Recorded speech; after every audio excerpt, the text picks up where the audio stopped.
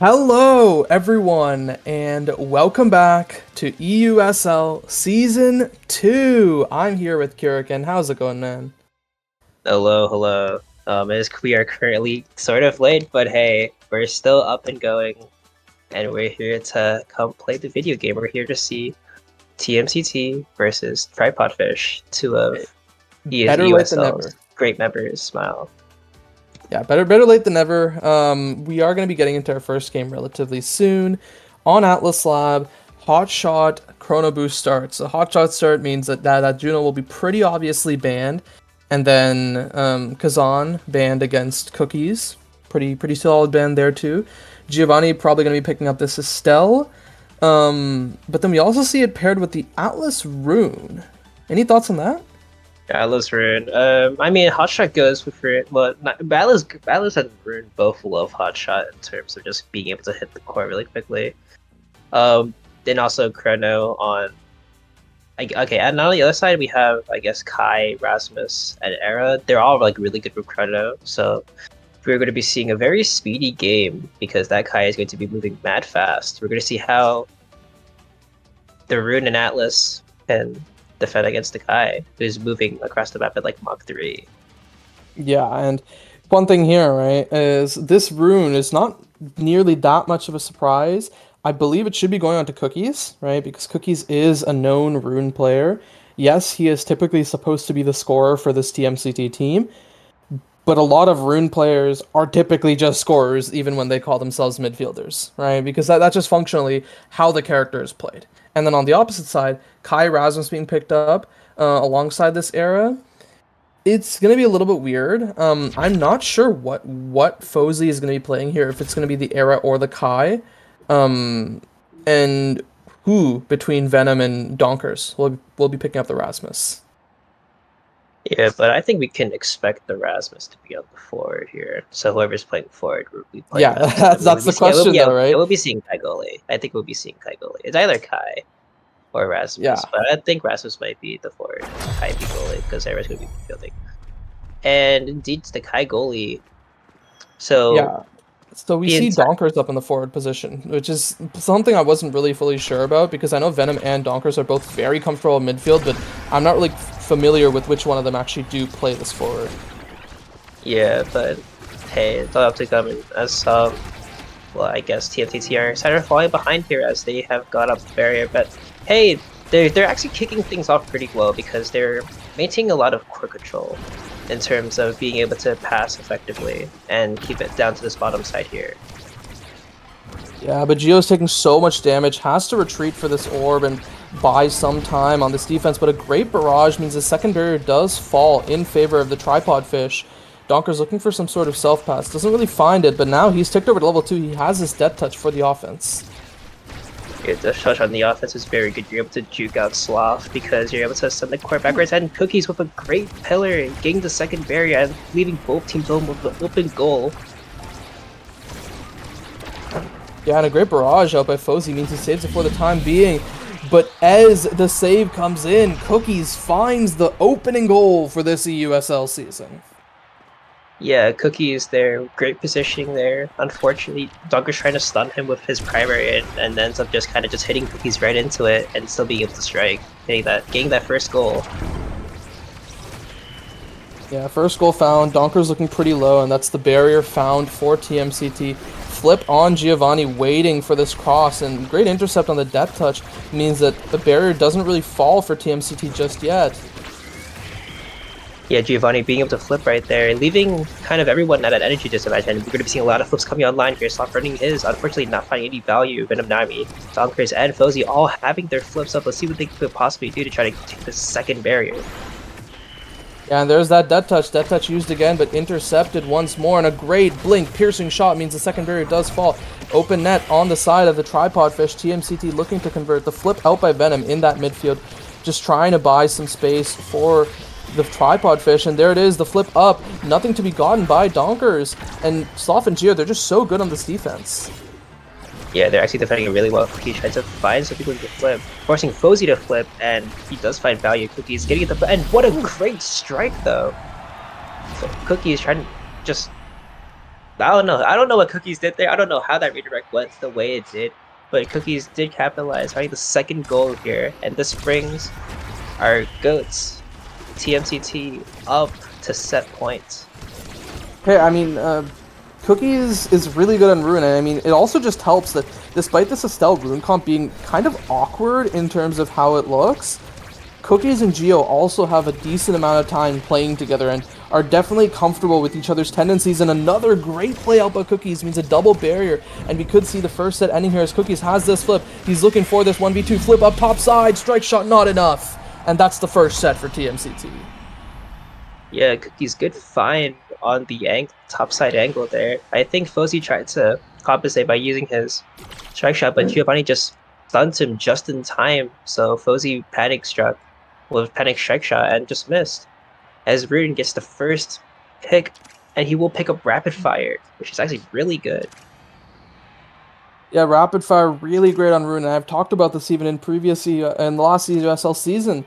Rapid fire has been a start where we've seen Rune, and it's kind of what Rune needs to dominate, and we've already seen Cookies be dominating, and now that he has this rapid fire, it's going to be even more tough for the side of Tripod Fish to deal with, and then this Atlas also has the missile propulsion, one of Atlas's best awakenings. Yeah, something surprising here is that we see Giovanni pick up build different, which in turn is actually pretty, yeah, probably deny from the Rasmus. And as Sloth and Fozy go both down to barriers, Dockers with great secondary to get the goal. And never mind, he just has so much speed that Dockers gets the first goal. Yeah, Tripod Fish finally finding their footing a little bit, getting their first goal of this game for them, and well, they want to turn this set back around. They want to get some good stuff onto their characters, and a great Giga Blast means that Cookies is taking some damage. But on the other side, there's that Death Touch, which means the first barrier, almost the second, falls, but Geo saves it just in time. Yeah, Donkers and Venom are doing really good at trying to snowball their I guess they're trying. I mean, I'm not lost for words because I am. It's way too early in the morning. But hey, Venom, you're with the flip here. Donkers unfortunately not getting that second barrier. Donkers banished, taken very low on health. Fozy losing that bottom barrier here, and Fozy trying to defend. Donkers with a flip up, and everything just kind of swung out of control there almost because of how they're playing.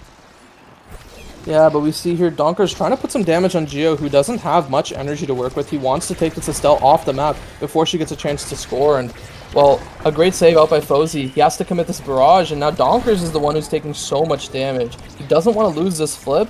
Venom, he just continues to intercept these passing moves, which is really what Estelle Rune has to do on this offense. Yeah, Phil Rune being able to intercept a lot of these passes is really good, especially since Rune could just throw his pillars down and intercept anything. And great pillar there by Cookies, denying Fozy his clear out the flip. Giovanni with a great secondary to take the second barrier. Cookie uses a crazy reader with a crazy banish and pillar. Fortunately, Fozy is able to save that. Giovanni gets the corner shot, and that puts TMCT back up to tie the game 1-1. Hey, sometimes it's not the hard shots that go in, but the easy ones, right? As Fozy's not able to read the miss on that piercing shot from Giovanni, even after saving some amazing shots, and a great shadow swap there means that Venom's flip is intercepted. Donkers trying to dead touch, has to burn this flip defensively to avoid Cookies getting this double barrier, and a double barrier might be found anyways. The first falls, the second ready to fall as Cookies is positioning so aggressively with this flip.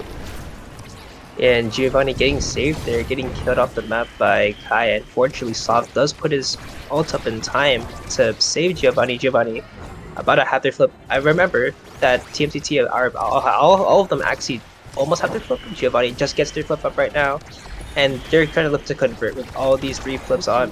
And Giovanni looking a little bit low. They both burned the flip, unfortunately, which means that Soft has no energy and is unfortunately maybe unable to clear anything.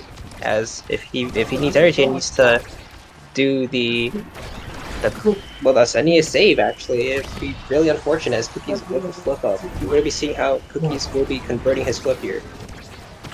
Yeah, a slight defensive mishap, and another defensive mishap as the barrage is poorly angled, and Cookies finds that second goal for TMCT.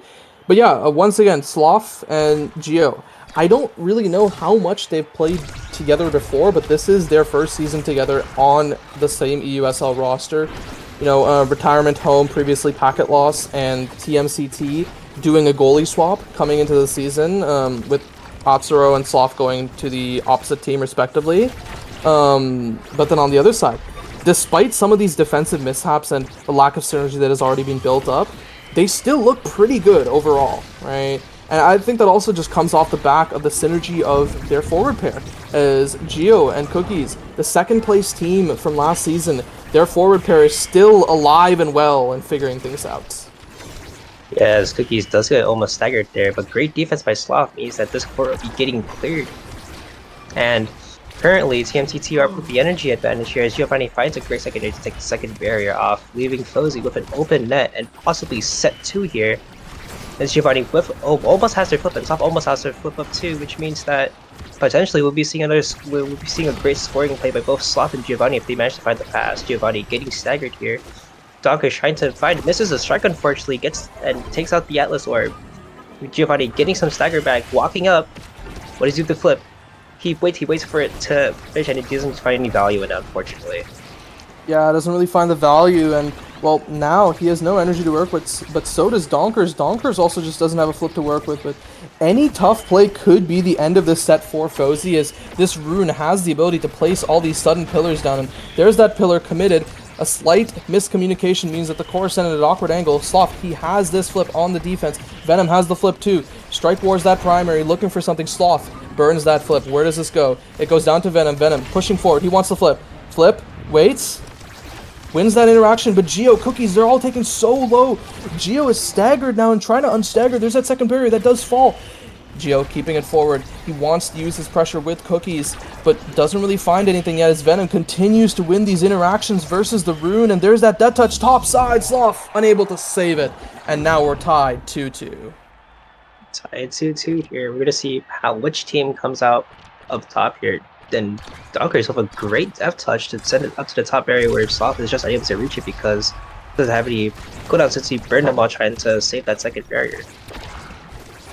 Yeah, he burned everything there, and then now just being rightfully punished for it by a great play out by Venom and Donkers, and there's that first barrier already falling. The double banish means that some damage does come out onto Donkers. Donkers not wanting to involve himself in the play just because of how much damage he's been taking, but there's that flip. Melee used, and there it is. The second barrier, it finally falls. This could be TMCT going up 2-0 in this set. Flip down to Cookies.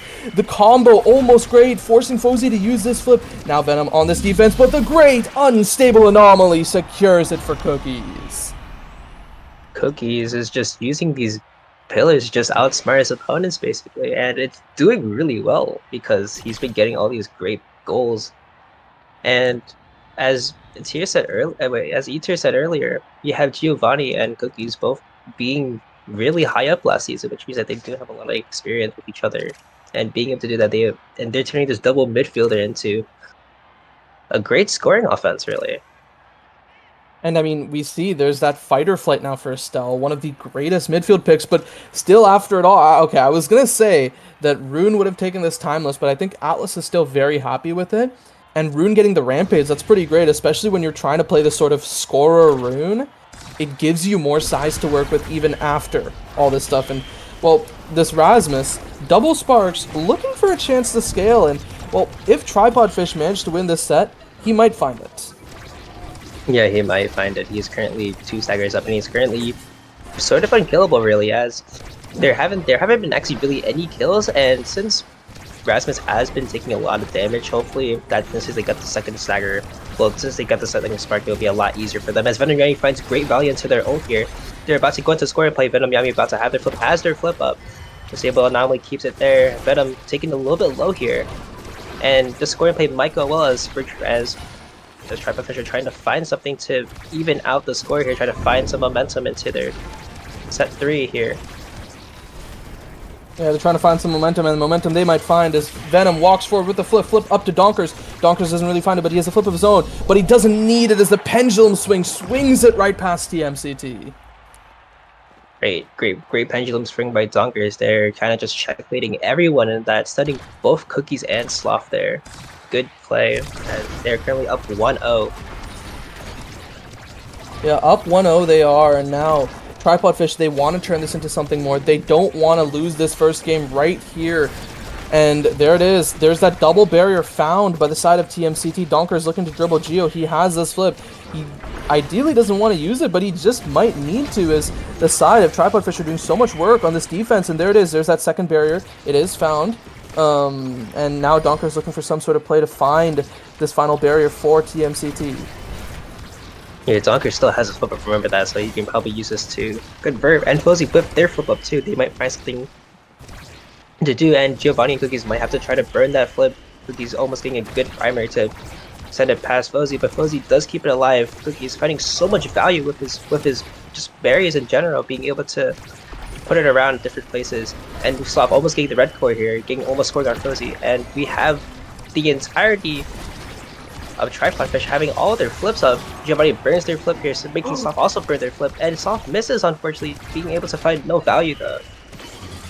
And there it is, the flip having to be burned by Fozy. Fozy tries to send it past Venom, but a great interaction win by the side of TMCT means they keep this forward, and there's that death touch perfectly timed by Donkers to make sure that Giovanni isn't able to keep this rebound going. These perfect unstable anomalies instantly used by Cookies, but an even better flip saved out by Sloth, and now Donkers looking to dribble forward. This offensive play so good by TMCT as they find another goal.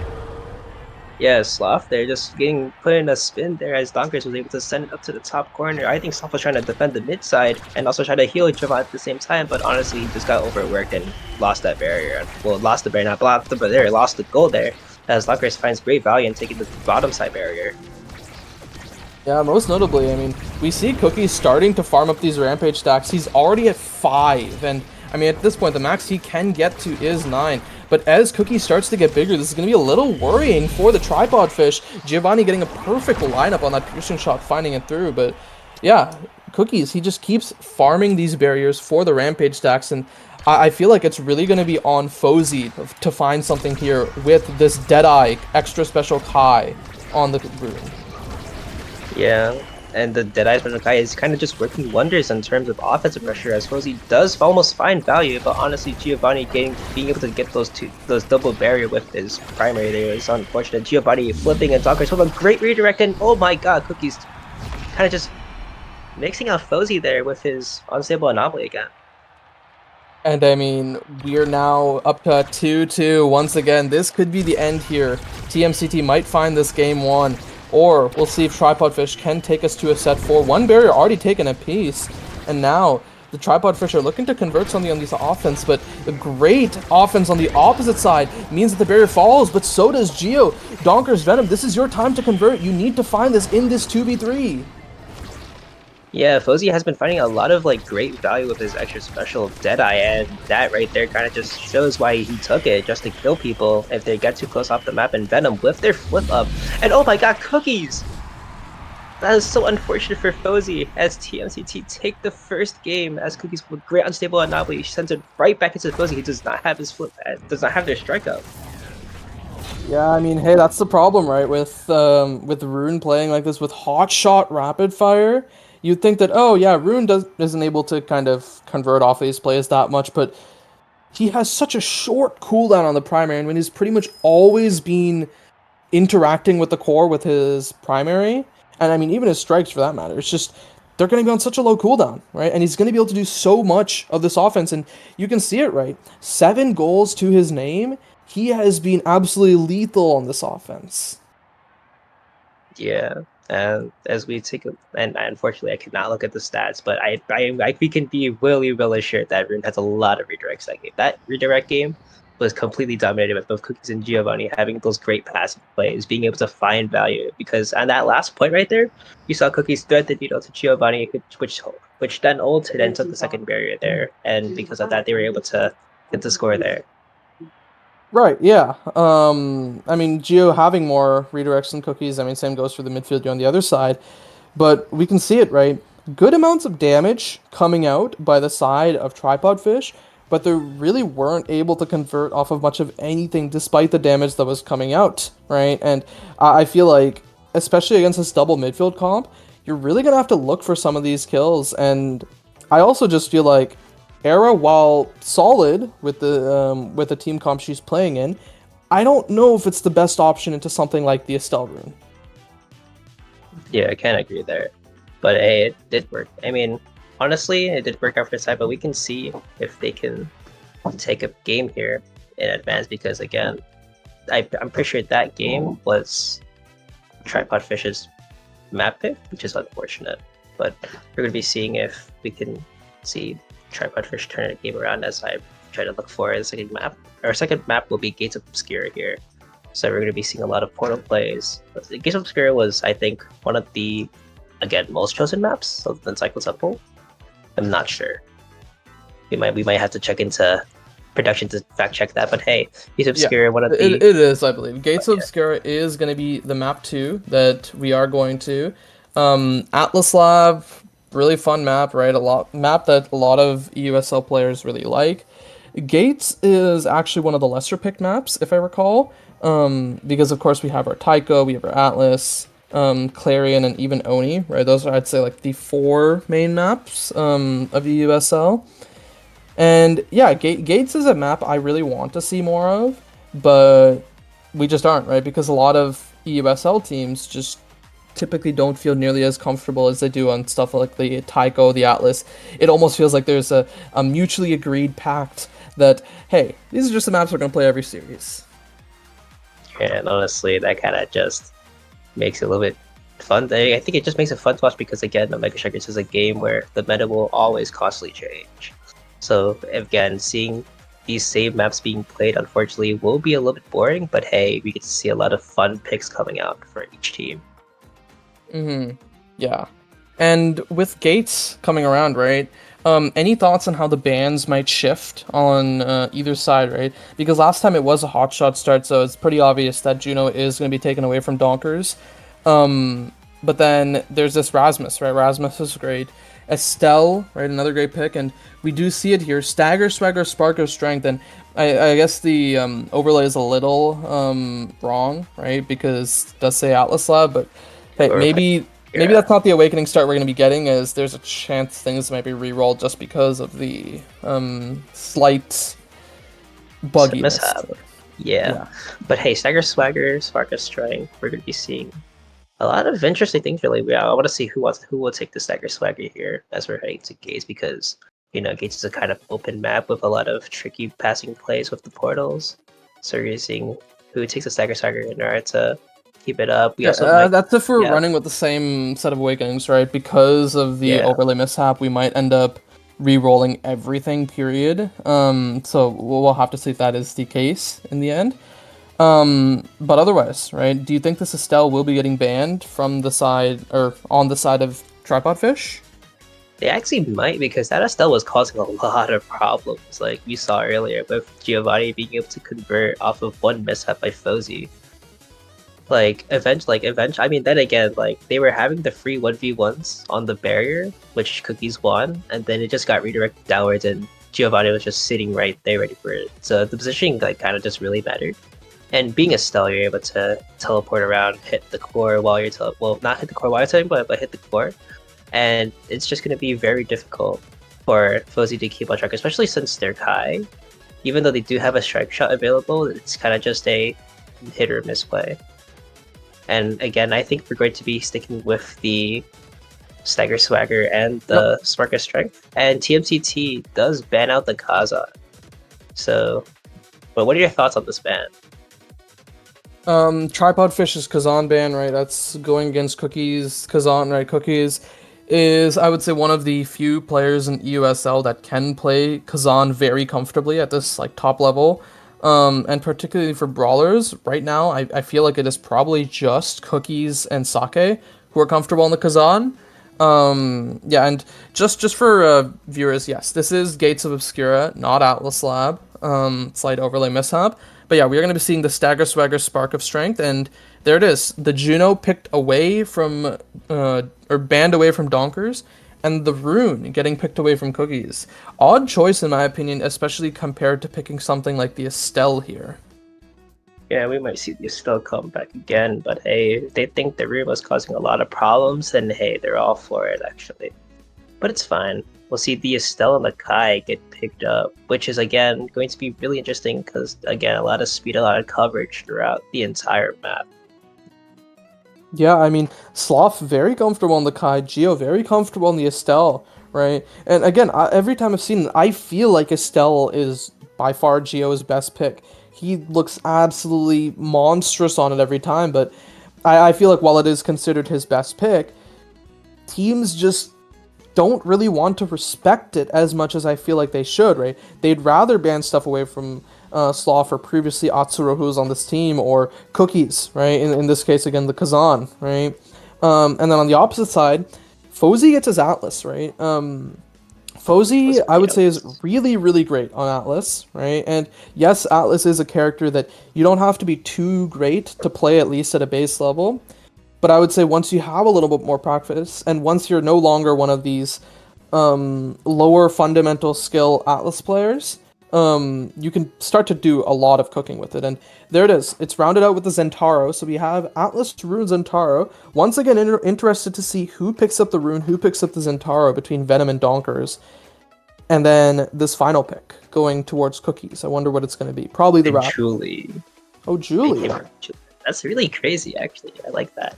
The Julie pick, we might be seeing a lot of things come out of it because Julie does love scaling off of the sparks. Julie definitely does, and probably won't really complain at the kind of the prospect of having a Spark of Strength start, right? And I know Cookies has been playing some Julie lately, been kind of messing around with some picks, but especially this Julie, I feel like has looked pretty solid. And Estelle Julie, right, one of the tried and true old comps, right? We're gonna be reverting back to the olden days with this one. Yeah, and as we are about to load into this game, we're going to be seeing a decent amount of. But again, we have Rune and Estelle, which is interesting on itself. Actually, I think the Kai. Okay, again, the Kai's going to be goalie here. Estelle's going to go to midfield, who's going to be the brawler. Yeah, so we're going to be seeing a lot of interesting interactions between the Rune and the Estelle since they're on different teams. You can see how Rune tries to maneuver their way past Estelle, who's really good at just holding down space, in my opinion. So we're going to be seeing this go out here. Of course, yeah. I'm interested to see also just how well Sloth is going to defend against this Zentaro on the opposite side. Because Kai, especially last game, we saw there were a lot of times where Fozy's Kai kind of gotten ran around, right? And he got absolutely mixed up by some of the plays by this double midfield on the side of TMCT. I want to see if Sloth will suffer something similar from the Rune Zentaro, which is not nearly as much of a double midfield, but especially with this Rune who can drop these pillars and make these corners nigh unclearable, it could be rough if Sloth is not careful with his barrages. Yeah, that is true. We saw Fozy definitely struggle against Cookies with his insane pillars. So we're gonna see how Sloth picks up and shows that he might be the better goalie in this interaction here. And hey, I guess we get to answer who's going Zen, who's going Rune. The Rune looks to be falling over to Venom Yami. Donker's probably playing this forward role. And yeah, as I said, so this roster, if I recall correctly, was originally supposed to be Fozy, Donkers, and Lynx, with Donkers playing midfield, Lynx playing forward. But it looks like Lynx has kind of stepped down and had Venom Yami take his place, but that means that there is a role swap that occurred, and now Donkers is playing more of this forward. I don't doubt that he's comfortable, and he'll probably pick up this Juno if it doesn't get banned against him. But I really want to see how he continues to develop this season as a brawler player. Yeah, I mean, on the first game that they were playing as Rasmus, he was actually doing really well, being able to space out. And I think it's just that Fozy kind of got diffed by both Rune and Estelle, which is kind of unfortunate. But hey, Luggage is doing pretty good. Let's see if he can show up this game. Yeah, we'll have to see, right? I will say though, some of his scoring confirms weren't the cleanest, but that'll come with time, right? Especially against top goalies, one of them, being Sloth in this case, right? But hey, no fault to him, right? Role swap, figuring things out. and he'll have a chance once again to prove himself. And for all of Tripod Fish, they'll have a chance to prove themselves, as they didn't even take a set last game. Yeah. I mean, those sets were close though. They were scoring up, and it came down to a 0.5 at the end. Yeah, and taking a look at things, right, Giovanni once again opting for this Magnetized Souls. Looks like he really loves this on the Estelle, and yeah, now Magnetized Soul is actually looking a little better in the meta lately, so I'm kind of happy to see more players start to pick it up. Now, just doing a quick Spark versus Stagger check as Venom falls off the map. We have Sparks on both Brawlers and Sloth, and everyone else is going Stagger Swagger. Yeah, Stagger Swagger is really nice. I love Stagger Swagger because it just gives you the amount of speed that you need to. Venom Yami getting great positioning there, being able to banish Sloth, and Sloth unfortunately has to evade there to not get caught in the banish, and unfortunately does lose a barrier, putting Sloth with an open net here. Yeah, leaving him with an open net, but then on the opposite side, Geo is using that magnetized speed so well, hanging around this midfield, looking to make so many more of these offensive plays, finding more interactions, but there's that pillar making these interactions so rough for the opposite side, but the dash punch, the Celestial Intervention not quick enough as Cookies finds that over Fozy, and there it is, there's that second barrier. Yeah, and Fozy whip up flip up means that he is able to kind of just contest Cookies here, as he's able to do a lot of things. Cookies finding the top angle, an unfortunate misdirect by Venom, and he just gives it right back to Cookies, who sends it to the top side. And Fozy does burn their flip there, meaning that they don't have any like evade in order to evade clear. Yeah, no evade. I mean, tries to burn that flip, right, to find it, but unfortunately does get his hand stuck in the cookie jar as the Julie finds the goal right behind him. Yeah, and Cookies almost with a flip up, and so is Donkers and Sloth here. Cookies gets the ult up, gets his flip up, does dash into it, and flip, and Cookies does take both barriers here, leaving Fozy back again with an open net. Leaving him with an open net, and there's that flip having to be burned by Sloth, and Geo cutting that clear attempt, making it so that now Tripod Fish are stuck on this defense. Donkers doesn't want to have to burn this flip on defense, but he might just have to if the offense continues the way it does for the side of TMCT. There's that banish. Cookies might be taken off the map here, and yes, he is, but it doesn't matter when you have a Crystal Thorns behind you. Geo finding the second goal for TMCT. Yeah, Geo, great find on the thing. Unfortunately, Cookies does have his energy reset, which means that he won't be having... I think before that he had 2 bars off of his flip, but unfortunately he will not have that. But hey, there's still a chance to play as Donkers does get the first barrier here. Fozy pushing up, and Venom Yami unfortunately missing a strike, bringing it back. She's off with great. Oh, and Venom does have their flip. Let's see how they use it, as they're trying to reposition back to attack the second barrier.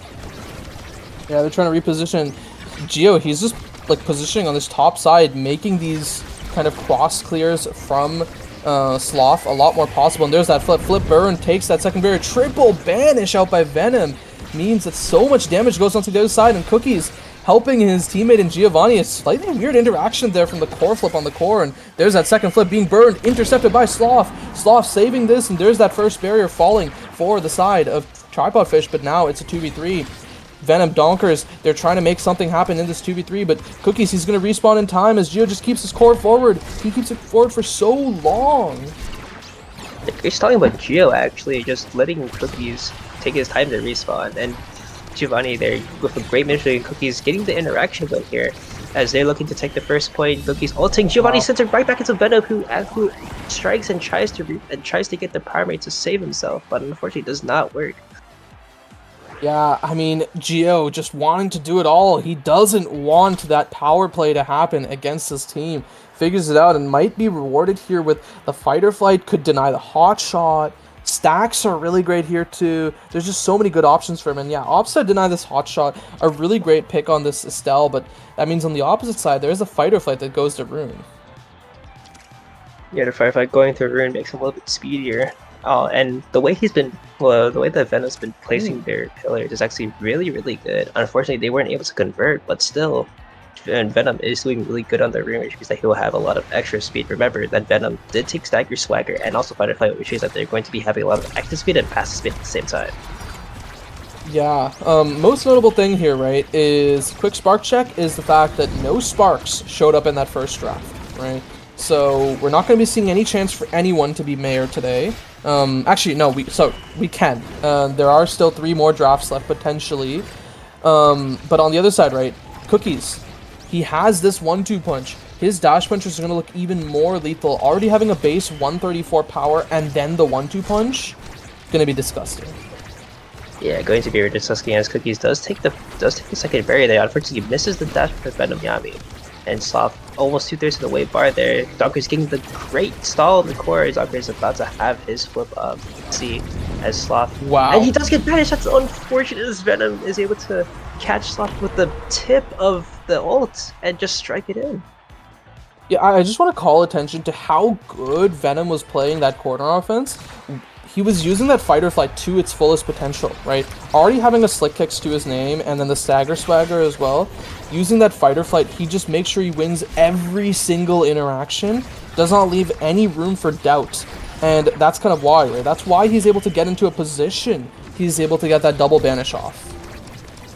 Yeah, and Donker's with a flip up. Cookies unfortunately does miss the DP on Donkers. I suppose he does have Donkers flips right into Giovanni, who tries to private to stop it. And that brings Fish up 2-0 the second set. Yeah, 2-0 up on the second set, and well, this looks like Tripod Fish finally won an answer back, but we've been here before. Let's see if Tripod Fish can actually close it out this time. There's that vanish, comes onto Cookies. And now, Cookies tries to take Donkers off the map, but there's that great Celestial intervention out by Fozy, buying space for Donkers, and there it is. Donkers finds this double barrier. We have an open net in favor of Tripod Fish, looking for that Oni's Blade, looking for some sort of plays, but a mix-up, the slice and dice finds it for Donkers. Yeah, Donkers there, getting just the clutch win strike work against Slav, and Slav looking a little bit out of it, really, because he actually just, like, lost a lot of his strike force there. As 2 sparks come up for Donkers to take. Let's see which one he does take that. It might just be the perfect form, but then again, right, you have to worry about the sparks falling to the other side. Yeah, opts for the Spark of Agility, not wanting to give that to the Kai. Pretty respectable there. And there's that Rapid Fire. Great for Kai, but also deny off the rune. The Aerials goes over to Estelle, but the rune gets extra special, right? This could be really good for this rune, as he's already shown that he has some really great banishes. Yeah, he's been finding so many great value. He's been finding so much value off of his banishes. He's been getting triple banishes. He's been banning out Slav. Does get the banish on Julie here, and we've seen earlier Julie has been taking a lot of damage. They've been not just out of it since they're not able, since Julie is kind of like the base character and able to do a lot of things. As Venom Yami is using their pillars to full advantage here by just blocking out Geo from being able to win anything. And Donker is getting that first barrier, the first bottom barrier. Yeah, I mean, we can see it right here, right? Venom, he is just moving so fast. Every time he strikes with the core, he jumps up to 720 movement speed. So he's closing so much distance so quickly. And also, Donkers has the double Spark of Agility, and a stacks on stacks that's stacking. And, well, with such a big map like this, if you don't have the ability to impact the core from afar, the other option is just to go so fast that you can get to the close distances where you want to be. And yeah, Donkers or Venom falls there, but I don't know, this looks really tough for the side of TMCT. Yeah, TMCT kind of just stuck in the loop. They have to find somebody either to beat Fozy, and Cookies does find it, taking the second barrier, leaving Fozy with an open net. Unfortunately, Giovanni does get banished here. That Sloth does have a core from this, so does Donkers. We'll see how they use it against each other. And I have a great redirect, and Venom trying to keep it in. Unfortunately, his pillar does get cancelled out there. And Donkers still with their flip up. Cookies trying to look for something. Giovanni gets the ult top, and Fozy unfortunately unable to save that, bringing TMCT up another point. Again, I mean, on this Estelle, if you give Giovanni an inch, he will take a mile, as he does so there, right? Goes for the absolutely guaranteed play, make sure that the side of Tripod Fish has no chance to react, and there it is. Donker's taking so much damage. The side of TMCT wants to remove that flip, wants to make sure he doesn't have the option to use it on this offense, and he just might. There it is. Cookie's Geo looking so low, but it doesn't matter when Donkers just slots it in on that bottom side. Yeah, Donker's having a lot of control there against Sloth, and Giovanni and Cookies were just not in the play there. They were trying to opening, but Sloth unfortunately does lose the 1v1 against Donkers.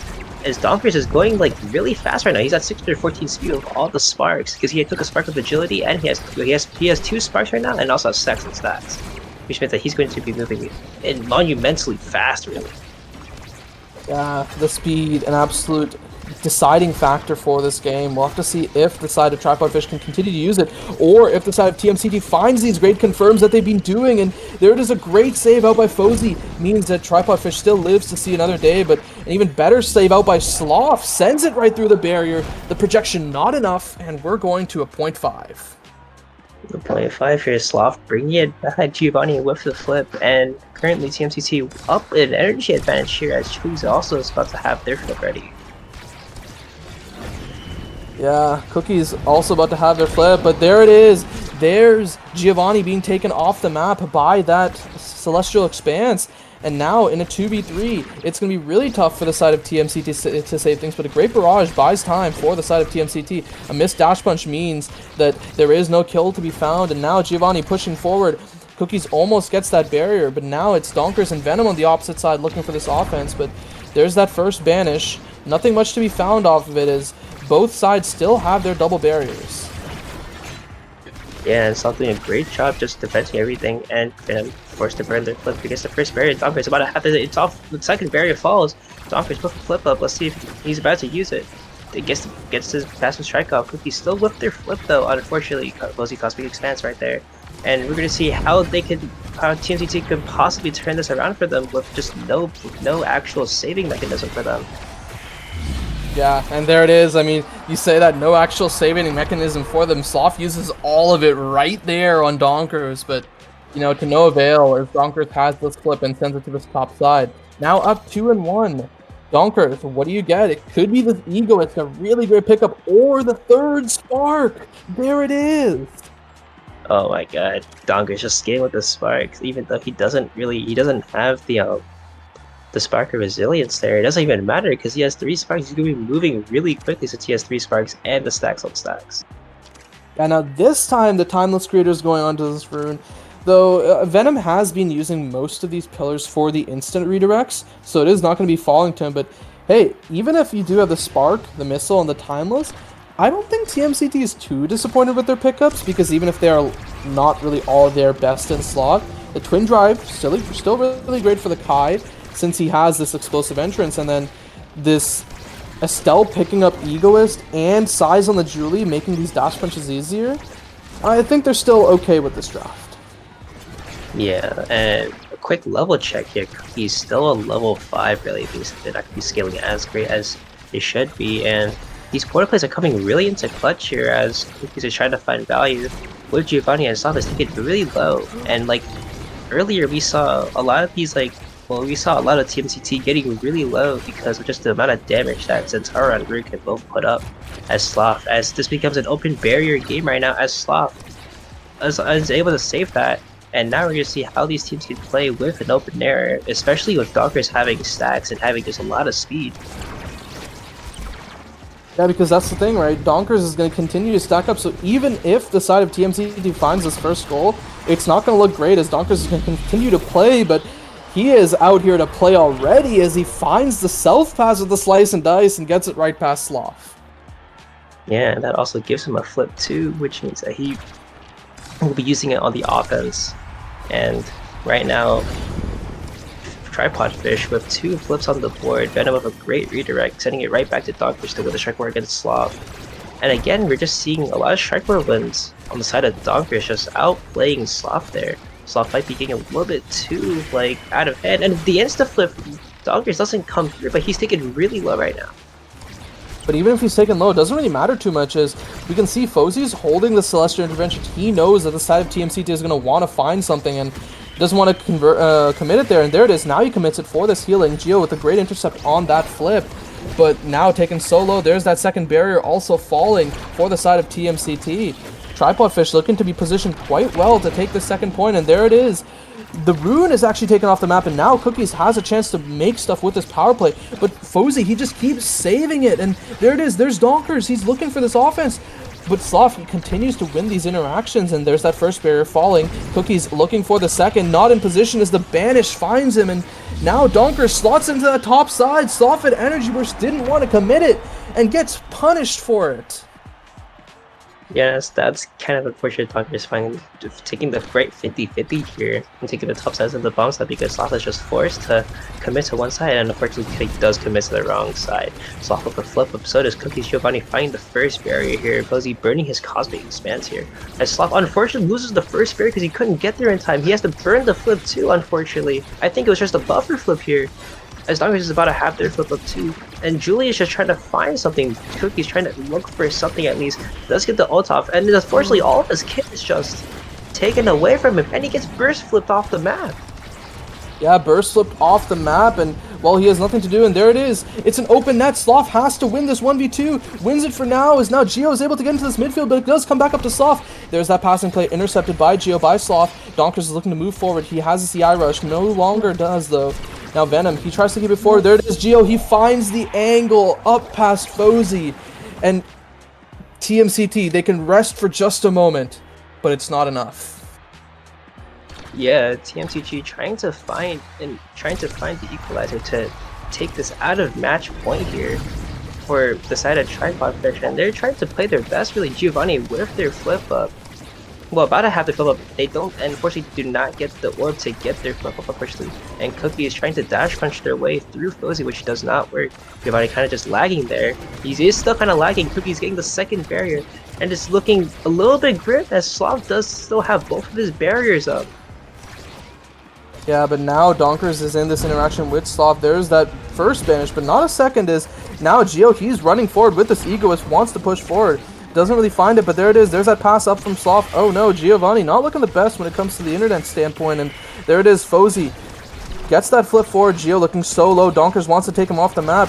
Might not find it just yet, as Fozy's the one who's found off the map, and now Cookies, he wants to win this interaction, doesn't. Sloth looking to keep this core forward. Donkers has to burn this core flip on defense, and now Fozy will respawn, but is it soon enough? Yes, it is, as now we continue to keep the core saved, and now the side of Tripod Fish, they're stabilizing. They're taking barriers.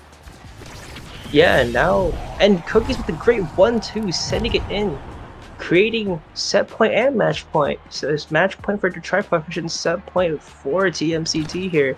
If TMCT find the goal here, they're going to be bringing it to a set 5. Yeah, and I mean, there's that first barrier falling. The second one might just fall with a great series of interactions, and there it is, open net on this match point. Cookies, Geo looking to do anything. Venom with this flip, flips, tries to go down below, but Geo with a great interception buys time, and there it is. Donkers, he's looking for this offense. Venom looking for the offense, doesn't really find it. Sloth, he has this flip. Can he use it? He has to burn it there, and now it's down. Cookies trying to stay on this offense as well, and there it is. There's that first barrier falling. The second one almost falls as Geo continues to keep it forward, and now that great strike shot means that Cookies is able to walk forward with this flip. Finds the flip. There it is. There's that Oni's Blade. A great clear out by Geo, but a great pass out by Venom. He continues to keep this core forward, and now there's nothing that TMCT can do as Tripod Fish take game 2. Team Tripod Fish are just scaling out of control there with Donkers getting three sparks there. Unfortunately, the high goalie was not enough to stop the Centaur on the rune.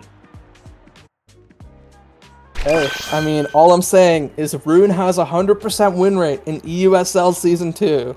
Guys, I think we should nerf Rune.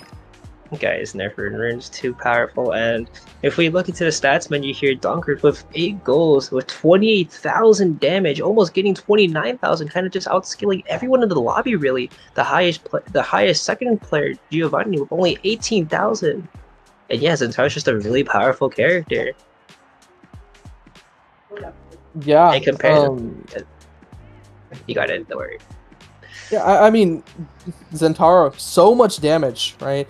Dropping so much damage onto the opposite side, and yeah, the kills weren't really found, but the threat of the damage means that TMCT isn't able to play the exact way they want to, and that's why the side of TMCT looked a little shaky at times. It looked like they were struggling on this defense, and well, I think the other big thing that things did was, I think it was the Monu that Atlas had. I don't think it was Timeless was on Rune, right? So that Monu that Atlas had made it so that the Julie, the Estelle, couldn't find as easy conversions around the Expanse, right? It made it so that this Expanse was doing so much work on the defense. Yeah, and again, with regards to Julie only had 100 low redirects. They weren't really finding like a lot of things, but when they did find stuff, it was very powerful. You saw Cookies with the dash, with well not the dash, but the punch for the first barrier to kind of just confirm it the second dash into the second barrier, which meant that both barriers were lost instantly. And sometimes that scoring play does work, but it then again it means that you have kind of just wasted all your abilities there. Besides from your own, because I did not mention that, but if things don't go the way that you want them to go on the side of TMTT, then it's kind of just doomed. Yeah, it's definitely looking a little doomed. But yeah, we will be going to game 3 relatively soon. Game 3, I believe, is On Oni on Oni Village. Village. Everyone get your copy pastas out. Be ready for this Oni Village. I want to see those copy pastas in chat. Yeah, again, we're gonna be seeing a lot of redirects, which is very unfortunate. There's screenshot stats. Damn. Um, well, production lots of screenshot stats. You could go do that at Tear Smile. Anyways, Oni Village, what a great map to play on, especially since you're going to be seeing a lot of those barriers. Well, not barriers, but you're seeing a lot of defensive like mechanisms being brought out here because again, Oni Village is one of those maps where like, oh, then I had to just shove everyone in. You gotta see how well these teams can both pass to each other relatively easy, and we have been seeing a lot of great passing plays by both of these teams. So, in my opinion, this could be the most even match we've seen. Yeah, I mean, coming into this season, I kind of had it in my mind at least that this is probably the match to kind of determine second place, arguably, because from most people's eyes, Fierce Fury is pretty convincingly sitting in that first place spot. As last season, they didn't drop a single game, and I think they won 60 sets and lost 9 like sets, right? So for every single set they lost, they would win 2 games, right? Which is an absolute insane statistic to think of. But then on the other side, right, Tripod Fish TMCD looking pretty clean, and I want to also maybe consider a retirement home in that conversation as well. But the thing is at least a lot of word that I've heard on the streets is that retirement home may not have been playing as much lately. So there may be that they might be trying to dust off some of that dust that's on their skills as they've taken a little bit of a break. And well, we are taking a bit of a break now as we're just waiting for TMCT and Tripod Fish to kind of finalize things for Game 3 on Oni Village. I'm excited to see how things will go. We're gonna see if this rune is gonna still continue to beat the Estelle as it or as it did this game, and well, the rune beating the Kai as it did last game, right? Yeah, Brune beating Kyle 100% win rate. It's kind of sad. So we do get the link for the drafts here. We're going to be seeing Rampage and Catalyst here. Really, oh my god, it's so stacked here. As the side of TMCT do ban out the Kai and Tripod Fish banning out the Kazan here. Yeah, it looks like I think we're still waiting on the stuff to show on stream. And okay, there it is. It pops up. Catalyst Rampage on Oni Village. We're gonna be seeing a full Catalyst game, and no surprise, with the Kai band, first pick on the Estelle, and there's the rune, there's the Juno. Oh, this is gonna be fun. We're gonna be seeing Venom rune, and well, for the first time, the Juno is not banned away from Donkers, and he is going to have an absolute field day on it. And yeah, again, just having the Juno and the Rune, the two insane midfielders. Guys, we should like nerf both of them. But hey, the Rasmus comes out actually. Rasmus Estelle. We haven't seen this since I think like qualifying bracket where we were kind of just excited to see it. I remember this specifically. So like, hey, we're going to be seeing an interesting game. We're going to see how the midfielding of both Rune and Juno come up against this Rasmus Estelle jury comp along with Jakar actually. You might be seeing a Jakar goalie here. This is actually really interesting as the last pick comes out to be an Atlas, as always, since one defending one barrier is easy as you could possibly do on this map. Yeah, so I think this Drakkar pick is actually kind of interesting here, is both Juno and Rune are midfielders, or I guess in this case both of them can be scorers here, that really rely a lot on these multi-hits to win. They're not so much like the Estelle or the Aimee who typically rely on the hard guaranteed stuffing confirms, right, and these hit stuns, Rune, right, with these, like, let's say strike pillar, right, stuff like that, or like pillar into strike, whatever, right, or Juno with the primary into slime or multiple slimes that kind of deal with these multi interactions. Drakkar is a character that can stop that, and it's why Drakkar is also a really great pick into something like the Zentaro, as Zentaro with a lot of the multi hits, Drakkar can just hit it while Zentaro is trying to set up these multi hits. Yeah, I can agree on the side that I think Drakkar is just going to be a countermeasure for both Rune and Juno here, as we are about to be loading into this game. What do you think? Who do you think's going to win here? Like, just based on these maps, just based on the these picks here in the Awakenings, which are very, very interesting. It's hard to say, right? Estelle Rasmus is always a good duo on this map on Oni Village. It's always just a good duo, period, but it's even better here. But I think on the opposite side, having a Juno Rune where the enemy goalie isn't playing something like the Asher or the Atlas, even if he is playing the Drakkar, I just feel like the Juno Rune is still going to be pretty oppressive, and we'll have to see if the side of TMCT can figure out a way to fish it, and also figure out a way to score on the Fozy Atlas. Yeah, I kind of agree here. Like, we're going to be seeing a decent amount. I mean, we're going to be looking out for the midfield specifically, because midfielding on this map is very, very important. And it looks like Sloth's going to be on the Drakkar goalie. Yep, that's correct. Very interesting. This is going to be looking like a Drakkar 1v2 versus them, as Cookies and Giovanni take the respectively. I think Venom Yami's going to be on the rear, most likely. Yeah, Venom Yami, Doggers on the Blobos, and Fozy on the goalie role.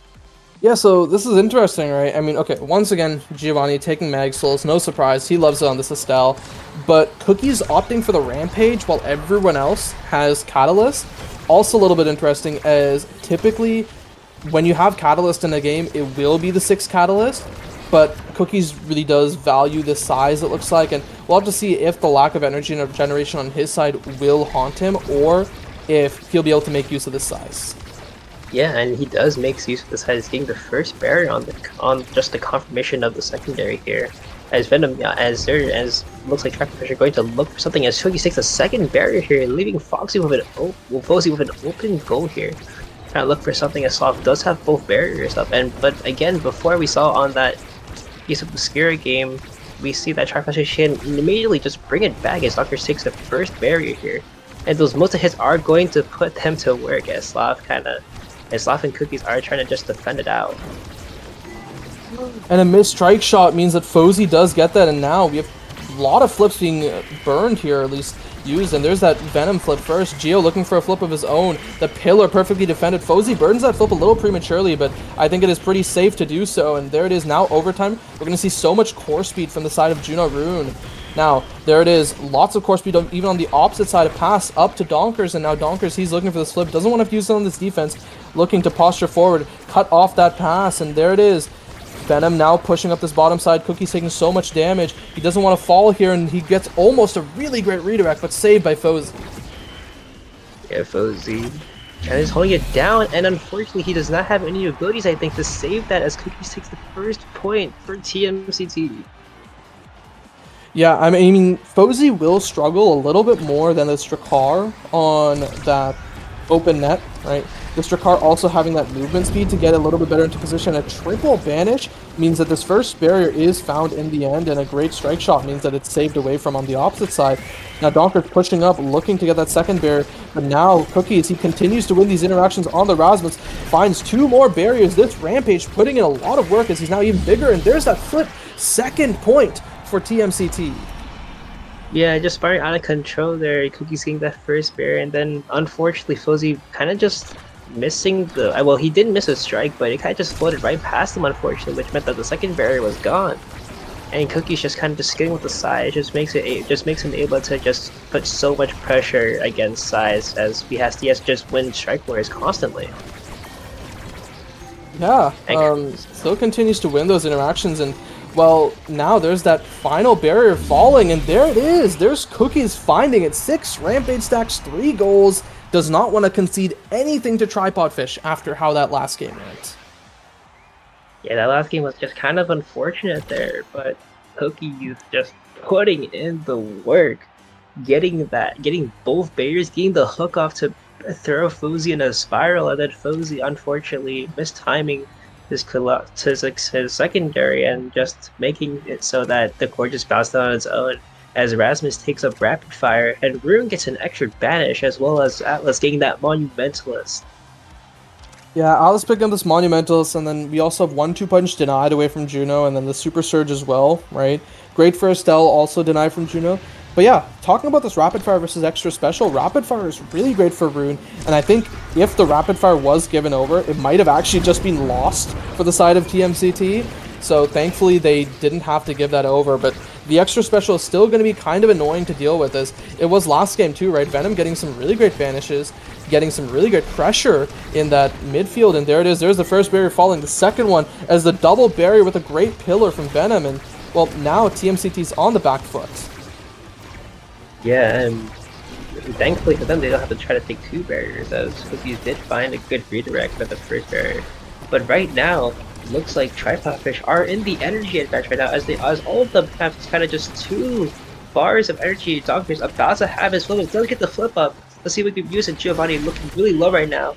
Gets hit by Dogfish on the secondary. Fousey unfortunately not finding any value with the primary, only sending Rasmus back and not the core. As Cookie's looking for something, forcing to burn the flip. Has a good strike shot from Slav and redirects it out. It looks like Giovanni's looking really low right now, and unfortunately the pillar from Venom Yami just sent it to the bottom side where Slav could not reach it. Yeah, I mean, Sloth really focused on clearing against these Juno slimes, not recognizing that the pillar had already formed and he couldn't just get it through it, and then gets punished for it, right?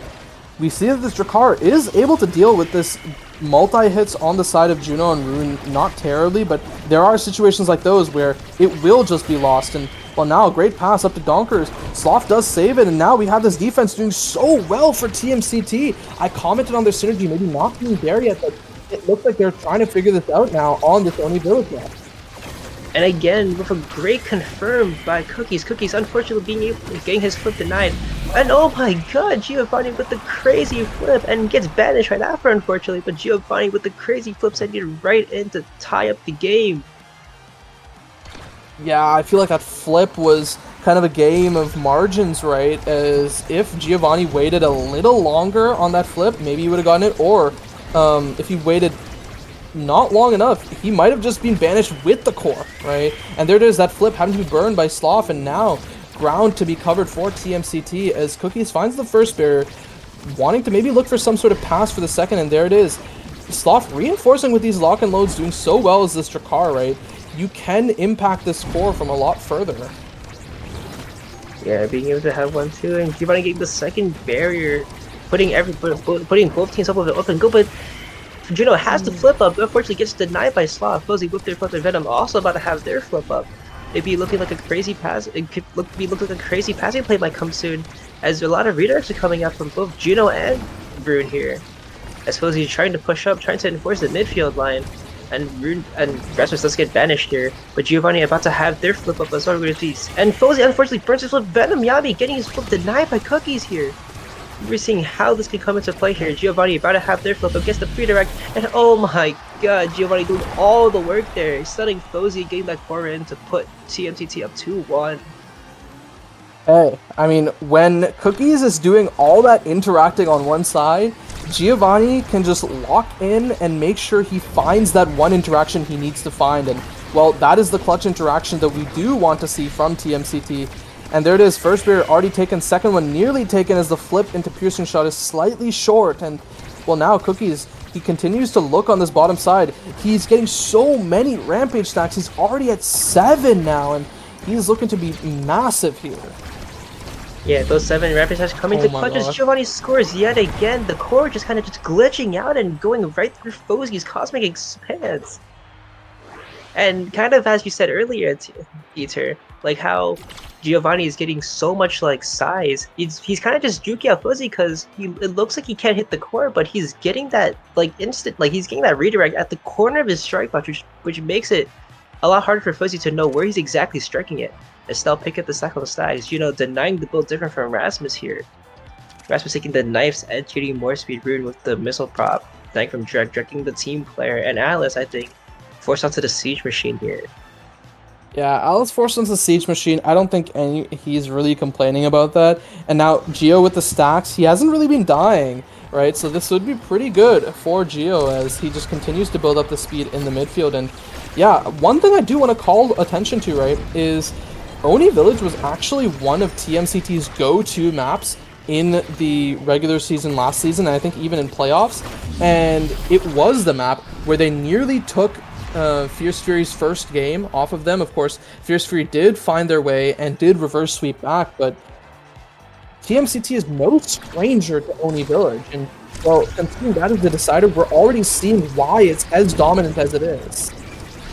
Yeah, Cook, and to note out earlier, Cookie's getting crazy redirects and kind of just spiraling out of control for Fozy as Fozy got stunned and got checkmated straight from Giovanni and Cookies.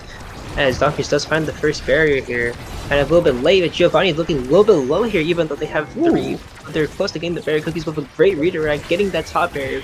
Giovanni getting the flip out, Fozy with their flip up ready. Donkers with their flip up, Fozy burns the flip here. Venom, Cookie, but not Venom, but Cookies actually kind of just getting banished there. Venom trying to find as much as like he can possibly find. As Cookie does have his flip up, trying to force it in. Donkers with their flip up. Fozy trying to look for some Donkers, burns their flip, tries to get the redirect off, and Sloth kind of just saved it there. Yeah, and now Sloth is looking for these clears, finds one to Giovanni. Giovanni pushes forward. The double banish from Venom means that the side of Tripod Fish has some space to work with. Cookies pushing forward with this flip.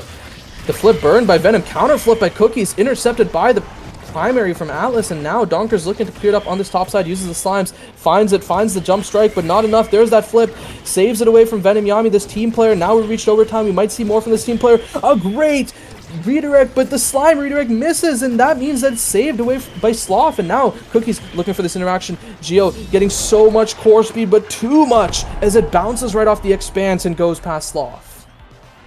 That was kind of unfortunate there. Cookies actually kind of just missing the top angle there, which made it so that they lost all pressure because that core was moving so fast. And again, Juno and Rune both being catalysts for just getting the core to like Mach 10, as well as Sloth having the team player Giovanni whip their flip up.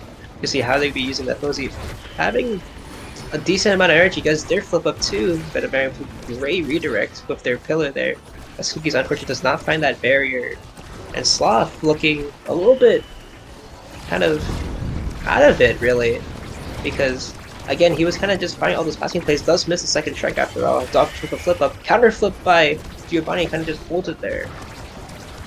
Yeah, and counter flip almost gets punished for it as Donkers just continues to wait so patiently, and there it is. It's close to the net. This core speed is going to matter so much. And, well, now as we're going to be taking over overtime really soon, 10 seconds, but maybe maybe Tripod Fish doesn't even need it as they find the double banish, they find the goal, and we're going to a point 4 this set. Now, the one thing to keep in mind, is that Sloth does have team player 1-2 punch, so he is going to be red coring this anytime he team players, pretty much. So that's an important thing to be keeping in mind, and oh no, there's that double barrier found off of a missed whiplash from Cookies. Now Geo taken so low. TMCT need to find something if they want to win it on this set. Yeah, and as you said earlier, that 1-2 team player coming in clutch as Giovanni kind of just staggered there. Unfortunately, Giovanni gets kind of just slowed down by the Juno side, letting Donkers just take that top side for free. And Tripod Fish attempting to look for the reverse sweep here. And oh my god, the hot shot comes out. Oh, that is so unfortunate. Yeah, this might be a good chance for Tripod Fish to reverse sweep it here, right? This hot shot coming out. But the Rasmus is going to be getting Big Fish, right? And I think he'll be very happy with that. The fighter fight's still on the board. If Venom Yami picks this up again, this could be really bad. And, well, he does. The prime time going over to Drakar, but I don't... And the Twin Drive going over to Atlas. This just looks like Tripod Fish is getting literally everything they want. Oh my god, Tripod Fish is getting quite literally... That's actually insane. Damn, okay.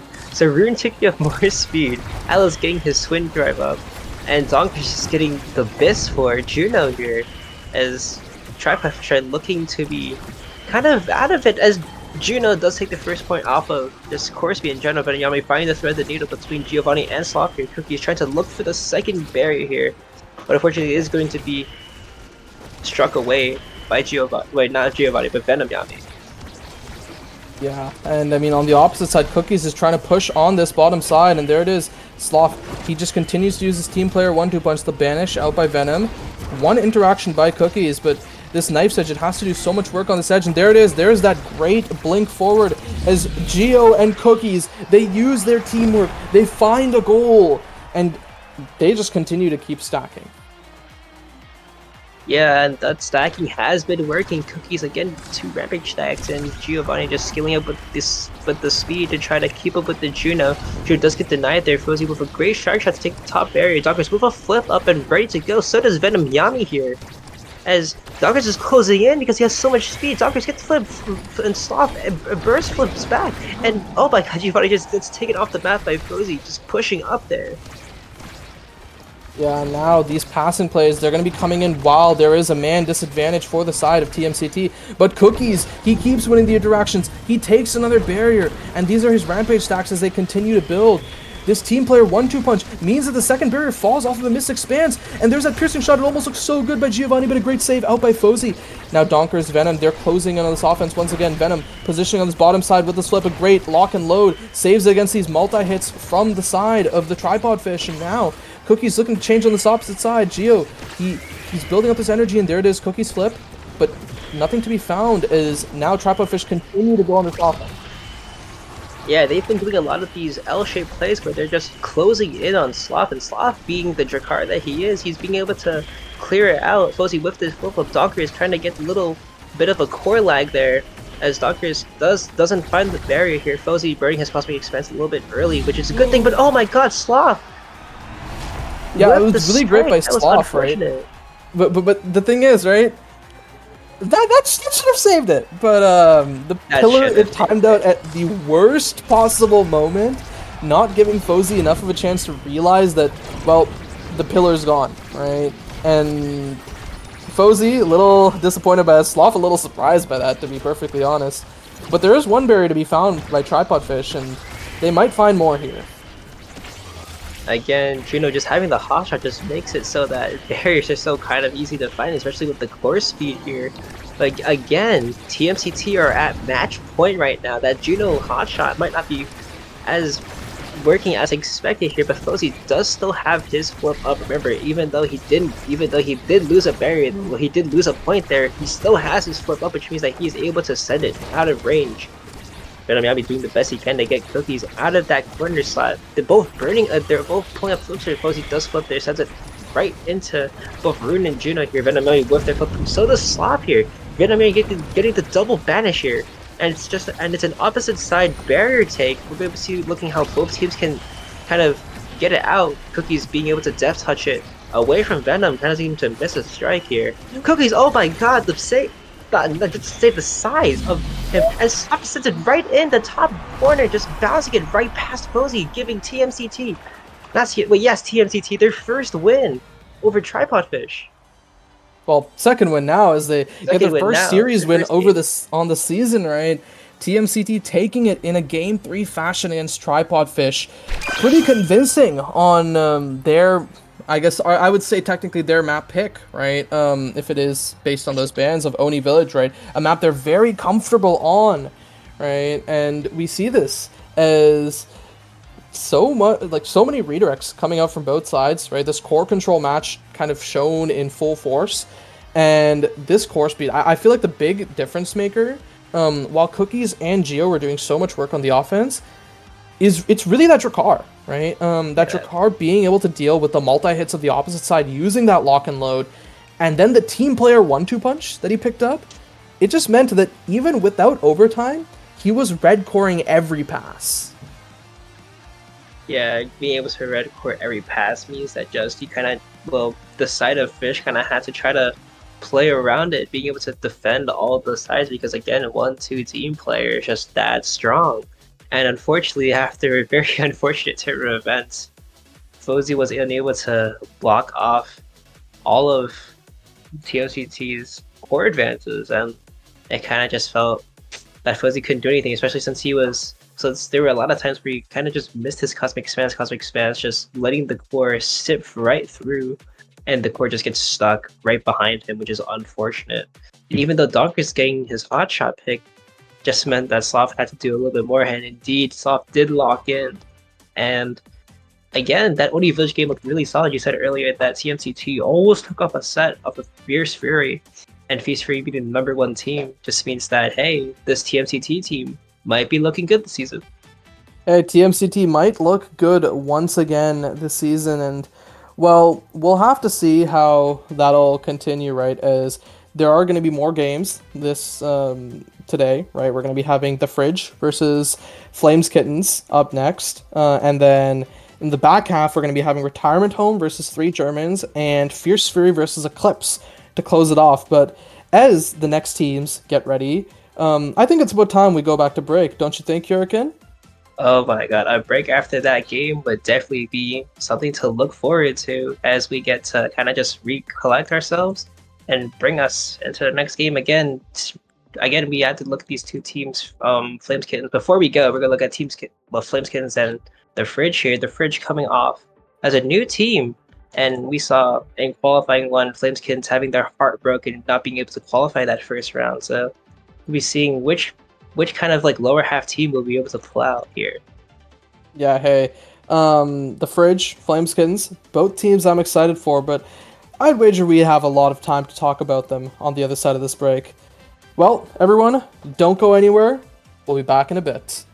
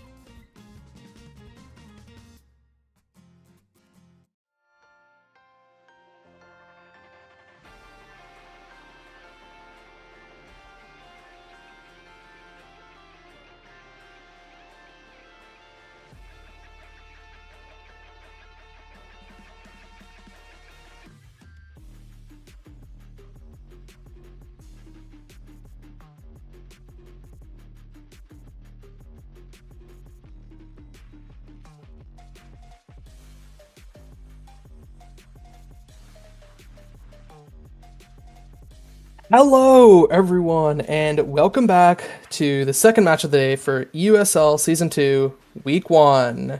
We are back with The Fridge versus Flames Kittens. And yeah, map bans, character bans, already all done. We're going to be going to Gates of Obscura first, Flames Kittens picks, then Taiko Temple, and our decider will be on Oni Village. Thoughts on those maps, Kirakin? I mean, the Gates of Obscura looking really fun as our first game. And then we're back to the Taiko Temple. As always, I love Taiko Temple. This is not a joke. And our last game on Oni Village again. Oni Village we decided for a lot of these games really. The village you're gonna be seeing a lot of passing plays, a lot of other stuff, blah blah blah blah blah. And our character picks looking real interesting here for on the side of just playing on Gates of Obscura. What do you think about it? It's here. Yeah, we'll have to kind of get those up onto the overlay pretty soon, but just for those, since they're not up yet, okay, there it is. We do see Vice banned out away by the Fridge and away from Ayuki, and Asher banned away from Immaculate or by Flames Kittens, right? On one side, we have Rune Era X, this rune almost certainly going to Ata, and on the other side, Kai, Aimi, Rasmus. I'm interested to see who's picking the Kai and who's picking the Aimi here. And I'm also interested to see how these roles will swap up because I believe it is SMG coming in place of Flame, which means that I believe SMG is a goalie, so that would mean that Ayuki is probably flexing back to her original role of forward. Yeah, which is going to be really interesting considering like we've seen these teams actually play the qualifier round, and then again, if Flames Kittens completely destroyed Team Fridge or the Fridge, so we're going to be seeing another matchup here. We'll see how these teams kind of have grown. We'll see who wins this because again, we saw Flames Kittens play the Fridge before; they won 2-0. So we're seeing a comeback here. Let's see who wins this game in particular. Yeah, I'm not biased at all. I wouldn't say anything, being a coach of the Fridge or anything, but hey, I'm excited to see how this match will go regardless because the last time they faced off, Flames Kittens did beat them in 2-0 fashion, but that was with Flame himself in, and with Ayuki on the goalie position piloting this Vice, right? With this Vice taken away, with Flame taken away, I don't know how this will go, right? Yeah, sure. And as we're waiting to load in here, what are your thoughts if you're not biased at all? Who's going to be winning this? Who do you think is going to be winning? I feel like because we have SMG in instead of Flame, I'd like to think that the Fridge will be winning this, right? If it was Flame still in, I think I might favor Flames Kittens a little bit more, even despite my own bias. But I really want to see how this will pan out, right? Especially because we have an Era X comp on a notably open map, right? So Era X is not typically as good on these open maps, even if Era X is just one of those tried and true comps, or one of those tried and true duos. So we'll have to see if the Era and X can convert, or if the Aimi Kai and Rasmus is going to do a lot of work. Yeah, well, again, this is going to be very interesting considering you have Arax on this map. Arax, I don't know if Arax is going to be good on this map again. And we can look at the Awakenings here. You have Castellas and Rampage that are starting, so we might be seeing Era on the Castellas, the X on the Rampage. There's just gonna be a lot of scaling. Like again, you can't let X scale too much, otherwise he gets really out of control and he gets just throw players across the map like they're toys. And that's kind of it, really. You see these teams and see how they play and adjust accordingly. Yeah, we'll have to see how they adjust. And once again, I love seeing Ata pilot this Rune goalie, and especially on the Castellas start. I'm interested to see how this'll kind of pan out, right? Castellas being one of the picks if you want to pick Rune on that start. As I've talked to a lot of other people in NA, right? Rune can be a solid midfielder, right? But one of those starts that would necessitate it is this Castellas, and while this Castellas being on the goalie now is definitely going to be a little bit of a problem for this Rasmus. Yeah, kind of agree there. As we are kind of still waiting on people to come in. Then I think we need to switch teams. So that's fine. And never mind, we are in game actually. Screw that. It's all good. Well, hey, it's all good, right? And we'll have to see if this does work out as it should, or if we might have to end up swapping things back around. But otherwise, the fridge versus flames kittens, right? Any thoughts on how this Aimi Kai Rasmus will show up? Yeah, Aimi Kai Erasmus. Okay, it's looking like Ayuki's going to be on the Aimi here, SMG on the Erasmus, and Grim on the Kai here. We're seeing a lot of speed. Again, speed is awesome. We're going to be seeing the Kai. We're going to see. I think we're going to be seeing the Era on the midfield. So we're going to see how does Kai interacts with the Era here. Just because Era is again speedy character, pretty cool. We'll have to put a lot of strike burst though, unfortunately.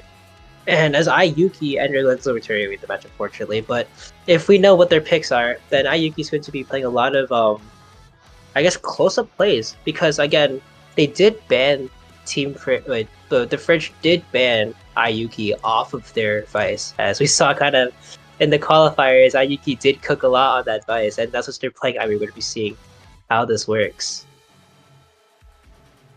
Yeah.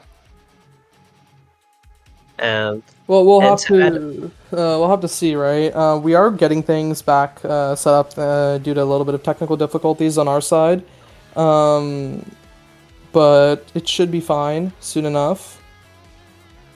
yeah.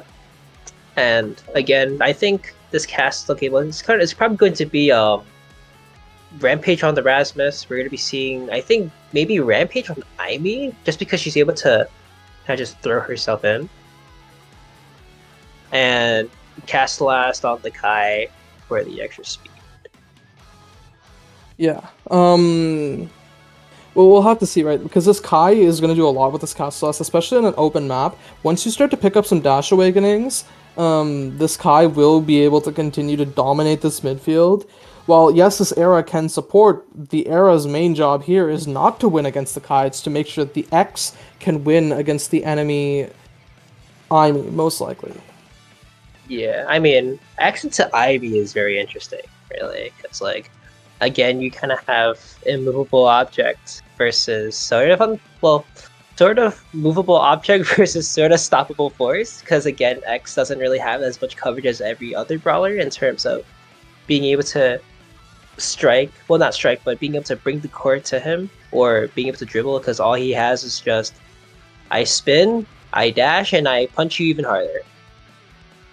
Yeah, and that's the thing, right? Both of these brawlers will have really good chip damage, right? And I think both of them will be very happy to take the Rampage because size on Rasmus, size on X, really great for both teams. And it looks like now we are going to be getting into game for real, right? The Rune Era X versus Aimi Kai Rasmus. And yeah, I believe this Aimi is going to be on Ayuki, right? Which, if I recall, is her second most played goalie after Vice. And, well, with Vice banned, of course she's going to be picking that. And now we see, right? Castellast going on Aimi, going on Kai, and on the other side, Era and Rune. So the Rampage only being picked up on the Brawlers. Yeah, Rampage on the Brawl is looking really nice here as Immaculata kicks things off really quickly, getting Ayuki's first barrier here, and the Fridge looking at a great start so far. Atop pushing up on that midfield line, getting a little bit proactive here as Hiding Goal is looking for something to clear it out with. Immaculata getting a lot of pressure here. And it's looking well so far for the side of Team Bridge. Yeah, for the Fridge, not looking the best as Immaculator is getting taken so low with so much damage, and SMG and Grim are just keeping in this corner, Hiding Goal and Atta not finding a way to get it out, and that's the first goal now for Flames Kittens. SMG with the great hook there, stunning Ata to misplace his own pillar, which is unfortunate here, as Flames Kittens does take the first point.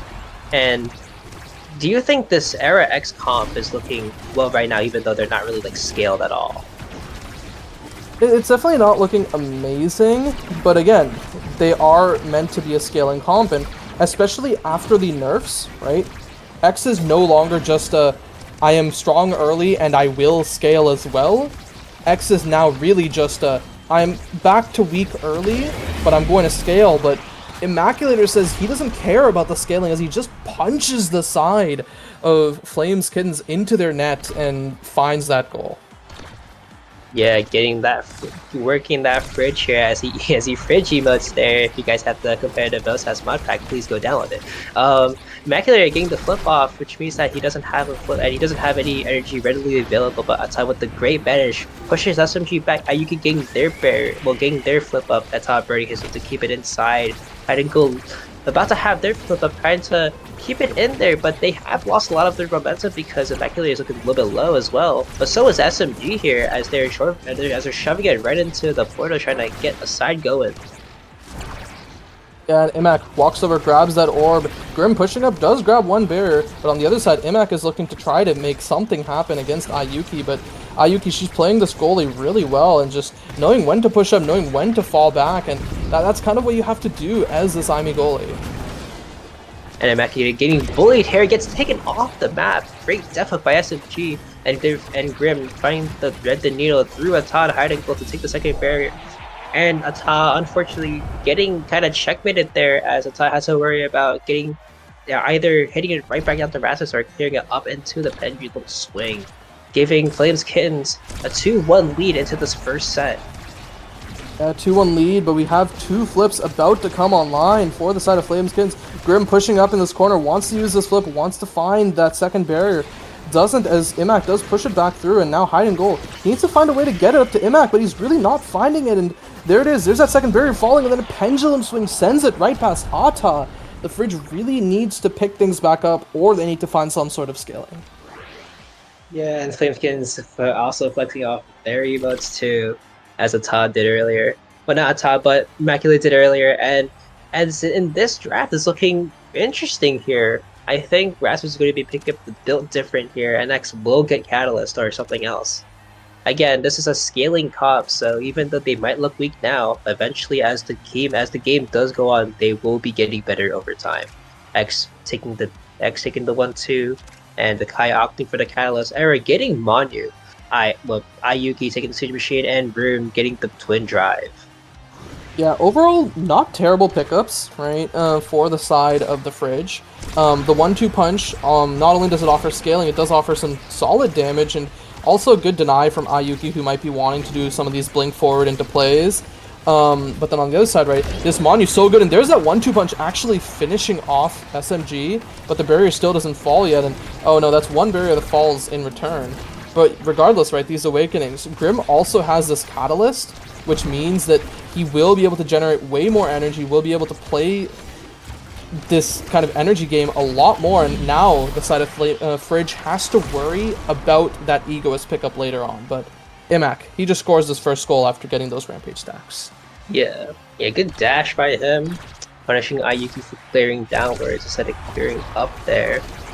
And yeah, it looks like the Fridge are like getting on a roll really early, like as they take the first point here. Era's ult coming into play, not really finding any value off of it though, unfortunately. But Hiding Goal does get their first, gets his flip up. Unfortunately, he misses the flip, but finding no value. Ayuki, great defense, putting the primary there to stop Immaculator from scoring there. Ayuki throwing her ult into Yop, and Immaculator getting the ult, getting the second barrier. He's really big here, almost killing Ayuki, but thanks to Goliarch, she's able to still stay alive. Grim, Ayuki, both having flip up. Ayuki just getting her flip up. Immaculator getting low. Kai flips to try to kill Immaculator, does not find, but gets the core in. And Ata with the crazy portal play, making Ayuki waste her flip, and it's not saved, giving the Fridge 2-0 lead. Yeah, but crucially 2-0 lead, but Immaculator's still alive, still has those 4 Rampage stacks going, and well, that's going to mean that this third point is really going to be tough for the side of Flames Kittens to deal with if they don't find this kill on Immaculator, and if they don't really have these flips to work with. And well, there's that first barrier, second barrier soon to fall as it also drops there, and now it's an open net for the side of Flames Kittens. Imac just punching SMG, looking for a way to finish him off, and there he does. Now it's a 2v3 in favor of the Fridge. Immaculate just sending it forward, a missed shot. It doesn't go in just yet, but there it is. Passed back by Ata, and Immaculator finding it in the end.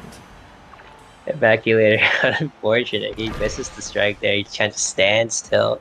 But still, a 2v3 situation for Immaculate just means that he will win. And there is the egoist that comes out. He has to take it here, right? Go for this big push. Yes, it sucks. Yes, it means that this Rasmus might be getting double size. But yeah, that egoist, it has to go, right? And, well, Kai opts for Chrono Boost, and this Kai is going to be going so fast for so long. Super Surge denied away by the rune, away from the Aimi in this, this big fish. Well taken away from the Rasmus, making sure that he doesn't have it.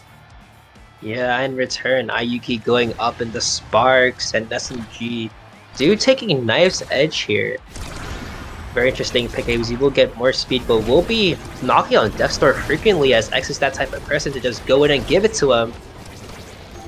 As SMG does take both barriers here, and he has 2 times the size here. Immaculate looking really low in terms of being able to live, and he does get KO'd off the map by Grim. Good barrage. Flameskins with a good bonus. I cannot speak, but Ayuki looking up, trying to find something to get it through. Hide and go, doing their best to try to stall for Immaculate to get on Grim, using his barrage. And Ayuki, they kind of just let the momentum stop a little bit, but it's all good as SMG tries to force his way through Ayuki with the sniper swipe, and she gets it in. Yeah, great play out by Ayuki, and, well, Immaculate falling there is not the end of the world, because it's still just the first point, and it means he won't have these Rampage stacks stacked up. But yeah, Flameskittens taking this first goal, and SMG being the one who now starts getting these Rampage stacks. It's looking a little worrying for the Fridge. Yeah, the Fridge here kind of had to look for something, because Immaculate does have 0 Rampage stacks, which would be very difficult for him to scale. Immaculate finding the first barrier here, finding the second barrier too, making Ayuki burn her flip. Unfortunately, does not get it cleared, and Hide and Goal just sending it past Grim, past Yuki, and into the goal. Was that Hide and Goal, or did I miss it? I could have sworn I thought maybe Grim was trying to pass down to Ayuki there and maybe just missed the angle or something. Might have misseen that, but yeah, in the end, the Fridge do take that point. They are tied up now 1-1, and Imac taking so much damage, popping this X Maximus and wanting to trade some damage back, but really isn't able to, and he's just taking so much chip, meaning that he could lose these Rampage stacks.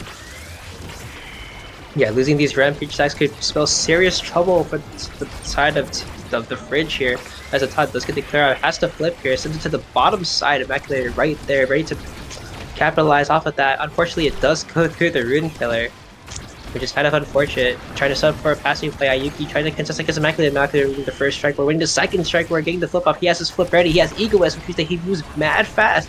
Grim trying to find a pressurizing play. He gets the second barrier, he has his flip up too. Let's see how these teams both use it. Send it to the bottom side, SMG trying to death touch it and try to mix out Ata here. Ata Immaculate to bursting ear, he finds the corner and does get the quarter shot to Yuki. Unable to time her cyber sub correctly, which means that Immaculate does score there.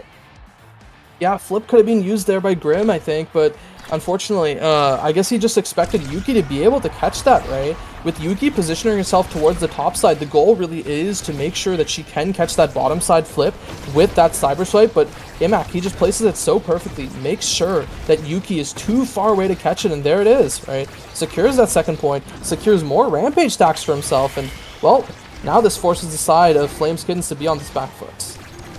Yeah, and Grim unfortunately does burn their flip there, but in turn Ata is now barrierless.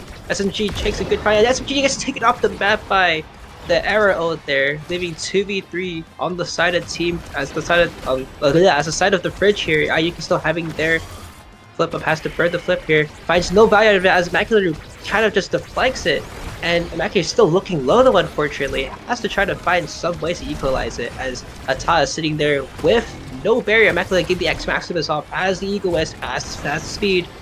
Let's see what he does with the hide and go. Also having the flip up. Immaculate sends it to the bottom side, where Ayuki's not present, and secures set 3 for the Fridge. Yeah, now this era, this X, right, they're starting to scale up a little bit. They're starting to figure their way through this game, and with the picks on the board, I'm sure that the Fridge is in fact chilling, right, as now X picks up this Probably the fight or flight, right? Yes, you want the perfect form, but the fight or flight is just too valuable to give a Kai or a Rasmus, so you have to deny it. And, well, this Kai picks up rapid fire, this Rasmus picks up stacks on stacks. Still pretty scary, but Era at least gets this extra special. Yes, it's a deny away from the Aimi, but it's also really good when you have a Monumentalist NATO. Yeah, again, and now Yuki picking up her second spark of today, getting the spark of agility here, making her a little bit faster at the top, picking up that perfect form. And right now, it's looking very comfortable for the side of the fridge because they're clearly 2-1 in terms of sets here. As pressure tries to keep on going, but unfortunately is not really finding any value here. And Immaculate just gets knocked off the map, and the top being able to push in, step in, and find some value, getting that first top barrier. Yeah, and there it is. I mean, first barrier found for both sides as Yuki just stays forward with the eject button before jumping back, and now Grim, taking a lot of damage, has to run away, grab that orb, and a pass down means that now the side of the fridge can change this offense, swap sides, and continue going. But they need to be careful as Grim has a slip. He wants to push forward, he wants to find that second barrier, and with a great clear out by Yuki, this means that he just might.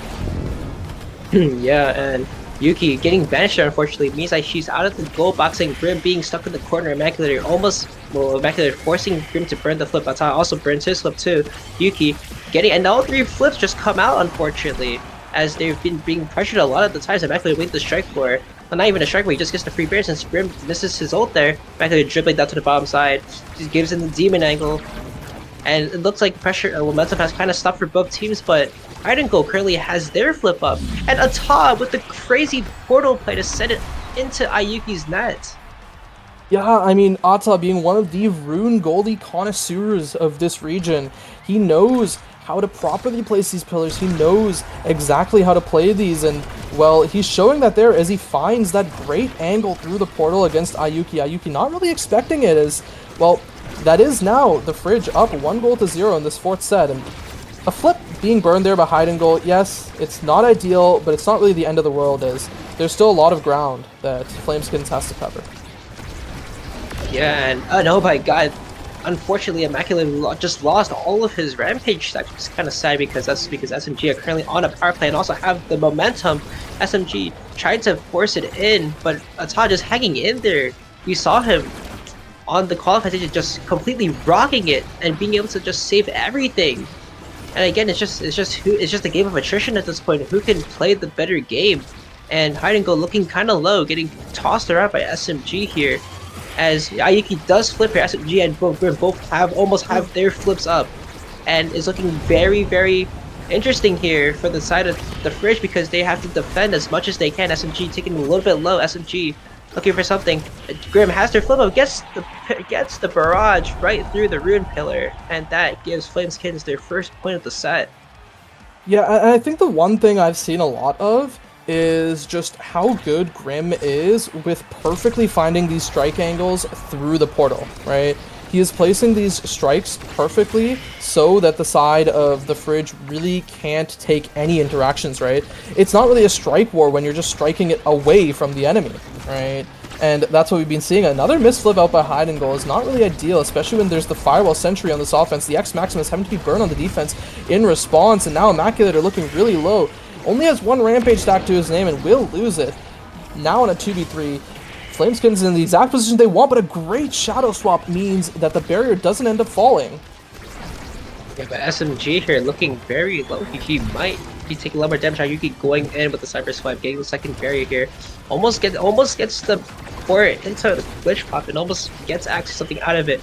But Immaculate fighting back. They're all fighting back to try to get the position, get the momentum to swing onto their side, and Grim almost the great barrage, almost sending it right in, but Ata clearing it away.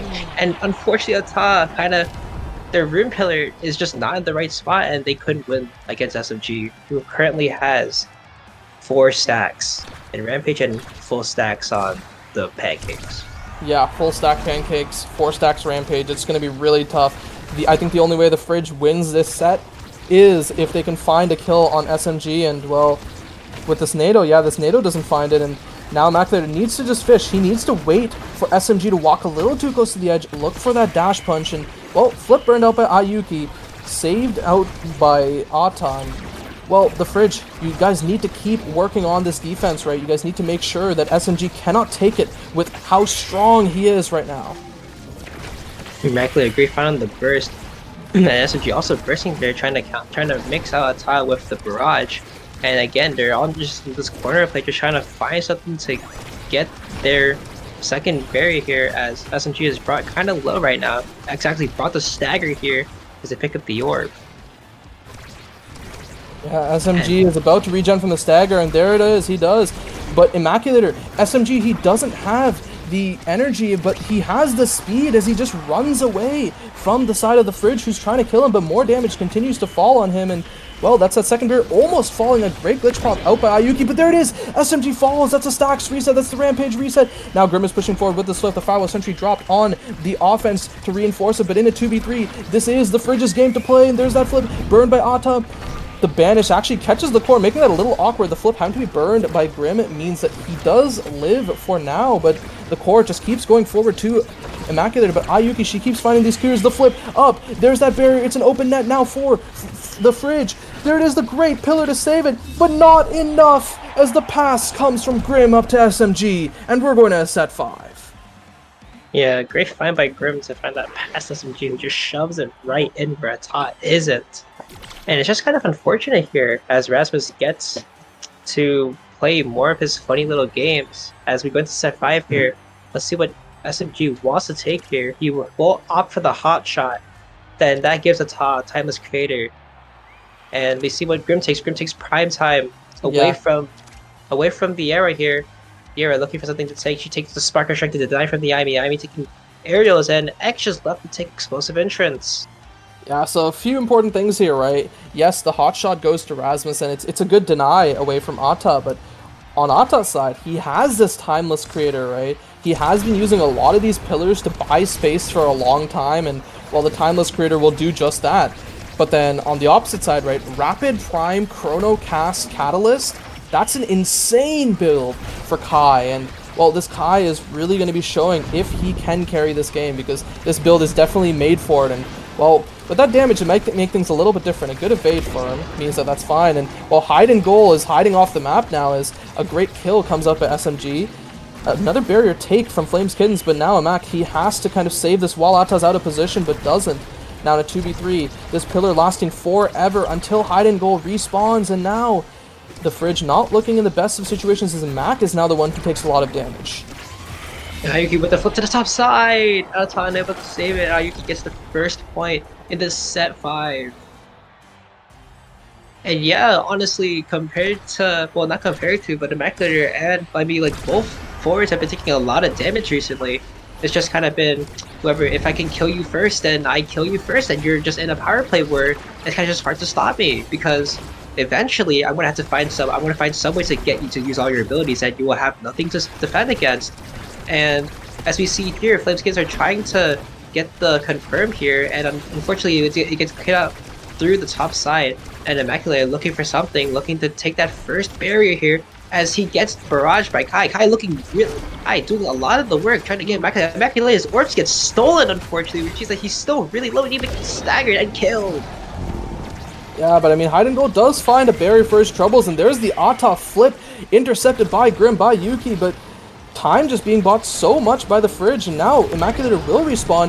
The Grim gets taken off the map, oddly enough, and there's that second barrier falling now for the Fridge, and now the Fridge is looking to be poised to take this goal, and they do as the Bull rushes right through that defense. X just gotta give it to them there. The Fridge taking the second point. I don't even know how Grim died there. I think it's just a little bit of a portal mishap. Kind of unfortunate here, as Grim kind of just...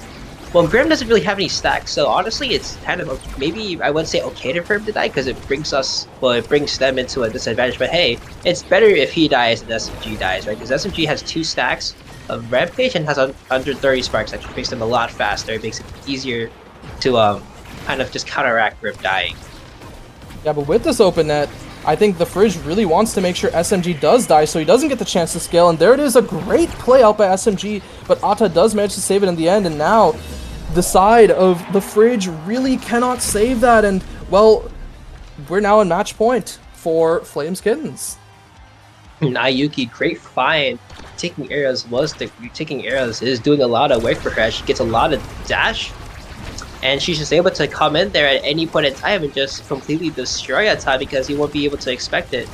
And this is match point right now for Flames Kids as Immaculate gets both barriers here. He has the flip. He's looking to, and he tries to dash in, almost killing Grim here, but Grim is low. Grim is getting staggered right now. He has to do something. Grim has to stay alive here because they are currently without a goal without any barriers to defend, and only has the goal left. But And a unfortunately, great bull rush. God. The great bull rush from Immaculator once again finding it, putting Ayuki in a position where she has to go for the awkward cyber swipe, and while she does go for it, it doesn't save it, and we're going to set 5.5. But crucially, SMG is still alive. He's still fully stacked. 4 rampage stacks on him, and well, Immac, he does have 3 rampage stacks to his own name, but it's still not the same level of stacking that SMG has right now. And SMG has to die here. Hide and go, getting a great flip off, sending it to the other side of Flames Kids. Flames Kids loses a second barrier right now. Immaculate has a chance. He gets everything. He kills Grim here. He has to flips and kills. And there it is, the fridge. They take game 1. It comes off the back of a great banish by Ata, right? Yes, there's all those kills, but the banish is what sets it up. The banish makes it so that Ayuki cannot eject back to her goal. And that means Grim is left on his lonesome. And, well, he can't defend against Era X like that, and by the time his team members get back, you have an insanely fast, insanely large X absolutely running over your team. And, well, Immaculator, deserved MVP for that game, as he just continues to find those kills. Yeah, and he kills. He had 5 kills, same as SMG, but he did a lot of damage too. So much damage, in fact, that honestly, he kind of just spiraled out of control, really, because SMG, even though he got his kills, he couldn't really, compared to Immaculator, actually, he just didn't find as much value as Immaculator did. Yeah, and we'll have to see if this continues for game 2, right? Flames Kittens, they might have to find a way to change things up and adapt, right? This Rasmus looked really good for SMG, and, well, the Grim Kai also, I would say the Grim Kai looked fantastic, right? He was finding so many interaction wins, and just, the thing is Grim typically is known to be a player who tries to go for lack of a better terms, a very rat-like playstyle, in the sense of, I like to watch for when people are misstepping and go for those kills, right? Instead of focus on this core control. But he showed how well he can play the core control here, right, on this Kai. He was winning these interactions. He was looking for so many great angles through the portal there. And, well, it wasn't enough, unfortunately. But I'm excited to see if we see that again. And, well, that was Flames Kitten's map pick. We're going over to Taiko Temple, which you could say it's the Fridge's map pick. But to be perfectly honest, it's everyone's map pick in EU. The Baiko Bempo, I love Taiko Temple. What a great map. Totally not unbalanced in any sort of way, because you get to shove things into corners. But hey, if you guys are interested, if you guys are familiar with the NA side of things, especially the OSAS part of things, hey, we see a lot of Zubu picks, you see a lot of Asher picks, you see a lot of Mako picks, really. It's just shove in until you can't shove no more. So again, we might be seeing a lot of interesting picks here, as I love shoving in things. As we all love shoving in things, really. And as Taiko Temple has been one of the most picked maps in all of EUSL, like, we gotta see some meta evolve around it. Like, we've been seeing a lot of, maybe like Atlas midfield. We've seen the Julie Ford come out, which is really good at shoving. We've seen a lot of interesting picks, really. So what do you think is going to be happening? What picks are going to be coming out? I mean, X Asher going to be really big priority picks, and I feel like what's just going to happen here is they're going to ban out Asher/X and pick out the other one from Flames Kittens. But hey, maybe the Fridge might recognize that and instead call them on that bluff, right? And might just double ban it, right? But then on the other side, right?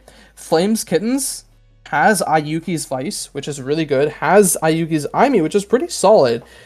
But again, their Vice is their most played pick, and while it may not be the best goalie on this map, it's still a comfort pick. Yeah, I can agree here. And while we're looking at the side of things, we're going to see who picks what and who bans what. Our current awakenings at the start of rotation are Spark of Focus and Siege Machine. Two kind of interesting, kind of neutral picks. Well, not neutral picks, but neutral awakenings, in fact. Like, a Spark of Focus, obviously, a spark that can be counted, and a Siege Machine, again, we've seen the rune on, like, last game, and I don't know if any of those people play rune, but hey, rune might be a funny pick on this map. Yeah, we might see some funny pick on this map, and well, Ata's big three picks, I would say, are the Mako, the Rune, and the Kazan, right? Yeah. Rune, really great on the start, and I wouldn't be surprised if Flames Kittens just opts to ban that instead, right? But no, they do opt to ban the Asher away from Immaculator. Immaculator's best pick the Asher by far. Still great on the X2, though. The Fridge opts to ban Vice instead, right? Another great takeaway, right? A comfort pick away from Yuki. And Flameskittens, they opt to lock in the rune away from Ata, right? And not only is this a steal from Ata, it's also one of Grimm's best picks, right? But that means the Era X falls to the opposite side. And, well, I don't know. Is Yuki going to try to deny this Mako, or are we going to see full kitten comp? We might see full kit and cup. Kit and cup is awesome. And again, we might see it coming out. But again, on the side of the Fridge here, they have banned out that Vice again. So we're going to be seeing some kind of uncomfortable picks for Yuki here as she has to deal with the Era X yet again. Zentaro coming out on the side of Flameskins. You're going to be seeing how that Zentaro wills with whatever Antara decides to pick. And the Rune Zentaro really, it's kind of just a I block the clear for you while you just go and wreak havoc across the corner. And we're gonna be seeing what Yuki picks up here, because I am kind of assuming that Yuki does pick up the Ivy here. Again, Yep. opting for the I go in, I can do a lot of damage because I am the third forward. And oh my god, we see the full kit and comp come out for the Fridge. Oh my god. Yeah, I mean, Ata's one of the few goalies that is really willing to play this Mako in EUSL. A lot of the goalies kind of hating that pick, and also a lot of them just believing that it's bad, right? And I will agree, there was a point in time in which it was bad, but it has been finding some more favor lately, right? Mako has been looking a little bit better lately. More goalies are willing to play her now. But on the opposite side, it might be a repeat of last game, right, with the Aimi, Rune, and Zentaro. Arguably a little higher damage than what we had last game. So we'll have to see if the side of Hide and Goal and Immaculator on this forward pair for the Fridge will be able to survive, or if they're going to struggle. Yeah, and again, yeah, as I said earlier, Flames Kittens have to load this team before maybe we'll see a comeback on this Michael Bempo pick. And currently, with the Era Kitten Cup that's been going on the side of the Fridge, we might be seeing an actually like hard game played out, because again, this is a scaling size team. You want to not let them scale. If Flames Kittens wants to win, they will have to play their best in 3 sets, or maybe even play it in 4 sets. But after set 5, it might be impossible, especially since these people are top players. Not saying that Flames Kittens aren't also top players, but again, top players know their ways, and they will scale out of control eventually. Yeah, I mean, yeah, of course, top players will be finding their way. And again, both of these team comps have their scaling opportunities. And I feel like what I'm looking for really is something like the Stagger Swagger on X. If X can pick up the Stagger Swagger, or even if at least Era can pick up Stagger Swagger, but ideally X, then I think that the Fridge will be poised to take this game, right? Yeah, I kind of agree with that. And we're going to be seeing SNG this entire Rune on the Grim and Ayuki in the Aimi, while you might be seeing a Mechanitor on the X, Hide and Goal in the Arrow, and Ata on the Mako. Mako on Ata is going to be probably, well, we're going to be seeing actually how SNG will deal with the Ata Mako, because again, Ata is very, very good on Mako. They are the hold it down, the fortress of this team, really. So we see how this interaction comes out. And Spark of Strength going for everyone except Ata and Grim, who opt for the Siege Machine, right? Now, the Siege Machine is kind of interesting on the Mako, right? Actually, you know what? No. I was thinking Timeless for a second because it would have increased the cage size, but Siege Machine just doesn't. Siege Machine just means it does more damage, and also she gets more projectile range, and, well, Mako will definitely want that, but what she doesn't want is a Zentaro on her face as SMG just slices and dices through the defense of the Fridge. Yeah, Grim in the beginning with the great redirect into one of the type of descended right into Atah's first barrier, which means that he wasn't able to defend it. And again, SMG with the great like plays in general, being very like well versed in this entire universe here, and Atah trying their best to keep it out of the way. And again, like as just a little check here, like Hiding Goal is about to have their flip. Well, 2/3 of the way there, SMG will almost have their flip, but Atah about to have their flip as well. And we see how SMG uses flip against Mako because Mako is very good at stuffing things. Yeah, there it is. Imak taking so much damage. Could be finished off with this flip, and SMG burns the flip to try to finish things off, but doesn't find it, and now Imak is living. He's trying to take this barrier, but great defense on the side of Flameskins in this corner. SMG taking so much damage, but there's that barrier. It does fall, and now SMG finally ticks over to being staggered, but does grab that orb, and he's looking okay for now. And what's not looking okay is the barrier on the side of Atah, and Imak is also looking really low. Ayuki looking to find this clear against the Fridge, but Hiding Goal, he keeps keeping it forward, especially with this Mako ult, and now this Mako secondary pop to keep the speed going. These clears great out by Atah. Now Hiding Goal needs to find a way to get it out, but doesn't, and it forces Atah to burn this flip. Another flip burned on the opposite side by Ayuki, but now Atah, he keeps getting these clears until Imak will respawn, and now SMG looking really low, has no energy to work with. This Era NATO coming in a little awkward, but doesn't really find anything. Yeah, and Hiding Goal kind of evading there, which means that they do not have a flip ready. And Ayuki, great save, keeping it away from Maculator. Grip about to have their flip as well. And kind of momentum is kind of on the side, and Ayuki kind of just misses their glitch pop, sends it right back to Maculator, who sits into the corner side, the bottom side of the corner. Yeah, honestly, the fact that she even hit that glitch pop was insane as it is. Unfortunate that it did go down to Immaculate, but Ayuki has definitely been on point with these defensive glitch pops, right? She's kind of recognized really well how this core has been moving in terms of its speed, and then finding these defensive glitch pops to continue saving things. But on the offense, Grim and SMG looking really good as they do take that double barrier, but Imak does want to answer back. Yeah, making that first barrier here, and SMG kind of banging their special up, and SMG just slices and dices right into Atah. Grim setting them up so the core gets right into that mix, and SMG just slices and dices, setting Atah and setting it 2-1 for Flameskins. Yeah, 2-1 for Flameskins, but again, if last game is anything to go by, this game will be just as long and will go just as down to the wire. And well, if the side of Flameskins lets this Era and X scale, it'll be really tough. And oh my god, Immaculator is stuck in the... I don't know, it's just stuck in the rune grinder, and, well, Immaculator taken off the map now, and, well, with that flip gone by Hiding Goal, it's going to be really tough for the side of the Fridge to deal with this offense.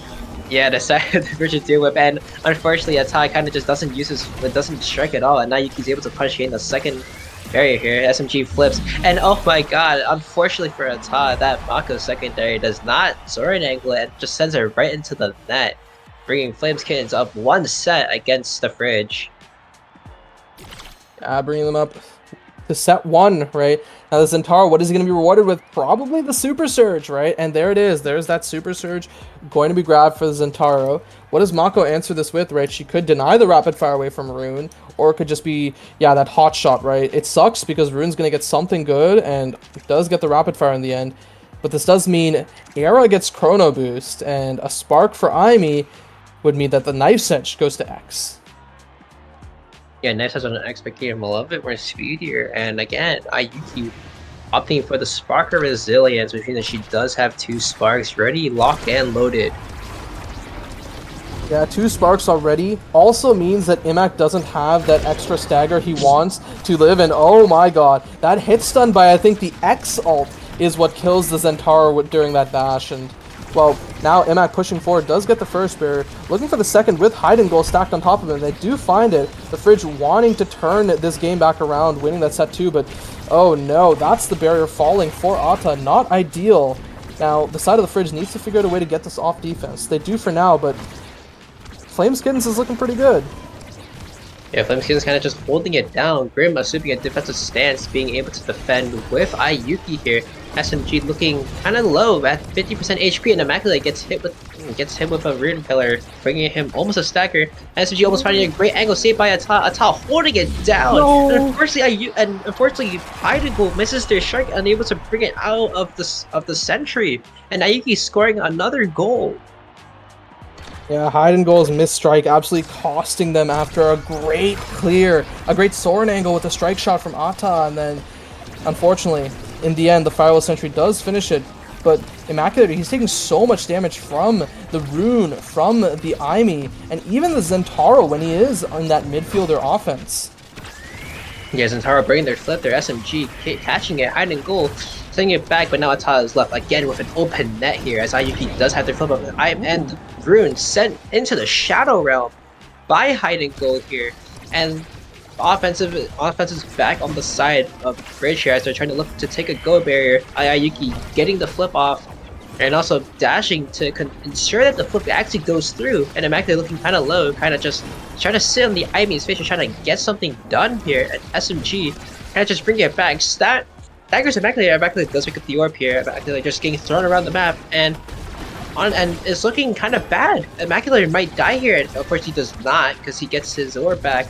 And Ata about to have this flip up. We're gonna see how he can kind of stall away from it. Yeah, and but space being bought on the opposite side, right? That Drummond base giving so much speed to the side of the Fridge, allowing them to play this offense, and there's that second barrier does fall. Imac almost sends it in, but a great unstable anomaly by Grim saves it for the time being, and now that flip having to be burned by Ata. Where does this go? Tries to go down, and Hide and Go tries to win that interaction, but doesn't, but he does need to win one of these if he wants to get it past Grim, and well, there he does, but at the cost of Ata's life, and then the goal! Yeah, SMG kind of just winning the interaction of life, kills Ata there, making it so that they don't have a goalie, which is kind of unfortunate considering that X and the Arrow were both stacked on top of each other on the top side, which meant they couldn't defend the bottom side, where Grim just sends it right in. And honestly, Mackie looking low yet again. They're just putting so much damage on him, and he gets set and he's dead. Goodbye, Immaculate. It was nice knowing you. As SMG, Grim, and Yuki about to have all of their flips up. Yuki, unfortunately, getting the core back on their side. Flips, finds both barriers with a great double barrier here, and SMG just dashing in with the passive, sending Atar almost into the meat grinder if he did flip there, but he didn't flip, unfortunately. So now it's going to be 2-0 in terms of Flameskittens. Yeah, 2-0 in terms of Flameskittens, but there's so many good things to pick up. Thankfully for the Fridge, perfect form probably won't fall to Zentaro because X can take it happily.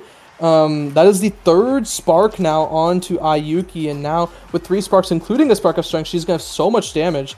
The Monu falling to Era, and the perfect form being denied. Immaculator opts for the Rampage. I'm not really sure if I agree here, just because of the fact that Immac has been dying so much, and I feel like this Fight or Flight would really do a lot for him. Yeah, the Fight or Flight pick might have been the correct option, but again, we will have to see. It looks like right now the Flameskittens is starting to scale out of control, especially with 3 sparks on the line. Grim getting the great double, the double banish here, and it does concede in Ata losing the bottom side barrier. Yeah, I mean, there's that first barrier lost on the opposite side, and Imac pushing for the second one, misses that strike X ult, but might be finding something after that. A great self-pass by Grim. It means that this barrier might just fall, or it might be the side of the Flameskittens that falls. There's that flip. The triple banish finds that barrier then, and now Imac looking to push forward. Hide and Go with this flip, tries to use it defensively and offensively, doesn't really find it, and there's that glitch pop clearing things forward, and now it just comes to the opposite side. Ata, he's doing his best on the defense, but can't do enough as the side of Flameskittens is looking so good on the offense. Yeah, Hide and Go here, kind of just shoving in. He does get the shove in, killing SMG here, who I think did have a flip ready, which is unfortunate. And Grim sending it to the top side, and Ata unfortunately striking it right into the century, giving Yuki another goal. Yeah, it was about to look so good for the side of the fridge, and they played that point with their hearts out, but just not enough. As Ayuki with a great turret, and I think that was actually the siege machine, or not the siege machine, range difference, never mind. But it's just a slight miss strike means that they aren't able to find it. And look at all the damage that's being pumped out onto the opposite side. Hide and Goal, he uses energy, doesn't really have the HP to deal with it, and same with Immaculator. Yeah, Mac and Hide and Goal both kind of have to assume defensive positions to try to stay alive, and Mac just gets thrown into the Taiko Temple Meat Grinder here. Again, getting shoved out, and unfortunately, SMG does die, but also Ata dies too, leaving Hide and Goal as in the 1v2 here. Macklin comes back here. Let's see how these teams do with the 2v2 here. As Grim does have a lot of mobility here, as he does take the second barrier. Ata with an open net here. Ayuki also with the flip ready. Ata burning his ult in order to stop the advance from coming, but Hide and Goal and Ata are getting shoved into oblivion. And Ayuki turns into flip there, does not get the flip off unfortunately, and they lose the second barrier because of that because Ayuki's not in the goal box. Great save by SMG here. Grim up to the 1v1 trying to trick Ata, does trick out Ata, and that brings it to match point. Yeah, it brings it up to match point, and now, I mean, the side of Flameskins looks so good on this rune, on the Zentaro, and, well, they're going to have to show if, at least the Fridge is going to have to show if they can figure out a way to come back from here, if they can figure out a way to win this set 3 and then potentially scale. Imac has already taken off the map, and they don't even get the barrier to show for it. There's a barrier traded on the opposite side, and this might just be the second barrier that falls as well. A great ult, but an even better flip. Unfortunately, that flip doesn't really find anything. There's the kill. There's the barrier. We're on an open net, and we're on game point here as a pass, and the pillar sends it in. We're tied up 1-1. And that was the most aggressive showing by Flameskin, saying that I want to save this game, I want to play, and play they shall. Getting 3-0ing the entirety of the Fridge there, and unfortunately, this is just gonna come down to the game, come down to Oni Village. And as we saw earlier, this game will either be a complete blowout or one of the tightest games we'll ever see. Yeah, I am excited to see how this gets picked up, right?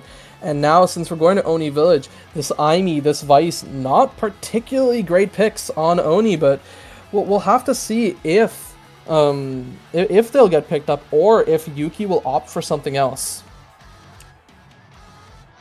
Can't agree here, and honestly, with the way these, I mean, again, if we want to pivot back to the KOs here, there are a total of 8 KOs by the side. It's just Flameskin just means that they're very, very willing to go in and, hey, I will kill you if anything.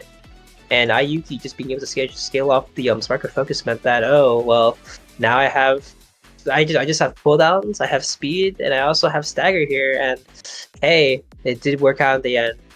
As we're going into a game 3 on the Oni Village, which is kind of surprising because these teams know how to pass. They've played against each other before. They've known their antics for a while. And we're gonna see how and if they can scale it properly, if they can outpass the other team, because Oni Village is all about team play. Yeah, Oni Village is in fact all about team play, right?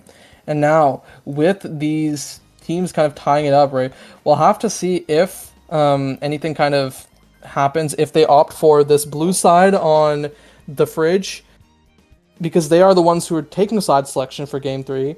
Do they pick away the rune, right? Or do they pick away something like the Zentaro Rasmus, right? What happens here in this matchup? And I feel like the play might just be to first pick this Rasmus, make sure that Immaculator has it, and because I think Imac is probably comfortable playing Zentaro, and I mean SMG is too, but I think for both of them, the Rasmus is probably better. Can agree here. He did have a good showing with the Erasmus last season. Well, not last season, but last in the qualifiers.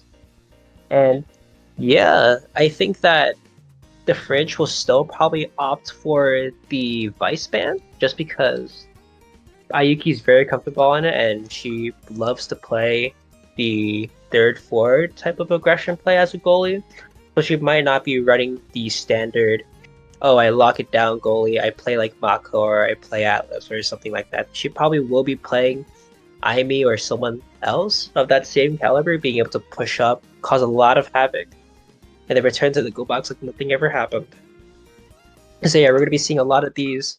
So we're gonna see what they ban here specifically, just because, well, look interesting here as we load into our character drafting, as we see Oni Village with Prize Fighter and Prime Time. What are your thoughts Oh, on this?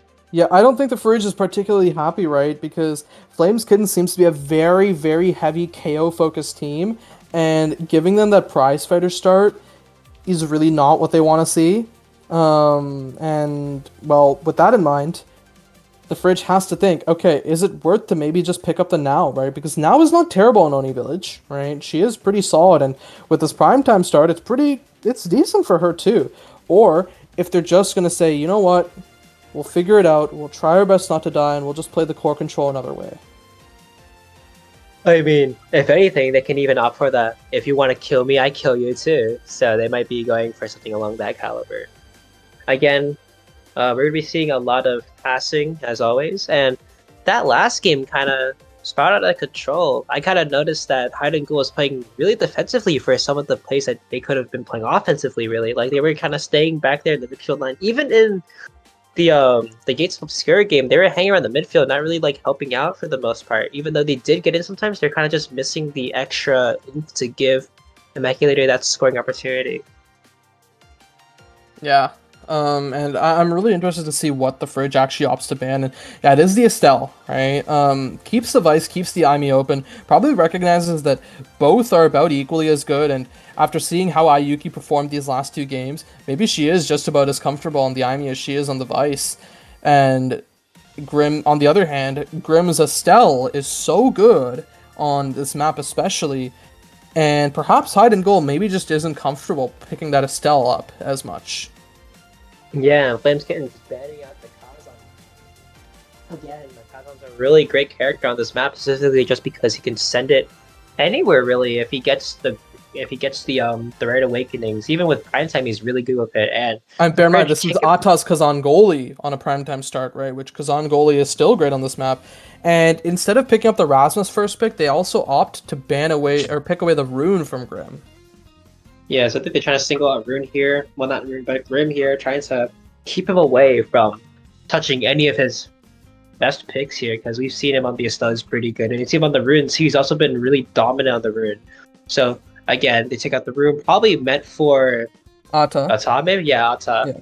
And we see the Rasmus come out, probably for SMG here, as well as the Kai. Kai being a staple on this map. We might be seeing one of the more prominent um, metas here with Kai, Rasmus, and then like some probably speedy character to help things out. Like probably, but I mean, it doesn't really matter because they're going to be going prize fighter Yeah, anyway, so they we're might. seeing the new meta, the Kai versus Rune every game. Oh yeah. I love Kai versus Rune. Best thing Yeah, currently. I think most notable meta Kai versus Rune, but hey, we see the Aimi picked up for Hide and Goal and the Asher picked up for Imac, right? This Aimi Asher is a traditionally really good duo together. It's not typically one you'll see on Oni Village because Aimi Asher likes having these slightly more closed maps and just kind of struggles little more with having those speed lanes to deal with because they want things to be a little bit more controlled, a little slower. And then we see the Drakkar opted for. And this could go either way. This could go to Yuki. This could go to Grim. But I'm more inclined to believe that the Drakkar is going to Yuki, and we're going to see Grim on Kai midfield. yeah. Again, I'm pretty sure Rune versus Rune versus Kai has 100% win rate, right? Rune being in the lead. I think so. Because game Yeah. three, what was that? Game three of TMCT was. It was, I think, Rune. The TCC game, I think it was Rune and then actually, no, I lost. Rune lost. Rune lost that game, so it's like No, Rune lost 75%. that game. It's just a question of if he was against Kai or not. I don't remember. I don't remember if Sloth went Kai. I know it was an Estelle Rasmus on the forward, but hey. Yeah, no. It was your Kai. I lie. So Rune, I think, still has a 100% win rate versus Kai. I think. Oh Hey, well, no. we'll have to see if the fridge decides to break the streak or not, right? Because in what is it? the 3 games that Rune has been picked against Kai so far, Rune has been winning. I mean, then again, this is Rune goalie versus Kai midfield, so we might not be seeing a lot of pressure coming up from the like specific Kai versus Rune interaction. Right. And well, we'll have to see kind of what happens here, right? As the Rune and the Kai both are probably going to be picking up prime time, and I think prime time is probably going to be going for almost everyone here, if not everyone. The prize fighter may be falling to something like the Rasmus or maybe the Asher if they want to fish for these kills while people are running on the speed lanes, but I just feel like it's safer for everyone to be going prime time. Yeah, I can't agree here because Prize Fighter might not be procced all the time just because, well, I mean, this map is basically all about card control. And as we roll into the game here, we have Immaculator on the Asher, Hiding Goal on the Aimi, and Yuki on the Jakar. We haven't seen anything off of Vice and Aimi, so maybe this is one of those like power picks here as we see him get better. And as a tie with a great redirect gets Yuki's first top barrier here. Yeah, we'll have to see how Yuki will perform on these non-eject picks, right? Typically liking to eject forward and making sure that Grim and SMG have this forward presence. And, well, with Vice being not particularly great on this map, and then the Aimi being picked up for the side of the Fridge, this means that she won't have it, and a great offense continues to go through, but Ata just keeps things alive with that pillar. Hide and Goal and Immaculator are just continuing this offense on their side too, though. They're looking pretty good here. Yeah, it's how with the great double filler there just to stop Grim from getting any of that top side. And Yuki here with nothing but, well, I know not nothing, but just to try to do something to keep Immaculator away from her, because again, Immaculator on the Asher, very, very stuff worthy. Will be stuffing you in no matter what happens. So again, Immaculator with the flip, also Hide and Go with the flip, Ata with the flip as well. We'll be seeing something that comes out. Immaculator trying to set it to the top side. I miss Hide and Go, missing their flip, unfortunately. As Ata trying to find something, trying to keep the pressure going. Grim taking a little bit low. Ayuki about to have their flip up. Hide and Go almost capitalizing off that clear. Eventually misses, and Immaculator sends Kai into the shot, into his own demise here as he gets knocked off the map. Ayuki getting a good save, putting Hide and Go a little bit slower because of the ult here. Ayuki has their flip up and looking to capitalize off of it. Ayuki having to burn the flip to prevent Hide and Go from scoring here. And again, it's looking about even again. Yeah, it's looking about even, but crucially, Ata still has his barrier to work with, right? He can position there and make sure that barrier doesn't fall, unless SMG has something to say about it as he continues these dribble plays. Grim keeping the core forward, but Ata, he just continues to find these kills. Imac, Hide and Go, you guys need to convert off of this at some point, because Yuki is going to keep holding forever if you don't, and, well, it's just looking like both of these goals are iron walls. Yeah, even Ayuki with the Drakar being able to use her primary basically 3 times. It looks so oppressive because you have to bait through all 3 of them. As SMG gets a second barrier, forcing a top onto an open net, and kind of these 2 goalies are both very, very versatile at being able to move across the map very efficiently because of Rin being able to put his bear in the corner side and being able to stop anything from the top side. Very, very hard for each of these teams to get out and score here. And like currently Yuki not really having any pressure because it actually keeps dropping back. Yuki just has all the time in the world to react to anything that goes on. Yeah, it's really tough to react to any of those, but we might just see a first goal drop here, but I guess we don't, as these great plays come from the opposite side. A great clear out by Ata means that pendulum swing doesn't really do much, and now these passes, they keep coming through, the whiplash, it keeps coming through, and both goalies, they just keep holding this first point, might even last for a whole 3 minutes or more. Yeah, this is going to be one of the most tough interactions to deal with, because Ayuki is pushing up, has her flip ready, flips to the top side, Ata breaking away, Ata getting her flip, and Hide and Go as well having their flip, and Immaculate with a great redirect dribble into Ayuki, stunning her actually, not being able to get out of that interaction safely, and Ayuki getting caught lacking out of the goal box. I mean, at a certain point, I don't know if you can call it that a goalie is caught lacking just because of how many chances forwards get. It's just that it's so difficult when you have Rune, Drakkar, both of which with prime time on Oni Village, they're going to continue to save things. And well, while I say that, 2 barriers do fall for Ayuki, but a flip being burned by Imak, and then an offense coming in from the other members of Flame Kittens means that a barrier might be answered in return, but maybe not, as Hide and Goal and Imak are continuing to keep it forward. Yeah, again, as you said earlier, it's kind of just like if whoever like gets like caught out in the open first, because like right and Immaculate, as I said, that just dies right there. But hey, eventually like these people are gonna fuck us again. It's a game of attrition. Hide and Go losing their strike board against SMG, bringing that first barrier down, and Ata actually banishing SMG, which means that their offense gets stopped a little bit. Immaculate comes back from the drawing table yet again. Ata with no energy means that he isn't able to evade clear that. And Ata with a great save, getting SMG, getting SMG out of court, having to get the court, and it's back to overtime yet again with both teams with open nets. Yeah, both teams with open nets, and we're definitely going to be seeing some core speed. But Hide and Goal might just flip down to Immaculator. Immaculator misses the strike. A great save out by Ata means that the core stays alive for a little longer. A good core stop means that Immaculator is able to buy some space, but now uses that pillar behind him to make sure the core continues forward. A missed glitch pop means that it doesn't go in just yet. A strike war on the death touch means that the goal stays alive for a little longer, but not as the pillar fades. And that's 1-1 for both teams. Yeah, great good vision by SMG, just knowing when the portal, like when the rune pillar will fade, and this is kind of the second time where we see a rune pillar fading, giving away a goal. Yeah, we saw it before, we're seeing it again, and well, might see it more, and that's the first barrier that does fall. Kai and Razan's looking to be poised to take a second one here, but maybe not if Hide and Goal has something to say about on this defense, dropping this Firewall Sentry. And there's that barrier that is answered on the opposite side. Flip forward from Ata, tries for the shadow shot. Unfortunately, he fails and gets punished for it. And now Grim walking up this top side with the flip. The pillar placed down. But Grim, he walks through a great clear out by Ata, but not great enough as the flip comes through by Grim. Yeah, Grim, great flip. Great knowing where Ata will send it into. And unfortunately, Immaculator does burn there in the desperation attempt. Yeah. Every shot at the top side, which means that Immaculator doesn't have their flip, and energy advantage is actually on the side of Flame's Kittens here, as SMG is racking up their flip. Immaculator with a great strike into the top barrier, keeping it out of Ayuki's range to clear it.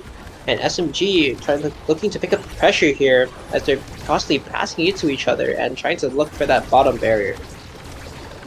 Yeah, trying to look for that bottom barrier, but Ata is keeping things so locked down with these rune pillars.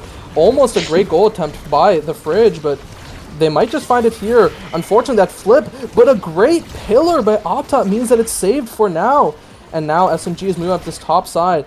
All members of the Fridge, they just keep rotating back, offense and defense together. They want to go for this 3-man play every time, and they feel like they need to because of how Ayuki is on this defense, how Grim and SMG are on this offense.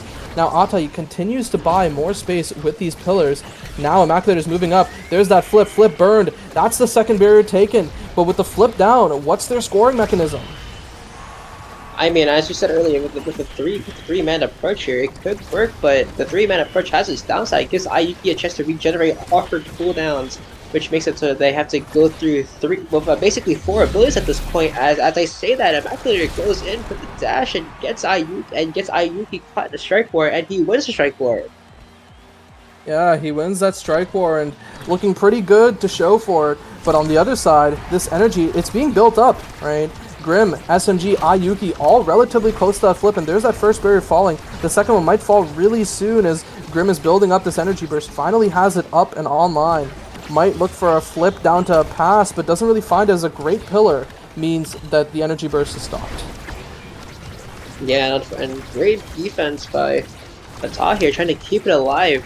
He does get it out though, great vision, putting it into the sentry turret here. Immaculator gets the first barrier. Yeah, Yuki sends it right back to Immaculator, though. Immaculator about to have their flip up. Hide and Goal also about to have it. That's how about to have the flip up. Immaculator gets the flip off, flips, gets the barrier too, and currently Ayuki is looking at an empty goal box right now, as they have to kind of just defend for their life. Immaculator with the strike, with everything, he just throws all his cooldowns down and gets it past Ayuki to bring the Fridge up 3-2. Yeah, Immaculator with the perfect core stop play. Like, it's a really funny interaction there. He uses that core stop, tries to play it out, and plays it out so well, and absolutely just calculates it. And now, Ata, this is prime time rapid fire. Oh dear. I love having abilities, awesome. And Ata getting the rapid fire means that he has so many abilities to push through. Drakkar opting for the aerials. Asher opting for stacks and stacks to increase her speed. Kai going for the Whoa. chrono. Aimi going for the stagger swagger, and surprisingly, SMG picking up the egoist here. Surprisingly, as in he will have to scale this all later because egoist is a pretty good pick. Yeah, I'm a little shocked we're seeing the 6-pick Egoist.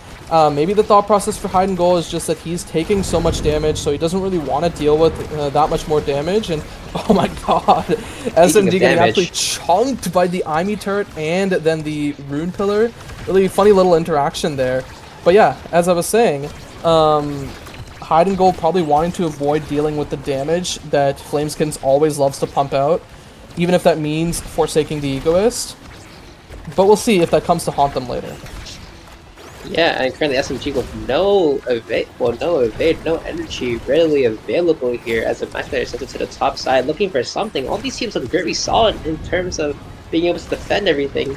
As Ata gets the rune banish off of SMG backpassing to Ayuki looking for something.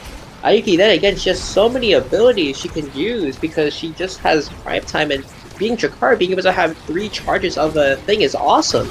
Ata unfortunately missing his unstable anomaly there, causing him to have a gold barrier missing. Immaculate getting the flip off. Ayuki also Ayuki defending both flips. Great job by Ayuki. Ayuki sending it in. I mean, Ayuki, she does it all. She makes sure that both flips don't go in, and then strike shots it across the map. Ayuki just might be her after that. We might have to make a gift for that, saying I must do it all.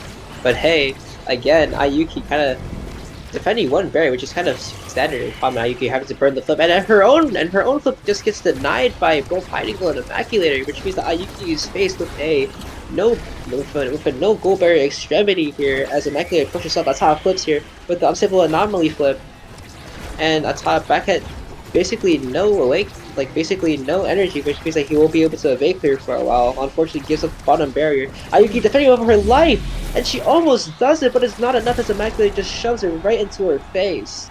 Yeah, I mean, great play, but good catch out by Hide and Goal with that glitch pop, passing it back down to Immaculator, giving him that second opportunity to take the goal attempt, and, well, he converts. And, well, that's what we need to see from the Fridge if they want to take this series. Now, Ata, once again, still low on energy, but he just continues to reinforce the side of the Fridge with these rapid-fire primetime pillars. Yeah, great patience by Immaculator here, taking first barrier, and Ayuki getting second barrier here. Hide and Goal. I mean, I want to bring this back up to kickoff because Hide and Goal has been using their glitch pop to kind of strike it back, and it's kind of not working for them as they kind of gave up their first barrier here. This wouldn't be an open goal situation if Hide and Goal didn't, and she accidentally burst the flip here. Grim getting the barrage off Ata, being able to save that, and Ata back into the strike war time zone as SMG and Grim are both building up their energy to try to score here. Yeah, these are all so risky. Grim has some really good primaries here, but it's just not enough as Ata seems to be recognizing that these primaries are going to be going a specific way, and he can beat them with these pillars if he's smart about it. And well, there's that egoist at pop. SMG burning that flip a little early. A great clear out by Hide and Goal and Ata, but not enough as the death touch is found by SMG, and that's the goal for Flameskins. Yeah, unfortunately, the death touch kind of disconnected with the core there, and instead of hooking Ata, which I think Ata was expecting her to hook, he just gets the core gets hooked back, and Ata strikes a little bit early. Look with the flip, gets both barriers, and right Oh my in god. 5-second goal by Immaculate doing it all. The Fridge have come to play, and they're here to stay. Bring up 2-2, and it's set point for both teams. I mean, that was just absolutely immaculate by the man himself, right? He finds that double barrier into the goal, absolutely cold with it, and, well, that is the, I would say, tied up point, right, for this set, but that's both barriers falling, and we might see the Fridge go up 2-0 in a great core flip pillar. I think it was going to be a pass to Immaculator, but in the end, it just goes into the goal itself. And honestly, that was a crazy play. And currently, these sets have been really, really like close. Like even though they're currently up 2-0, these sets have been really close. It's been coming down to the wire. And as Asher is the first pick here, we might be seeing something going out. Actually, we might be seeing the Note build that different pick and the hotshot pick for Picard. As Kai takes the unstoppable of Rune, going for the Seed Machine. Aimee, what does she take here? She takes Ad Rush and Rasmus getting perfect form. Yeah, so this is a little interesting, right? I think the unstop pickup is just really good to deal with these interactions in the midfield, but it's also a great deny away from the rune in case he did want to take it, so he can't deal, so that the Rasmus can still make sure he can deal with these offenses, right? And then on the other side, right, this Siege Machine coming in for rune, this build diff coming in for the Asher, but crucially, right, this Adrenaline Rush, I'm not 100% sure how I feel about it. I think perhaps it's just a deny from Rasmus because the side of Flameskins really loves getting their KOs, so making sure the Rasmus can't get KOs and convert, that might be the play, but I feel like Perfect Form is just better usually. Yeah, and Ayuki losing her second goal barrier there. SMG trying to Wow. go through a Death Touch mix-up here. As the sound feed does make the record, but doesn't red core, unfortunately. As kind of everyone's just locked in a standstill here. As Ata, Immaculate, and Heinengul are about to have their flips up, being able to be on the third energy bar here. Immaculate goes back past Ata, setting up the flip here. Immaculate, but Ata does flip to the core side. Immaculate Wow. with the crazy primary to send it above Yuki. And this gives the Fridge a 1-0 lead. Yeah, the Fridge looking great so far as they find that goal, and now they are up 1-0, and, well, 2 games away from taking this series. Or And two Immaculate points away. find the 2 points away from taking away the series here, as Hiding Gold is expected to defend this barrier, not burning the flip though, on the defense, which is kind of cool. Immaculate sending to the bottom side here with Ayuki with the flip up. Hiding Gold uses the flip here. Immaculate about to have his flip up. Yuki with a flip forces the flip here. SMG about to have a flip, and so does Grim. And Immaculate tries to go for the insta burst, but misses here. Yeah, but even so, right, this offense coming out from Flameskins, Ata just continues to defend it, right? He has this primetime rapid fire and the siege machine, right? That siege machine means when he places those pillars, they're just going to last forever and make sure that the enemy team cannot play this game. And, well, that's why they did get that second barrier, and they're looking for this pass, but SMG almost taken off the map. There's still 2 flips available, and Ata teleporting out of position means that that barrier will fall down. Grim sends it to the top side, no flip needed, and, well, we're tied up 1-1. And Grim, good find on the top side where Atai kind of just mispositioned and almost kind of just threw that play, really. And honestly, this might be what the what Flameskins kind of just needs. They need Atai to play a little bit more aggressive than usual, thinking that he has what it takes, and then just punish him off of it. It's like the Yankees in the World Series just messing up on their own, honestly. But currently, Ata holding it down still, really. I'm actually finding the first barrier here with this size. And look at Grim still having their flip up means that they will have a flip ready to try to contest anything that goes on if Ayuki does seem to fall. Ayuki getting the defense up, Immaculate getting shoved away from it. Grim kind of flipping into the open here where Hiding Goal deflects it. Hiding Goal and Immaculate both have their flips up back past to Ata here.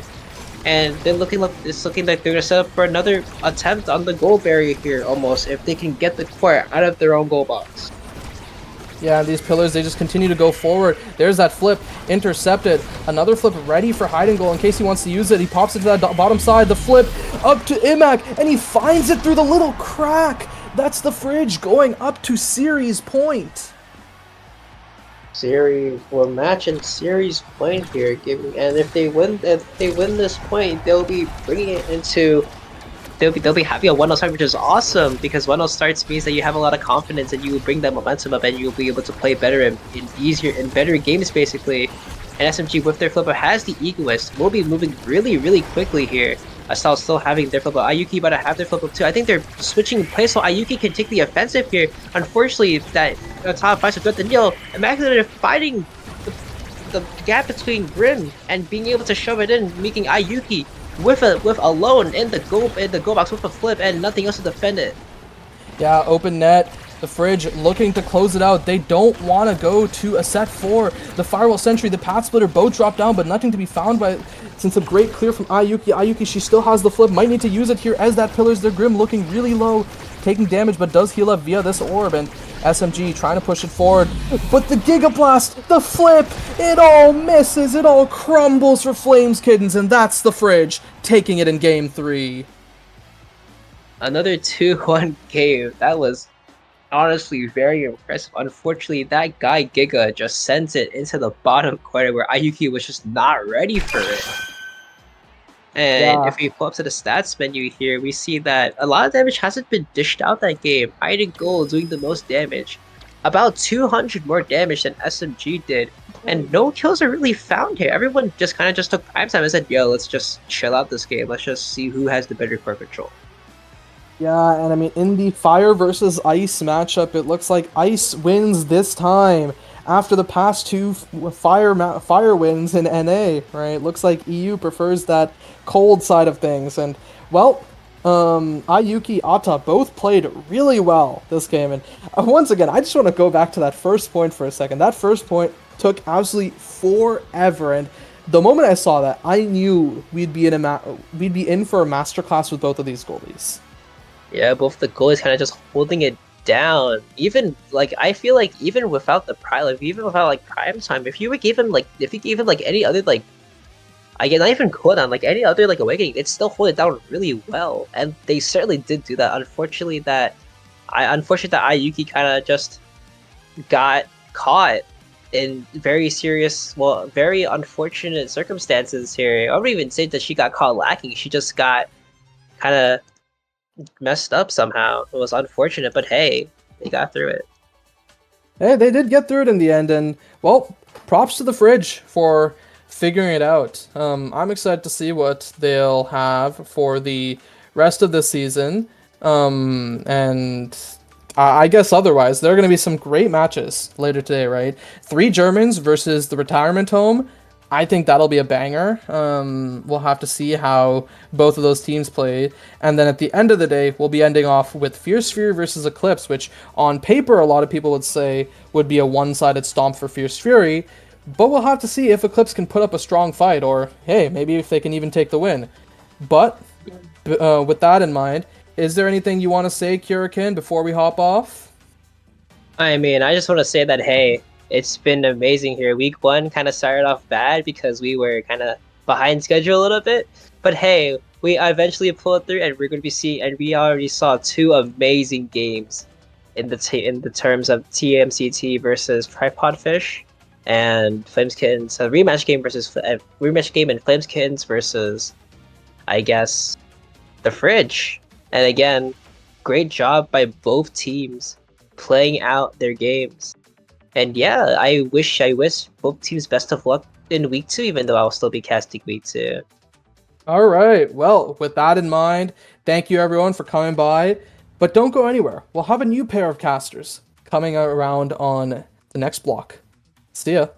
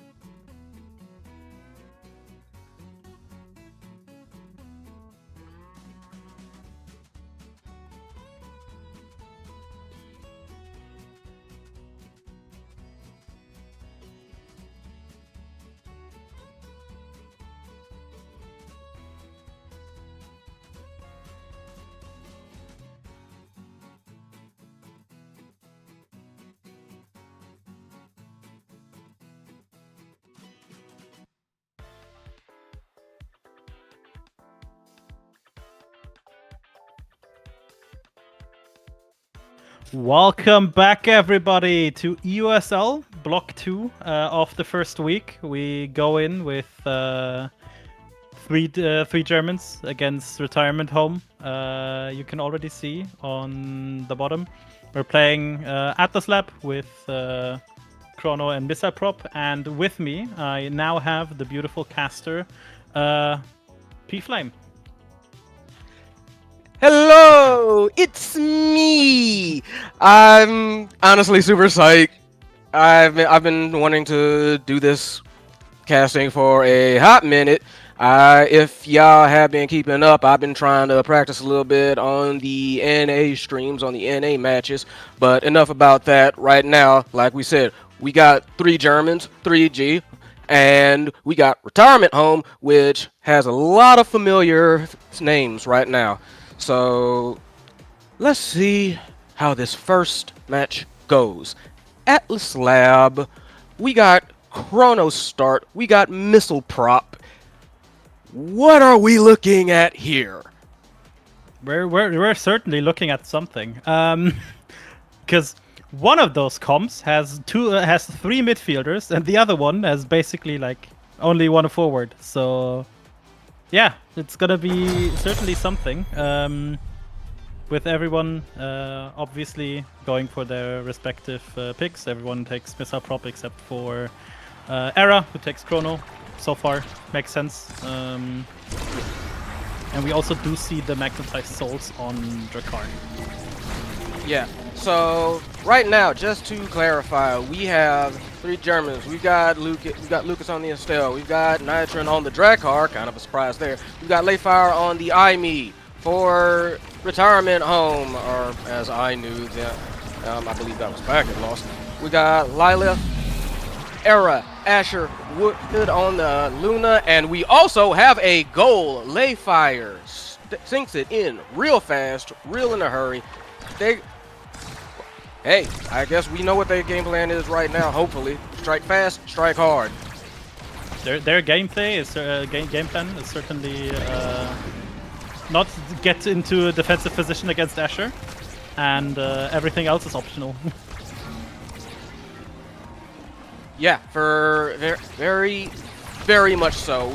Lilith is coming back. We have a bit of a scramble already. Eddie on the north side, we've got 1 barrier taken a piece on each side, and Zoe dead. I was about to say they were low, but nope, they are gone. We are in a power play.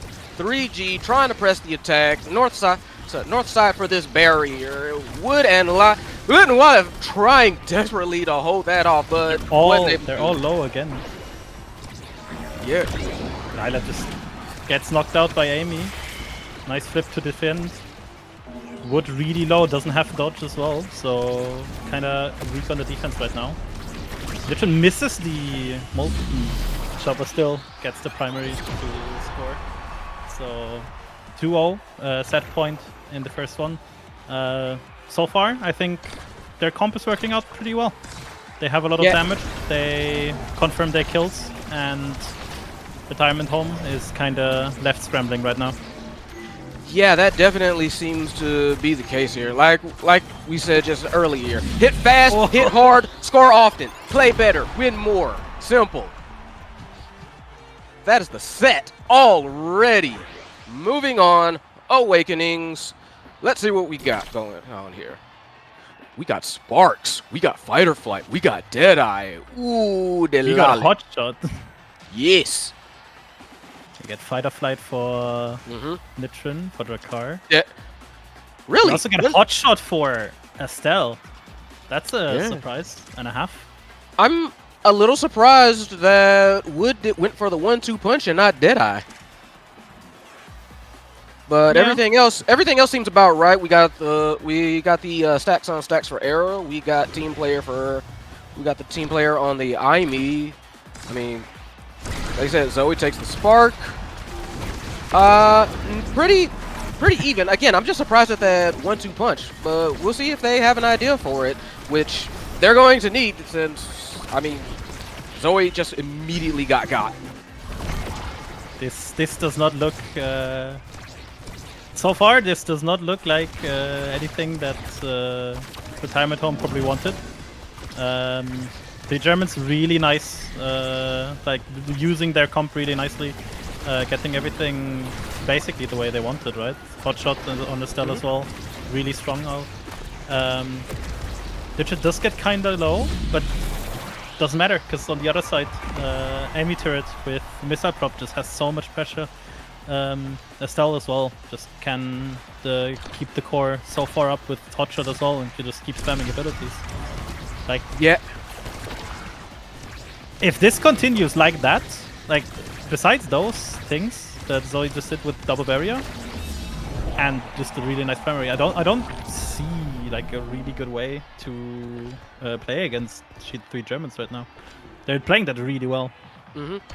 I have to agree with you. Like, 3 Germans, very good at controlling the core, very good at making sure, like, again, it's all about that sustained aggressive offense. And right now, Retirement Home trying to figure out a way to battle back. We have Zoe Loren and Lilith trying to keep that up. Nice rocket from Wood.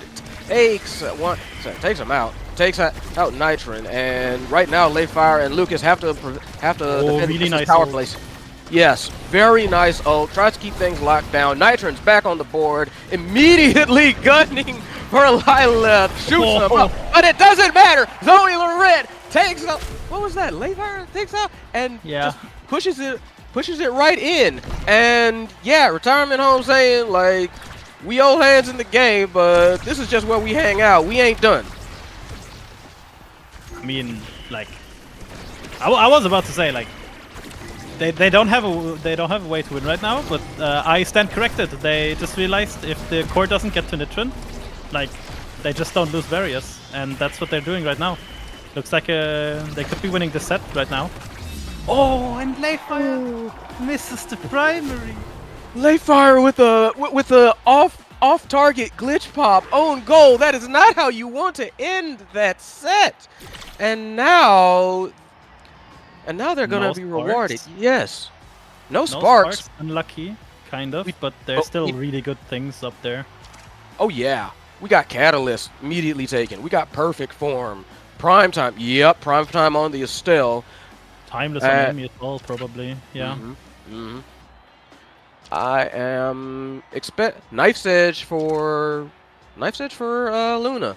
Unstoppable. I can understand that unstoppable for Nitron because Nitron has been getting battered around a little bit. So yeah, having a little bit of an insurance policy, absolutely. Let's see if that changes anything. Zoe already really low. Look at that ult size. Ooh. Just the pressure they have. But there are a lot of people that are low. Lucas gets sniped by Luna that just goes forward and can just easily go back with the eject button. Yeah, that's that's that common like eject Luna button gimmick. Just zoom on over and suddenly like you have a 3-person front that allows for a lot of offense. But there's also like a risk for that, and you can see right there just immediately just shotgunning Zoe out of it. Takes the barrier, and now they're on the offense. This is their point to score, even with Zoe Loren back. They are fighting for their lives. Wood down! But wait, Zoe Loren intercepts the pass! Gets it into the goal! Glitch pop isn't there in time! Nice point for Retirement Home. Luna really wanting to get max out of that nice edge there. A little bit too far on the goal line, but it doesn't matter because the rest of Retirement Home just can defend that. But as I said, it's getting taken out. They lose double barrier as well. But the power of 94 is just 1-2 punch and nice edge. Just instant red core. Oh, Luna's going on a journey. Yeah, just a few wild shots here and there, causing a lot of chaos, causing a lot of trying to chase down the core. But in the end, it's Nitron who manages to get a handle on things. Backed up by the IME special, just shoots it in there. Next point, we are good, tied up for this set, and we need to see if Retirement Home can keep this forward momentum going. That's 1 barrier. That's 2 barriers. Wood's trying to make something happen. Tries to get it up front, but Lucas does not want that to happen. Layfire does not want that to happen. We got the Crater Maker coming out. we've got all sorts of like fires coming out. Flip in their face, almost saves it, but the bewitching beam, Lilith manages to secure that point, and suddenly set point already. Retirement home looking fresh, looking good. They seem to have kind of like found that rhythm after that first set. After the first set, it really feels like they just realized what they wanted to do. Like get double the barrier. Sure, Zoe does get knocked out, but I don't think that's really that bad considering they got the 2 barriers and they are actually able to defend their own. So yeah, definitely 2 barriers and ooh, barely misses the angle. That would have been a goal, but Zoe Loren, quick confirmed kill, and now it's basically kind of their point to lose in my opinion. They just need to kind of like clear it, get everything out. Boost for that 3-man front, flip, knocked it in, beautiful. Wood making sure that point goes through. That's the set. 2 for retirement home. So Luna MVP, what are we getting here? We got extra special, we got rapid fire, we got aerials if you want. Luna basically has her pick of the litter. Estelle gonna come right behind her as well. We've got a lot of good stuff on the table. yeah, I mean rapid fire for both Estelle and Amy really good. We get aerials. Don't think that's like not good to pick up with the dash expansion. Besides that, I think just pretty normal picks. We do get to see the second spark for Zoe come out. I do think there's one more, right? 'Cause I don't think we have seen agility yet. Yeah, I was about to say, I'm pretty sure it's agility that we haven't seen. Crater Maker immediately comes out. Luna really wants the extra special, but it doesn't work out. That sequence of events leads to a quick double barrier and a quick goal.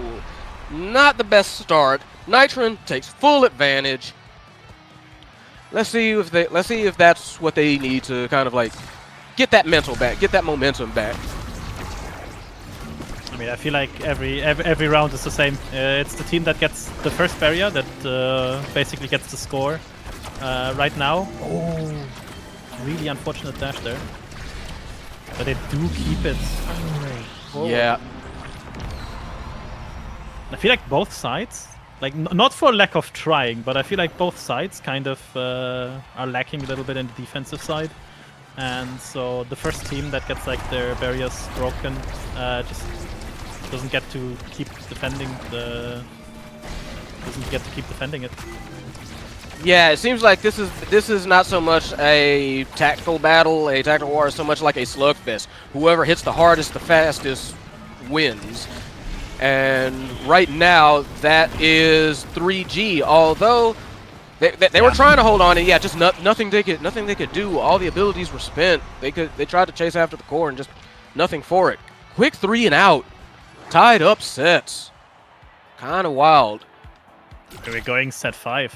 There's spark of agility, but sadly, I don't think that's gonna go through Zoe. Considering his last pick, so probably like just gonna be taken up by someone else. Don't think anyone else has sparks, so really just unfortunate.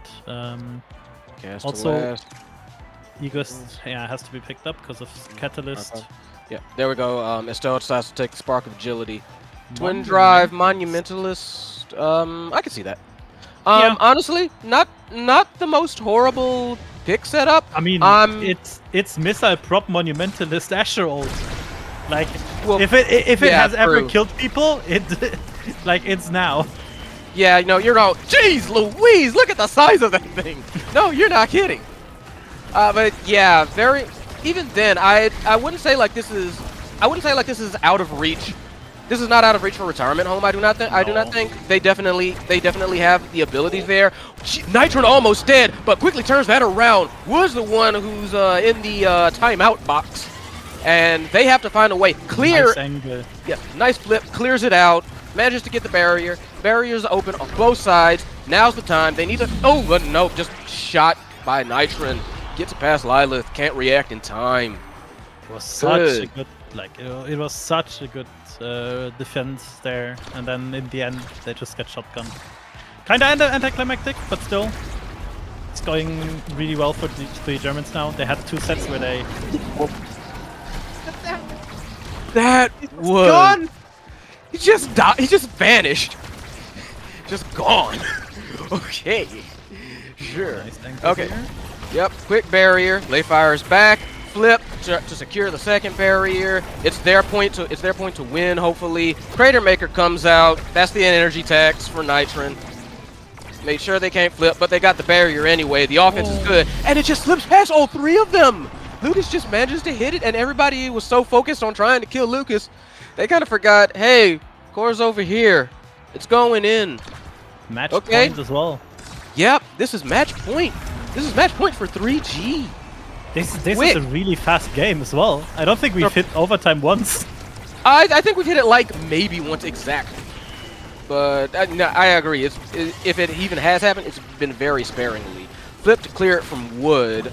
Lilith and Zoe trying to make something happen. They do get the second barrier, and they push it in. Yeah, hits his own barrier to angle it in. Layfire and Lucas can't really do anything about it. So hey, not quite yet. Not quite out of it yet. Breathe. Take some time. Focus, and push back. They need to try and like tie this up. They need to. A lot of damage This on is it. Lucas here. Double barrier, Layfire. They get the Nitron kill. with I kill. think that's just it. And the Yeah. win. Yep, that's just it. Just Nitron just cocked the shotty. Boom. Boom. Bodies hit the floor. That was a really fast 5-set game. Yep. In and out. Damn. Really out here. 15 minutes. That's 3 minutes per set. Yep.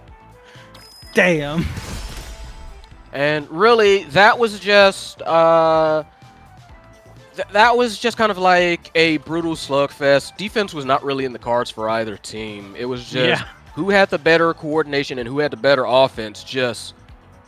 And it turned out it was 3G. Layfire with the good coverage with the ults. We had Lucas with the proper angles. Nitron's just running around gunning people down. You got 5 KOs. Got a bunch of goals. Got 6 goals. So yeah, they're going to need to try and shake back. Retirement home. Need to try and just take a breath. Decide on, okay, what do we do not great? What do we need to improve? So to answer that for the to answer that for the audience, I feel like need to shore up the defense. That was easily the biggest issue. Just a number of communication breakdowns and just a number of goals that probably shouldn't have went in that went in anyway. Yeah, What I would you mean, say? to be fair, that especially in the end, with all of the size awakenings on, for example, Asher as well. There was basically no way to clear against an Asher ult, but then if you can't get the offense right, that's just where you lose, and exactly that's what happened with Retirement Home. They tried to get the offense going, but even though Amy and Estelle were basically always trying to also be on the offensive, right? They could still do enough to get it past Era Asher, which isn't the easiest. And yeah, basically just making sure that they get the opportunities they need to score. We do see right now, second game is gonna be Oni Village. Copy pastors have been spammed before, will probably be spammed again. Because it's just funny. We get a 30-minute game. We do see Castellast and team player with Era and Atlas ban, which both make sense. Yeah. Estelle first pick as well for Retirement Home, and this time we do see Rasmus and Kai. Kind of expected Rasmus to get in last game, but then Nitron decided to show off the Drakkar, which now after seeing the game, I do not dislike. Yeah, I mean, we both saw the Drakkar and was like, yeah, what? And then Nitron was like, oh, y'all don't know. And just lit up everybody. It was like, now you know. Oh, it's Dubu! We got Dubu and... Dubu Kazan! Yep, Dubu Kazan. And wait, we got Drakkar again. that I mean- Lizard is popular. I do assume that Lizard is going goalie. I can see that. Actually, Or, because I don't actually. No? Three Germans is such a hard team to read because it could be like just Leifai on Kai, and then Nitrin goes for Drakkar, and then Lucas goes for Rasmus. But like at the same time, could be Drakkar goalie, Lucas on the Kai. They have so Wait a- many like options to go. they've got a lot of permutations they can shift into. Yeah, and as well, I am kind of surprised to see the Kazan in combination with the Dubu, because it kind of has to be goalie, no? With team player going. Maybe. Like I would assume it would be like the team player Kazan goalie, but at the same time could also just be Dubu getting the defense on. But then like Kazan only has team player or Castellas, and I don't think that's really good on offense, right? You are actually, yeah, no, I can definitely see the logic in that. I would have spotted, I would have said like, yeah, Kazan is here to help control the core actually, and trying to like get it around whoever they've got in net. You know what I mean? And Dubu as well, like Dubu, yeah, no, Dubu kind of has to be the goalie. I feel for Oni Village, because with you've got those speed strips on the north and south, and where the barriers are, like. Dubu forward would make sense if there was someone else if there was like basically not Estelle there, because Estelle can do a lot of like core control in a big map like this from what I've seen, and I feel like yeah, if that's the case, then Dubu has to like just stand net and stab pat, like he's good at that anyway, so you know. I mean, we're gonna see right now. We're about to find out. I mean, I do still think, even though it sounds wrong, like, okay, it is forward Kazan with team player. So unless they go cast to last, which I doubt, but you never know. No, I mean, in this case, you do know. I mean, I've seen like cast to last Dubu at the very least be worth more than a little. So, I mean, I can see that. But yeah, I'm definitely seeing like team player Kazan. But on that's for them. Yeah. It is entirely team player for Retirement Home, and it's only team player for Leifire. The other two with Rasmus and Kai have both cast to last. Yep. Okay, I can see that. So we've got Leifire in the goalie box, and Wood also staying in the goalie box. One barrier already down for Retirement Home. Never mind that, 2 barriers down for Retirement Home. Am I about to say goal for Retirement? Well, not for Retirement, going go for 3G. But nope, 2 barriers down. Yeah, 2 barriers down for 3G immediately. Okay. You almost jinxed it real good. Almost. Almost only counting horseshoes and hand grenades. So. Oh, Nitrin. Nitrin with the nice intercept at the attempt to clear by Wood, just knocks it in, says, no, do not pass here. Quick first, and that's the first goal for 3G. They're just so fast with the Castellas and side strips with slicks as well. Like, yeah, and that honestly, I've seen a lot of I've been seeing a bit of like goalie Drakkar lately, and you know, at first you don't think he'd be good at it, and then you realize, wait, he's got like such range and spread that actually not a bad goalie. It's kind of like he's always got strike shot, you know? yeah, and at the same time, I do like to refer to his shotgun as a win strike war button. Because it do be like that sometimes. You're not wrong. You ain't lying. You're not lying. You're keeping it 100. So right now we have the goal open for 3G. We got Retirement Home trying to make a push here. They're keeping it up top. They do not want that second barrier to fall. Nitro looking low, looking very dangerous. Kind of like flips in advance. Thought Wood was probably gonna try and hunt something, but kind of got baited. Yeah, overtime. In the wrong direction. We already hit more overtime than last game, probably. close call for that one. Wood managing to keep things nice. Nice intercept by Lilith. Zoe Lorraine sets it up. Lilith finishes the job, ties it up in overtime. 1-all. Let's go. So many claw flips ready as well on their side. Yeah, I was actually about to say we've got the entire retirement home ready to earn that pension. We've got but hey, we got Zoe Lorraine on top. One might be coming out. Yep, there we go. That's the first one. That's the first one out for retirement home. No sale on getting the second barriers though, but they get one of theirs taken by exchange. Nyron trying to make something happen here, but right now I'm noticing a lot of like Zoe Lorraine just very good core control, very good trying to keep things up front and aggressive. Nice timing there. Layfire without a flip, losing barrier still. Missed that shot, Zoe. Almost, but Lucas is very low. Lucas has to be very cautious or else they die. Had to flip to survive, Lucas. Lucas hanging by a thread. All the energy is gone. Lucas kind of timid. Can't really do much between like letting Zoe just yank it in, send it off in another direction. Follow it with your eyes, not your feet. You can't do nothing. Point to retirement home. Yeah, I mean, the team player really going strong. Just getting like after 2 seconds already red core. It's really fun, right? We all love that. Set one. Oh, really nice prime right there. Perfectly covering it. Wow.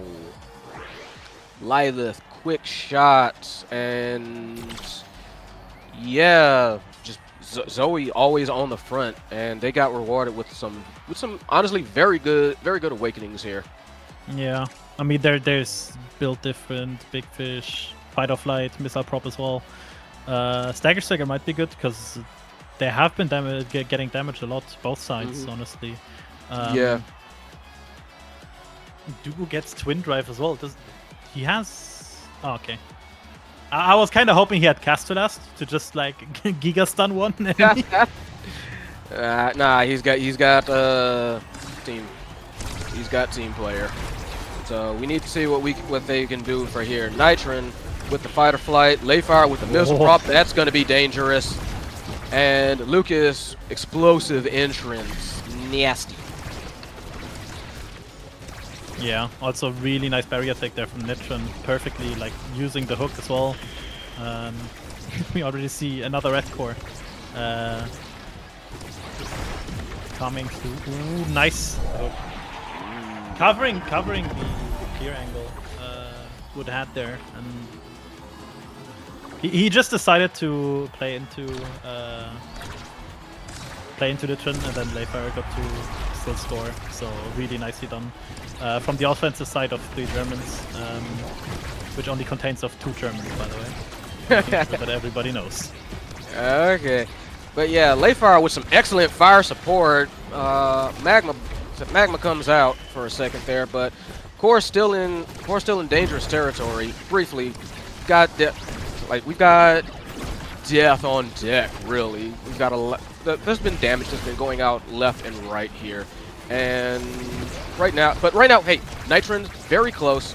Wood trying to defend for his life. Zoe trying to make something happen. Oh, jeez, Lilith gone. Quick death, power play, but they need to do something about this. They need to get this offense really going, because even 2-on-3, you know, like retirement home held very well. Wood is just defending like everything with this Dubu. He's keeping that barrier alive. You can really see Dubu shy. Oh no! Almost blocked himself in there. Yeah, almost. Core going amazing, and Core just kind of goes on a straight trip around the world, kind of just hit by a couple folks. Zoe just kind of like taps it for the angle, and it's just that was just way too fast for anybody to really follow. So yeah. Hey, tied up. Team player already like making the game so much faster for retirement home. Really helps them to bridge that gap, because they are mostly on defense, but at the same time, like when they're on offense, it's just basically like It's basically always a barrier or always goal. Yeah, it's been hard for 3G to kind of like get a sustained offense for a little bit, but on the times that they do manage to get an offense going, they do make the most of it. It's just kind of like getting revved up initially. While on the other hand, it's for retirement home, they can get things started, but they have a harder time seeming to like finishing the plate. You know what I mean? So right now, trying to get the flip secondary combo, but sadly not getting it quite in there. nope, Oh, and nice. Nope. yeah, definitely very close. Both barriers open. We're in an overtime. Oh. Nice block. Wood making sure nothing's going through. Please don't tell me I jinxed it. I jinxed it. Wood making sure nothing goes through except for one random strike by Drakkar. Yeah. I might keep my mouth shut for a little bit. It happens. It happens to the best of us, and also to Wood. No, I'm joking. I know. We're good. We're good. So yeah. Oh. Okay. Good offense started. Good offense going on by 3G. They are pushing forward. They are holding up in this front box. They get the flip denied though, but no, they're still holding on. They're still pressuring. This is what kind of like this is what they kind of need. They need to try and get these strike wars in and winning. You know what I mean? It definitely seems like they are having a tougher time holding defense. They're getting the barriers now, instead of like before where Wood just defended everything, but at the same time like now they get barriers but don't get the goals. Before they didn't get the barriers, but when they did eventually score. But like right now, Retirement Home really just like took up everything.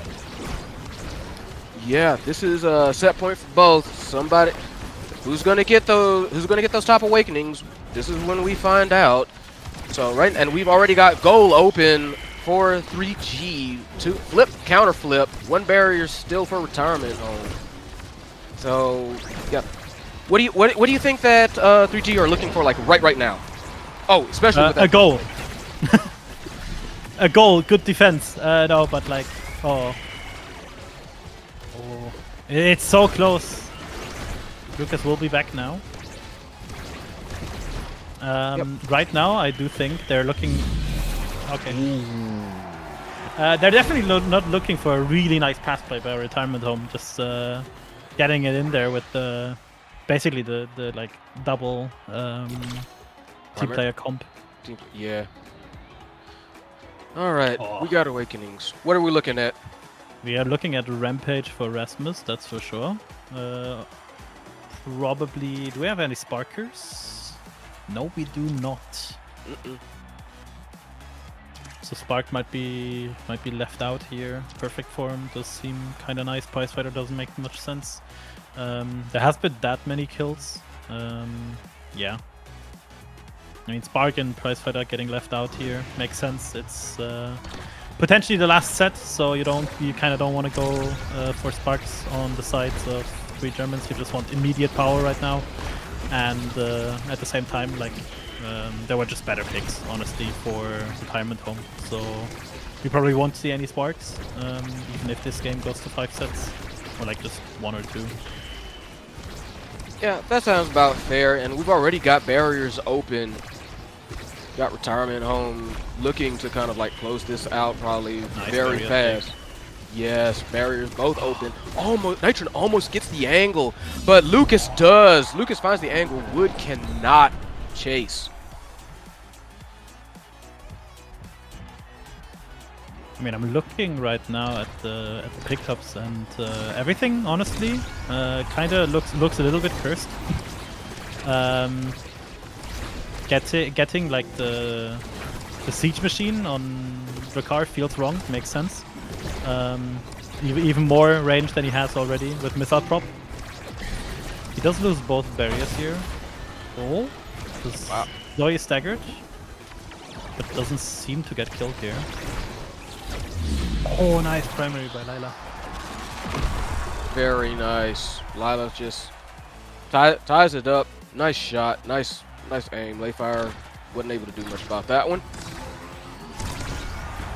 I mean, right now, if I had to guess, I feel like the set right now has been played a lot better by 3 Germans. At the same time, like every time it looks really good. The time at home has just like kind of gotten both barriers and scored on them. So they misflip there. Wood has flipped. Lila has flipped. One flips out. They lose both barriers. Again, really nice primary. Just getting that maximum out of there from those Estelle primaries. Unfortunate angle on the primary from Rasmus. Hitting the corner could have been a goal. Because getting low as well. Yeah, it's been back and forth. Even though both goals are open, tried to make something happen. Did Lucas, and Lucas went down for it. Nitro just single-handedly keeping the core forward. Wow. He doesn't need to worry about the power play. Oh.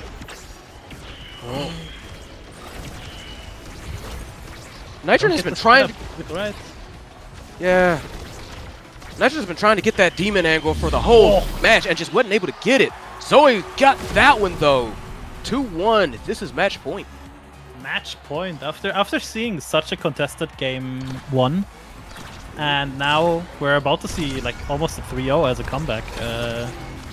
It does kind of feel wrong, honestly. Does it? I mean, yeah. Would be nice if we like if we see more more even games. But I guess it's just the fact that you see like one team obviously playing their comp a little bit better. Oh, but Dubu is too close to the wall. Yep. He loses stacks as well. Oh, you're right. And this is a power play. If there was ever a time to kind of like step things up, well, power play's over with now. They need to try and find some way to push this last barrier. Try to find some way to stay in this one. Like you said, they almost 3 and out. Don't want to do that. Don't want to go out like that. I'm sure.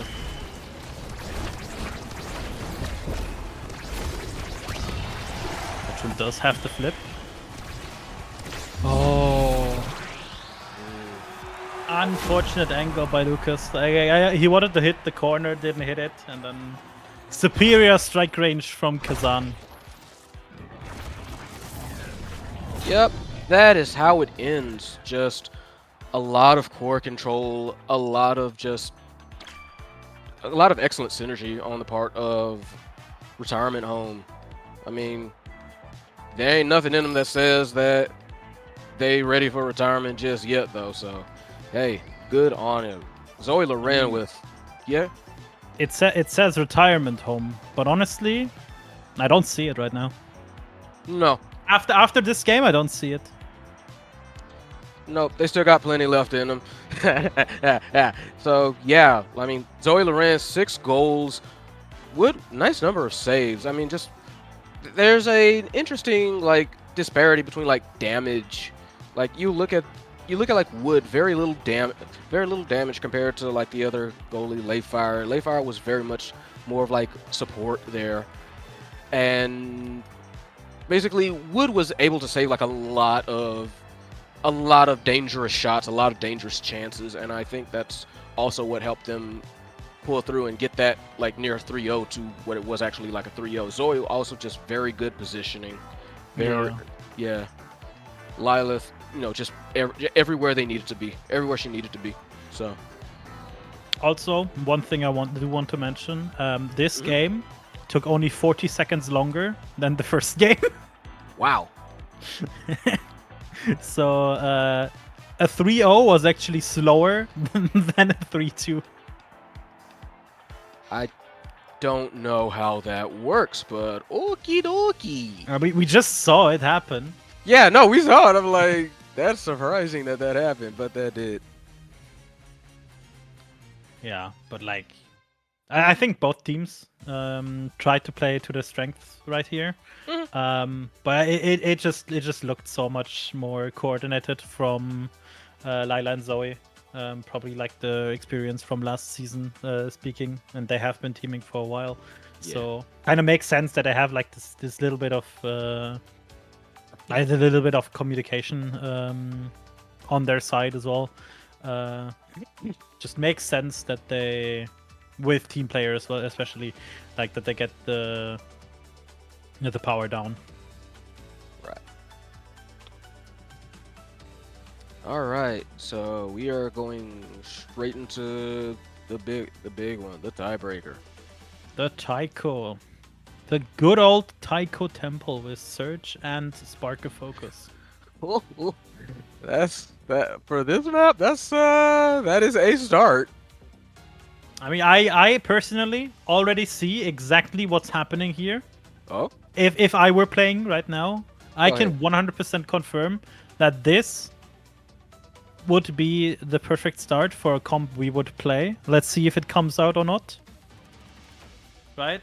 Obviously, not leaking any strats, but this does look like this does look like we're gonna see a lot of buffing happening. let's say give us the dirt sheets. I mean, okay, I'm gonna see. I mean, I'm pretty sure there's no secret to be had that Era does contain or is contained in this comp, and there also might be a forward involved Maybe. who might be someone who can shut down a lot of attempts to defend. But we'll see. All right. It's Asher. Oh, Asher on Tycho. Just Asher on Taiko. But the third pick, the one that makes it spicy, that's the one I won't say. okay. Okay. Well, we You have that. You have to see me play it. All right, that's that analysis then.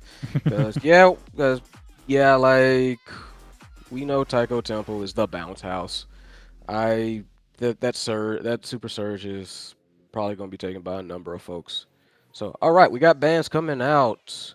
First ban by Retirement Home, Zentaro. Ban for 3G. I mean, both make sense, right? The Kazan. Saying just- none of that. None of that. Super Search on Zentaro, really strong. Yeah. Kazan just has been a really good pick for Zoe right now. So also Kazan just has a lot of damage, so makes sense. There we go with the Era pick Yep. as first pick. So it's gonna be probably gonna be like just Era, a strong forward, more supportive goalie from the side of home. And 3G has to kind of decide, do they go like Asher, do they take X away? Because Era X always strong. Yeah, they just take the X away. Probably looking at an Amy right here, considering Layfire does like that pick, and with Super Search, I think the bounce house could really become difficult to navigate for Retirement Home if it comes to that. Yeah, I could definitely see that. And just looking at all of this setup, it definitely seems like this is one of those games that you gotta kind of start the fight at character select. Yeah, it's still good damage. Yeah. We do see the Amy come out, which makes sense, right? Yeah. And we do get the Julie. Julie. So if we see like on Amy, if we get like a little bit of extra special, a little bit of missile prob or timeless in combination with extra special, that's just a team that can force one side. Like Aranado, Amy turret, Julie dash punch. I don't think you survive. Yeah, no, that is the pinball comp. that is we about to make this whole place like bounce house, pinball, whatever you want to call it. Though to be fair, this 3G setup not exactly shabby at that either. We got X, Kai, Estelle. Yeah, that is damage. That is some core control. That is some core control. That is a nice mix there. Yeah, and I mean both sides without any way to like really defend, let's say. So they don't like if they're low, they're low. Like sure, Era can maybe like make people run faster, make people small, but at the same time, like that's not a way you want to be reliant on to survive. Yeah, no. This is just, you know, both of these teams very much seem to be like again, it's just a battle of pure aggression, just a slugfest. I'm gonna hit you real hard, you gonna hit me real hard, and whoever's left standing is the one who gets it, is the one who wins. I wouldn't be surprised if that's how this whole match went down. I am going to predict we're going to go to set 4. I'm gonna say it now. One team is gonna win. I don't know which team. One team is gonna win the first set. After that, they get really good draft, but then lose the next 3. Mark my words. Okay. I was hoping for like 4 set 5. I wouldn't complain about set 5.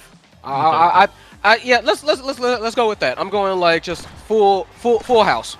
I'm betting full house, you're betting 4. Let's go. Okay, Nitron's on my side.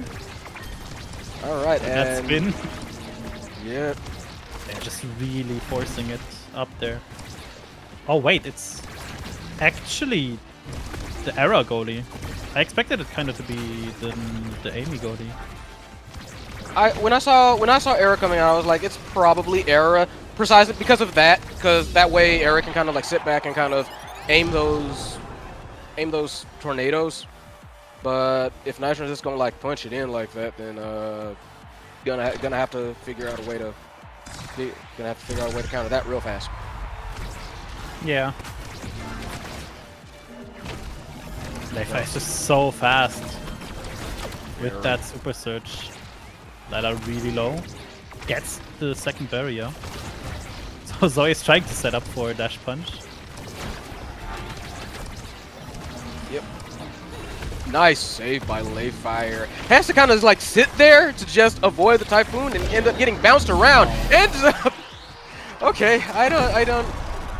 Nitro Sure. and Lucas both try to get the kill on Zoe, but they just Leifa is just up there, no primary, no nothing, and just praying that he doesn't get scored on, and that's not how Amy works.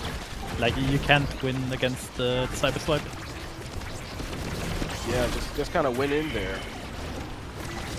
Yeah, and this is exactly what we were expecting, right? Just the power of Amy getting those turrets down. Bounce house. Bounce house. I was about to say, like, bounce house. It's always fun at the bounce house. One barrier gone. They do defend second barrier right now. Nitron does have flip. Wood really low. Gets the orbs though, so kinda can stay alive. Oh no! They're trying to save it, but not being in strike range. So just somewhat bashing it in more. Yeah, Aragoli is like can be surprisingly effective, but please do not try. But like once you actually get into like that one-on-one situation, you better have like basically kind of better have the Typhoon up, or like at worst you like your speed boost. If you've got both of those gone, you're just kind of like you're sitting there. You're just watching the core go in. You're watching, yes. Oh, really nice. Very Really nice. Huge primary there from Lila, getting both barriers. They do defend it for now. Nitron keeps being able to like get it forward, and then kind of just has. Ooh. Oh, Wow. Incredible flip. Got the demon angle and quick tie up. Let's go. Insane. Yeah, but what was I about to say? Nitrin keeps getting the core up, but then Lucas is a little bit too far back. So basically, it's just X against both Amy and Era, and that's just not what X is meant to do, right?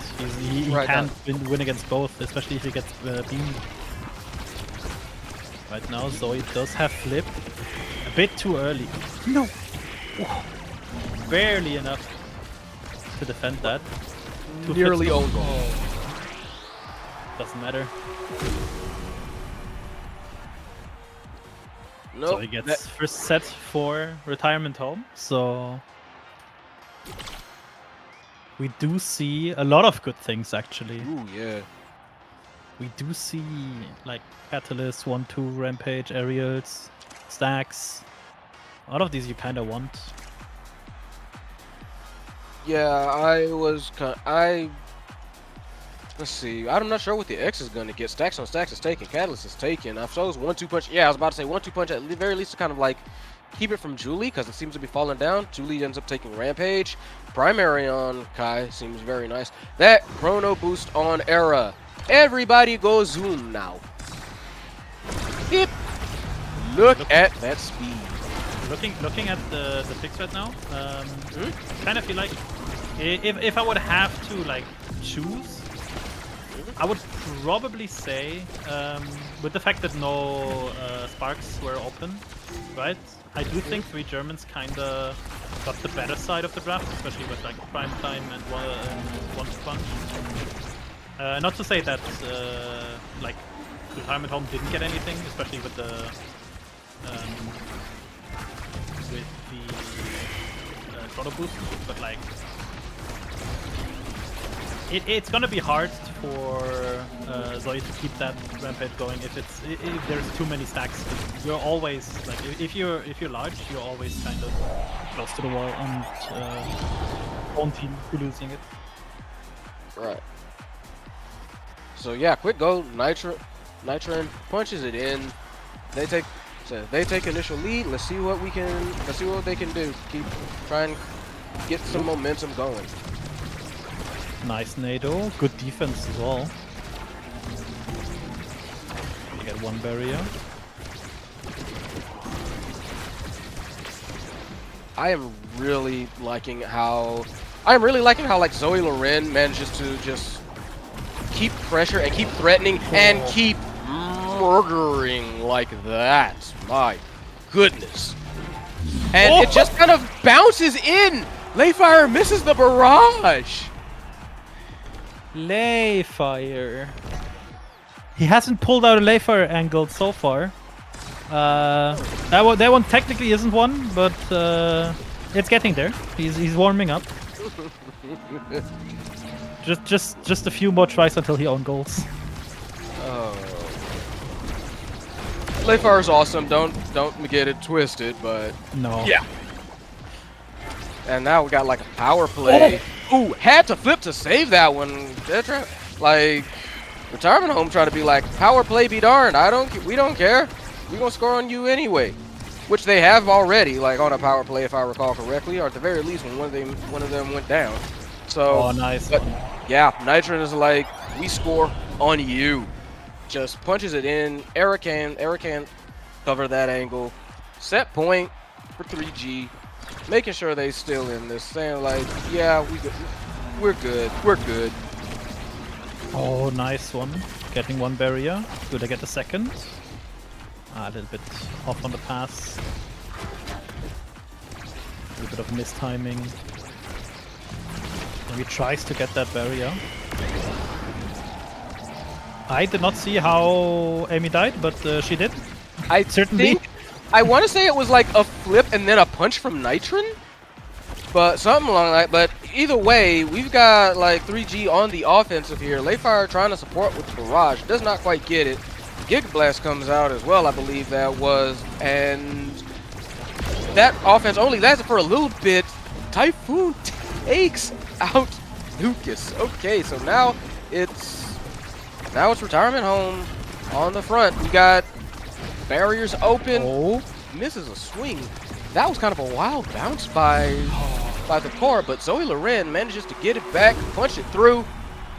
We are good. Tied up. Set point for retirement home. Let's see if they can finish this out and bring it to 2-0.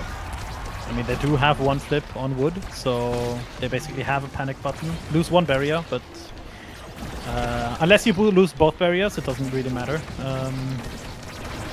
how early you lose them. 3 Germans does lose both. The timing just so nice. That was just beautiful. Just a very beautiful, quick 1-2 shot, and just Layfire couldn't react in time. Now we let the main theme music play. Let the main character rock for a little bit. What we got going on for Julie? Got that ad rush. That's what we got for Julie. But take Spark of Agility. Maybe he's going Spark build. Okie dokie. That makes sense. Got Spark of Agility already. Got Stagger Swagger on that X. Rapid Fire on the IME. Team Player on the Era. That might be a little bit dangerous. Spark of Resilience. Perfect play. Perfect form. Some good ones all around. I mean, Layfire just is gonna have primary every single second. Oh, yes. Oh, absolutely. Oh, nice dash. Both teams losing a barrier. Yep. Quick fight. So quick fight goes out. Nitron manages to try and swing around here, but both barriers still taken. Zoe went for the kill there. Lucas had to flip. Did not want to get knocked out that fast. So yeah, a lot of aggression coming out here while they're trying for these 2 barriers. There is a lot of abilities being thrown out here. 3 Germans do lose the second barrier. Goal is open. Really close not to losing barrier there. Yep, Lilith looking almost on death's door right there. Has to retreat for a little bit. Nitron not looking too hot either. No! Zoe messing up the angle. Would almost been so good. Lucas just perfect timing on that secondary. Did not Didn't even get see that Wood struck it. No. Did not quite get to it. So again, 3G taking the first point.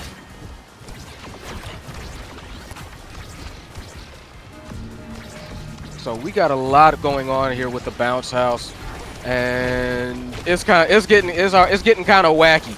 It's getting kind of wacky now. So right now, 1 barrier down, 2 barriers down for nice strike. Lucas. Yep, nice strike. Lucas tries to secure it. Layfire, all 3 of them are up. All 3 of them, they wanted it. No. They wanted it too bad. Oh my goodness. Went up too hard. Barrage. Lilith trying to finish it. Zoe trying to finish it. Knocked out. Lilith looking low. Lilith trying to push it up. Zoe trying to finish it. Flip. Zoe. Flip to Zoe. Gets it in. Beautiful goal. No! Layfire! He went up and forgot to eject back because he thought he would score. Too greedy. Too greedy. Too greedy. Too greedy. That's not what you want to see in a last set, especially, or potentially last set, when Retirement Home has 2 sets for them. Yeah, like they are on the back foot. I can understand wanting the goals. I can understand wanting to like drive it through. Like that, beautiful, nice, good support, good barrage to keep it through. Backed off immediately once the barrage was thrown. Lucas finished it. Lucas finished the job. Confirmed the goal. That's what we like to see. We don't need that. We don't need that 3 forward press. That just is too eager. They're ready for that. They can handle that. Oh, Lucas survives actually, not getting knocked out. So I'm missing the dash punch. Yeah, it was a close call right there. Amazing Defend the defense. barrier. Okay, Are we going to see the third? Oh no! Zoe gets the knockback perfectly, so she doesn't die. yeah, man, it just barely managed to. But Zoe, yeah, no! Zoe, very dangerous. Round the world we go. Lila takes advantage of it. Zoe tries to flip to keep it front, but gets blocked off. Good clear by Wood, but doesn't last for very long. Beautiful beautiful crystal thorns by Lucas. Just avoids that whole situation. Says, yeah, you're gonna try and knock it back. Nope. We are getting this one. We are not going out like that. They take the set. 3G takes the set. So now we got some good ones up here now. We've got Deadeye. We've got Siege Machines. We've got Prize Fighter. Oh my god. Manu. Yeah. Which one is not getting picked? Probably Deadeye? That's the question. Like, all of these are good. All of these I can see reason for you to use. Oh no! It's Deadeye Julie! Okie dokie. I mean, yeah, makes sense. Just taking Okay. everything away. Yeah, that. I mean, sometimes you gotta. Look at that! Look at that! Look at that typhoon! Look at that cyclone! I don't know what to call it. Tornado, cyclone, tornado, hurricane, all of them. It's that big. Purple ball. Purple ball. So right now, like Nitron kind of looking a little bit scary right now. I'm not even gonna joke. I'm not gonna joke. Like with that knife's edge, yeah, definitely kind of like a little bit concerning. But right now we've got one barrier apiece for both of them, and good clear. So we're trying to fight. They're trying to fight it out up top. Barrier down. Goal open. Oh, nice defense. Yes. Not losing barrier there. Nitron a little bit too early on that flip. That is just such a massive ult. Ooh, that one nearly gets past. Wood can save it though. Barrier goes down. Flip in their face. Splits the uprights. Zoe. Beautiful shot. Just beautiful patient. Zoe just flips in front of goal. Everyone gets flashbacks. Yep. They get that Happened quick. like- They get that quick fear.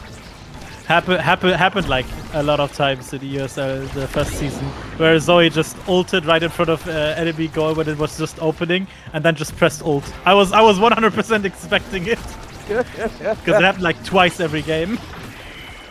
Yeah, but right now, Flip trying to clear it. Doesn't say no. They're all of Retirement Home presses forward. Beautiful feed. I believe that was from Lila to Zoe LeRae. Just secured that one in. Very nice. Very nice. No way. Match point. Match I'm at point. home after losing the first game. Kind of coming back right here, making sure that everybody knows who they are. Ooh. Oh wow! But wait, all three of them pushing up. Flip to save it. Okay, Layfire did retreat for a little bit. I was starting to get worried. I was starting to get flashbacks from earlier this match.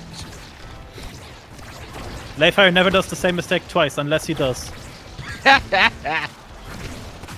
Nice, but they are definitely sensing blood in the water, trying to keep things clear. Good save. Flip to get it past, Flip to get it out, but very scary. Zoe nearly dead. Layfire trying to do something. Nitro trying to kill. Gets it. Beautiful shot. Flip denied. Nitron looking very threatening, very scary. Nitro posting up. Beautiful piercing shot by Lucas. Just make Max sure that goes range. through. Yes, max range. Max range, final pixel. Oh boy. So, not out of it yet. Oh wow, the stare down! Stare down, boxers looking at each other like, you swing. No, you swing. No, you swing. Somebody swung though. And right now, it's just one barrier down for 3G. We've got some danger going on. We've got that tornado out. We've got Zoe hunting. We've got Nitron also hunting. Both of the heavy hitters on these teams hunting for knockouts. Piercing shot to get the core. Yeah, I mean to get the barrier.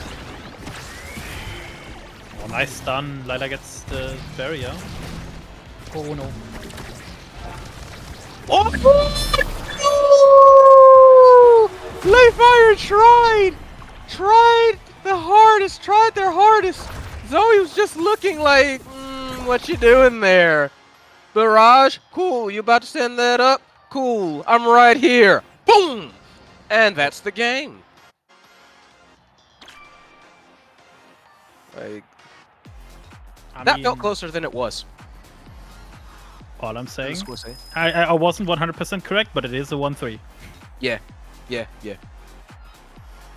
So glad I'm we gonna- bet nothing on that.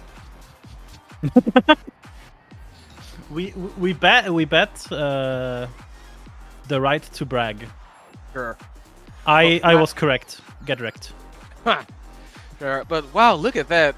Zoe just monster. 8 goals.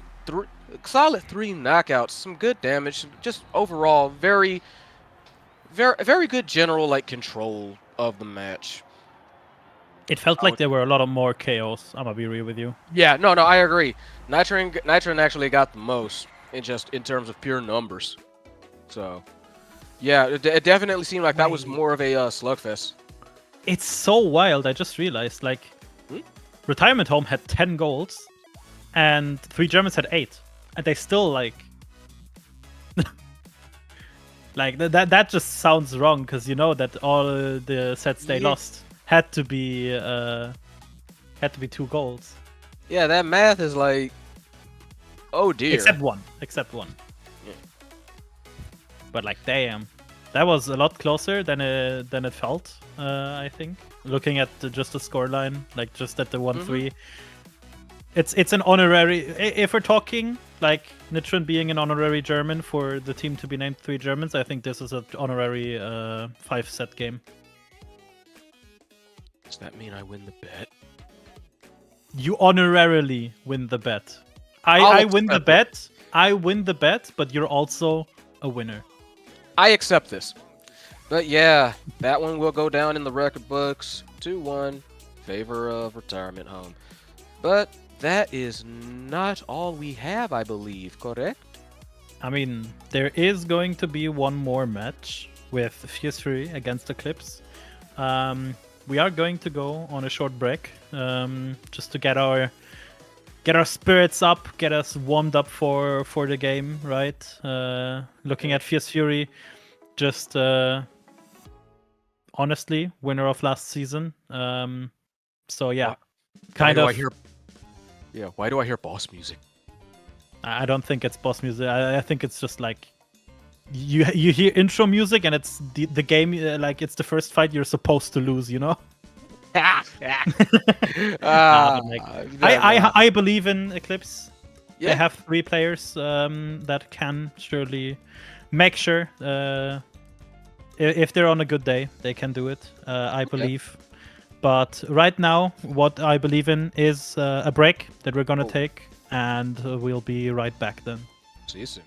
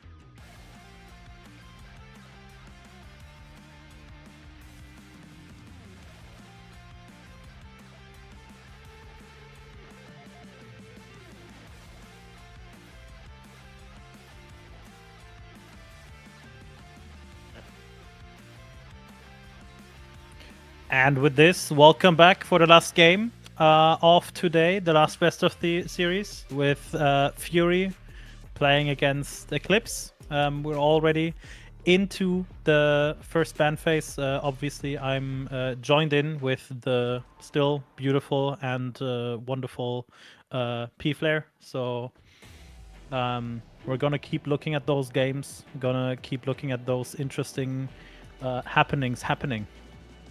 Yep. And so like right now, what we've got on deck, I believe that was Night Market that's up, and 4 Awakenings, Aerials, Spark of Agility. We've already got the bans out. Fury. It's focus. Focus. Spark of focus. Spark of focus. Focus. Agility. Why do I get those confused? Focus. Moving Focus, on. man. Focus, Focus on casting. Focus and focus. Right. So, ban phase. We've got Era.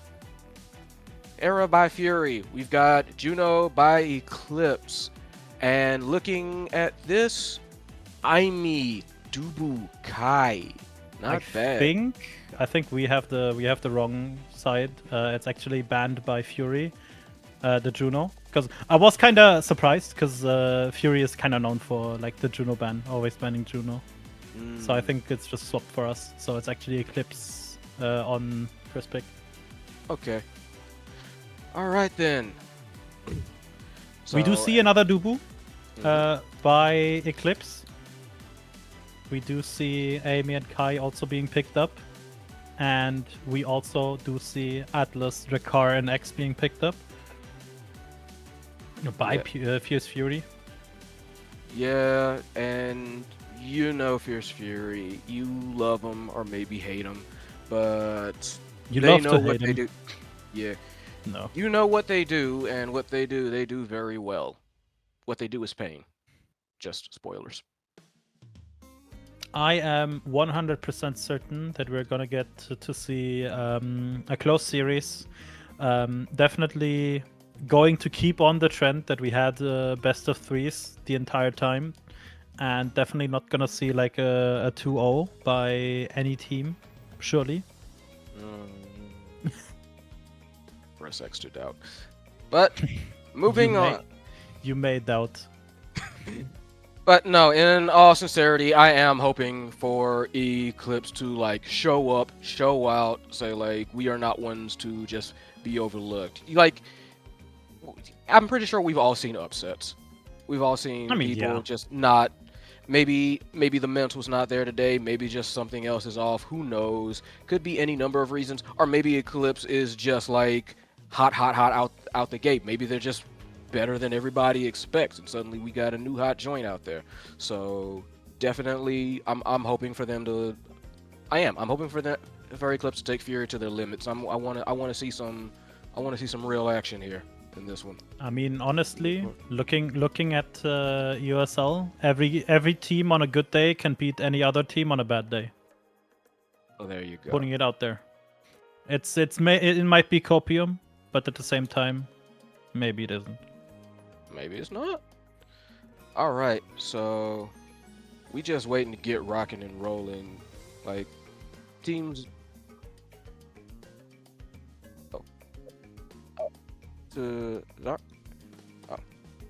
Bam.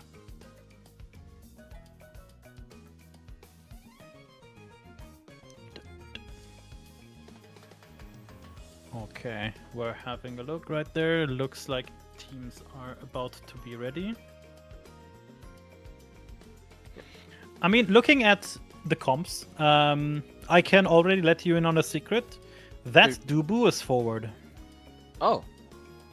Because that's kinda what Tan Man is known for. Okay, he do be kinda rocking that Dubu forward. Okay. So we're looking at maybe Kai goalie? Probably, most likely. All right. Especially like on night market, and we all know it can get it can get a little bit nutty, especially around that center, especially around those posts. You know, the bounces can go however they darn well please. So let's see if we have many night market angles. I mean, I kinda miss Layfire already. He made himself famous with the Layfire angles on Night Market, so kind of sad we didn't get to see one, but good for him. Beating old habits is really nice, especially if it's ongoing. Good for him. All right, here we go. Mahjong on the Aimi, like you said, Tan Man on the Dubu, Kai goalie, Nero. And on the opposite end, like you said, Atlas, X, Drakkar. Like, I said it before and I'll say it again. We've been seeing that lizard around here a lot lately. And I'll be honest, I do recall like Drakkar did not used to be like that common of a pick. I hadn't seen him around like a little bit, so I am curious as to what changed. Any opinions? Drakkar good. Okie doke.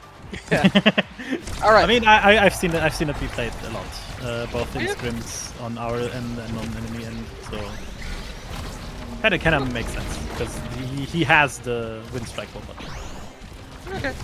All right. So let's start this off right. We've got one barrier already taken, and whoa, crush it both, and wow, nice dagger. Just make sure the core goes in. Mahjong could not do anything. Yeah, already staggered as well. Look here, also you can already see Fang with his famously very defensive, not sarcasm, Atlas gameplay already permanently on center line, basically making sure that he can just help pressure the barriers. Yeah, like an Atlas that is starting to move up is both scary and like your best shot, but you have to make sure that it can't get their game plan off. So right now they are absolutely trying. Like Eclipse is trying to push. They've got a one barrier lead. Had one barrier lead. Commentator's Curse. Fierce Fury trying to push their luck. You can see again, like yeah, Fang's kind of like just pushing up a little bit, just waiting in the wings to support and apply just that little extra pressure that might throw Eclipse off. Saka trying to go for the funny angle, doesn't get it. They lose barrier here. Oh. Yep.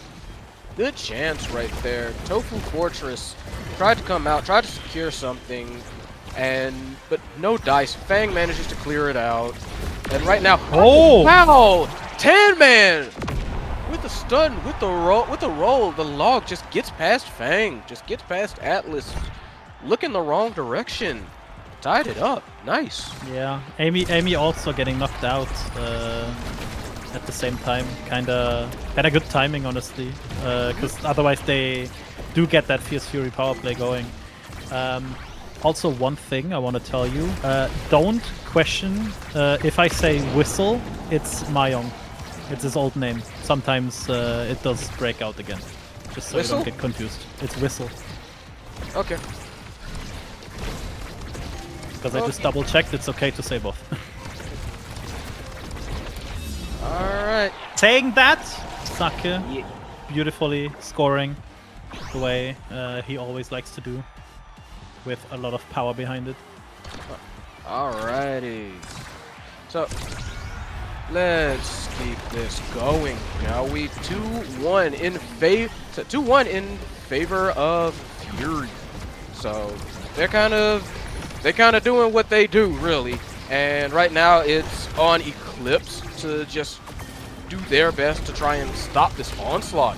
2 barriers down, 1 Sake barrier really low away. here. Yeah, no, Sake in very dangerous territory, but still going in, still going for the pushes, still trying to knock out Tan Man. Does not quite get it. Barrier gone. Barriers open both sides. Now's the time to strike. So now we have Fierce Fury on the offense. Kind of like a little stare down going. Wasn't quite sure. And then we've got Wesley knocked out. Yep, knocked him out. Magma Bolt coming out. A lot of, basically a lot of like patient aggression. I've noticed a lot of like sitting and trying to wait for one player to do something. Oh no! To be ready to Tan react Man. to it. Oh no! Tan gets knocked out. Power play from the side of Fierce Fury right now. Oh! Nice primary there from Amy, defending the goal. Would almost certainly have gone in. Suck. Nice. Just a lot of course. It in. Yeah, just a lot of course speed going on, and Saki just finds the angle, splits the difference. Boom. And now they are rewarded for it. They get their... They get probably 1 spark for sure. Maybe take rapid fire or hot shot. Yeah, but they just take spark of agility, then spark of strength. So both teams have 2 sparks. Probably hot shot for Fang or twin drive. Both make sense. Yeah, twin drive makes sense. Rapid fire. And now the hot shot Dubu. All of these make sense. Yeah. Like, you know, if I were forced to it, I would say if I was forced to say anything, I would say Fierce Fury got the better of it, but I'm not saying like Eclipse got you know, like hosed or anything. I think everybody kind of got what they wanted and or needed. Tan is currently suffering. Yes. He got giga damaged. Saka right now also kind of low. Defense enemy barrier.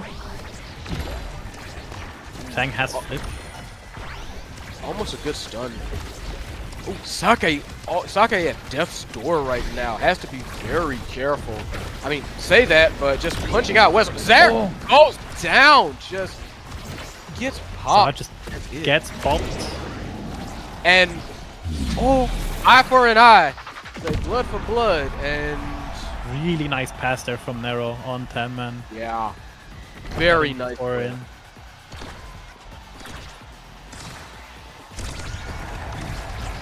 Kickoff.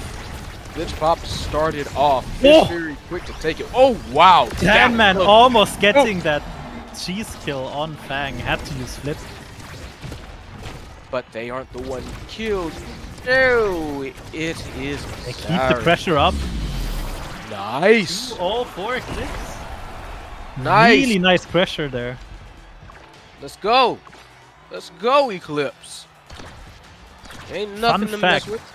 Fun fact, if Eclipse wins a set, they have already lost more sets than in the entire like 3 or 4 weeks in first EUSL season. Oh wow. So hey, there you go. Make yourself famous. Oh, not quite. Barrier doesn't quite get taken. They are in dangerous territory. Sake threatening very hard. Zaref right behind it. They take down Weissel, and from then on, it's just... Amy got nuked. Yeah. Adren Rush procced by Sake as well. So he has all of those abilities back up, probably, except X Maximus maybe. Oh yeah. Oh, nice hit by Tan. Gets the first barrier very quick. They just aren't in a position to do anything about it. Oh, but another one. Another beautifully procced Adren Rush. Yeah, Sake just hunting, and Tan looking a little bit dangerous. I mean, looking a little bit like dangerously low there for a little bit. Sake is just a perennial threat, kind of just hanging out in the backfield. Tan trying to push the core though. And Weissel just pushing up as well. Magma Bolt comes out, making a call. Flip try and force it through. Doesn't quite take it. Tan laid out by Sake. Oh, that was horrible. And now we got a power play. Fierce Fury. Very fierce, very furious, as they always are. Beautiful stuff. Pushing the offense. Sake, again, threatening. Tan comes right back in. Says, I didn't hear no bell. Fortress comes out. That was a fast core. That was very fast, yes. Hot shot really making sure the name is the game. Yeah. Core kind of going around the world. They've got to try and get this barrier down.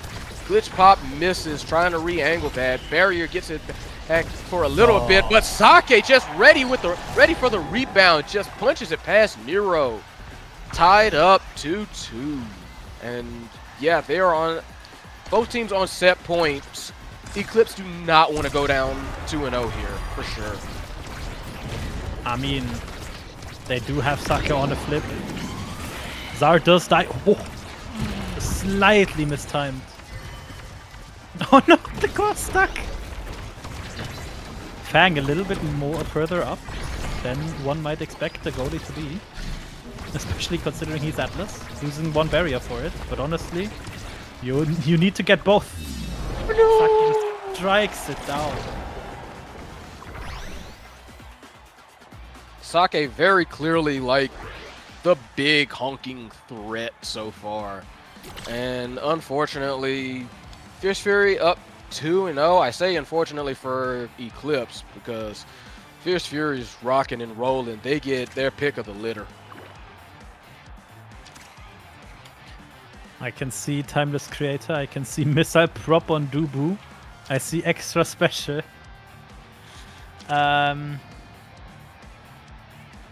Certainly something. Yeah. Little both surprising and not. Everybody got some good stuff here, like built different on X. Good grief. Like Charlie Brown up in this B. Good grief. Sure. Zarnith though, fight or flight as well. Fang with the Timeless Creators. That's just gonna make it so much harder for them to push past. It's gonna make it harder for Eclipse to get that offense that they were already having some issues getting. Meanwhile, Fierce Fury having no problems with their offense. Sake just an absolute demon up on the front, just handling it almost all by themselves. Just pushing. Zara really got the good angle on the barrier. Gets bottom barrier and then just basically like Core got right back, so Sake could take the second barrier. So really nice combo there. Yeah. Nero does defend, but it's the shotgun. Yeah. He has to dodge, but at the same time, Core goes in too fast, so he can't strike again. Yeah, like it's a shotgun. You don't want to get hit by that. So, kick off 1-0. Fierce Fury trying to press. They do get one barrier. Eclipse does get one barrier, but one taken in trade. And now Sake threatening, just punches it past. Sake gets a feed from Zarv, just punches it through again. Match point. Ooh. Doesn't even need the core flip there. Just bonks on Nero. He's using gloves because otherwise it wouldn't be fair. Yeah, let's be real here. Yeah, Saka's saying like, let me get another one. Let me get another one. Oh no! Weird trap. They defend the barrier. They defend the barrier. Oh, that. So much. That's kind of. That's mental. That's mental damage already. Flips in their face. Double barrier. Shotgun punch. We're done here. That. I don't know what to say about it. That once that looked nice. Yeah, once it looked, and then Fierce Fury. Fierce Fury did Fierce Fury things. But then I kind of cast a curse. I apologize for that one. 13 minutes. That's also 13 minutes. That is also very, very short time. Yeah, Fierce Fury is not getting paid by the hour here, so to speak. I wish they were getting paid. Everybody here wish they were getting paid. I mean, you just gotta win. True. Like, it's that easy. Just win, and you get just paid. win, dog. But just don't ask. Just don't ask what like the hourly rate is, because then you just cry. But yeah, honestly, not too much to say about that one. Fierce Fury did Fierce Fury things. That ever common aggression. You know, like if you've been here for a little bit, you know how they are. You know how they do. Eclipse definitely. I will say this: Eclipse certainly showed signs, showed flashes of something there. I'm not gonna say they don't have anything there. Like Tan Man, definitely good efforts with the forward Dubu, for sure. Like there's something there. They've got something cooking, but they're just gonna have to, like go back to the lab and try and figure out what's going on here. What to do about it. We got one more going. We got one more going up. Maybe they can. Maybe they have an idea of how to adapt. I believe. Yeah. You're So- factually incorrect. No. We're not going into the lab. We're going into Taiko Temple next. Because at lab is banned. You know what? I'm gonna let you have that one. I'm gonna let you have that one. More than I deserve. All right. I mean, you do go on Taiko Temple, which is Eclipse's pick. Mm-hmm. So it's going to be interesting to see how everything goes with that. I'm going to check back real quick. Looking fine. Okay. Cool. Yeah. Taiko Temple with build different and cast to last. Okie dokie. Also, Fury on the first pick. Yep. So I'm gonna predict very unlikely Juno ban, as per usual. Yeah, Eclipse kind of has to ban like Kazan or X here, Yeah. There you go. taking it away from Saka Because because he's the a Kazan- demon. Yep. There you go. The Kazan's out. I mean, they probably just pick like Era, I would assume, Yeah. because I it's would cast to assume. last. You can pair Era up with so many things. Yeah. You can put it Meaning- goalie. You can put it midfield. Era X. Again. Who knows? It is Amy, so maybe It's Eclipse is gonna pick up Era X, but at the same time, I don't know if that's something they both play. I haven't seen Tanman in a while, so might just be wrong. I do remember him playing a lot of Dubu. That's basically his signature pick, and Right. I'm pretty sure we're not gonna see Whistle's or Mayong's main pick, which is Atlas. But we do see the Dubu and we do see a Fini. Any. So Yeah. Era X still up. It's gonna be Vice X. X. Okay. Interesting. I think that's the first Vice Yeah. of today. Yep. Absolutely. Yeah. That's the first Vice of today. Vice kind of fallen out of favor a bit. I feel. Yeah, I do know she got banned twice. I wonder who that was. Maybe 3 times actually. I don't remember. Might be 3 times that we banned it. No. Yeah, and Atlas just really trying to block out Fury's advances on Yeah. one side. Not quite sure if that's the way you want it to go.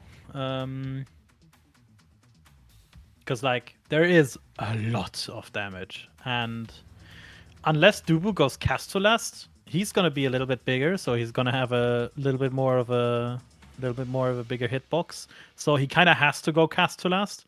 Right. Otherwise, he's going to... yeah, he's going to be in the bounce house quite a while. Oh yeah. He's going to pay for, like, double. Yep. Not too much else to say about this spread. I am glad we see. I'll be honest. As characters, I do like both Finny and Vice, so I'm just glad to see them. I'm just happy they're here. I just think they're neat. I just think they're neat.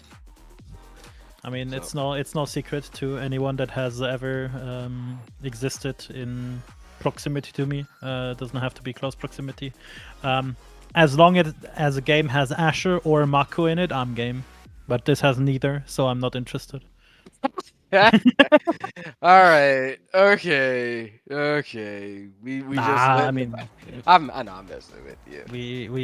we have to be interested, right? It's Fierce Fury against Eclipse. Like Yeah. they showed greatness. Yeah. There's like I was saying earlier. Like Eclipse had flashes. There's something there. They Yeah. might have a stew cooking. They just. On They a just need on to a be good shown- day, just- on a good day, I'm just saying they could win if Fierce Fury gets a bad day. Maybe it's not a bad day, maybe it's just a bad game, but we'll see. Who knows? All right. We are up. We are about to get it rocking. Yeah. Maybe a little bit literal. Wait! It is Mahjong on Atlas! Oh. It's Feeny Goalie! Let's Okay. go! Finny goalie.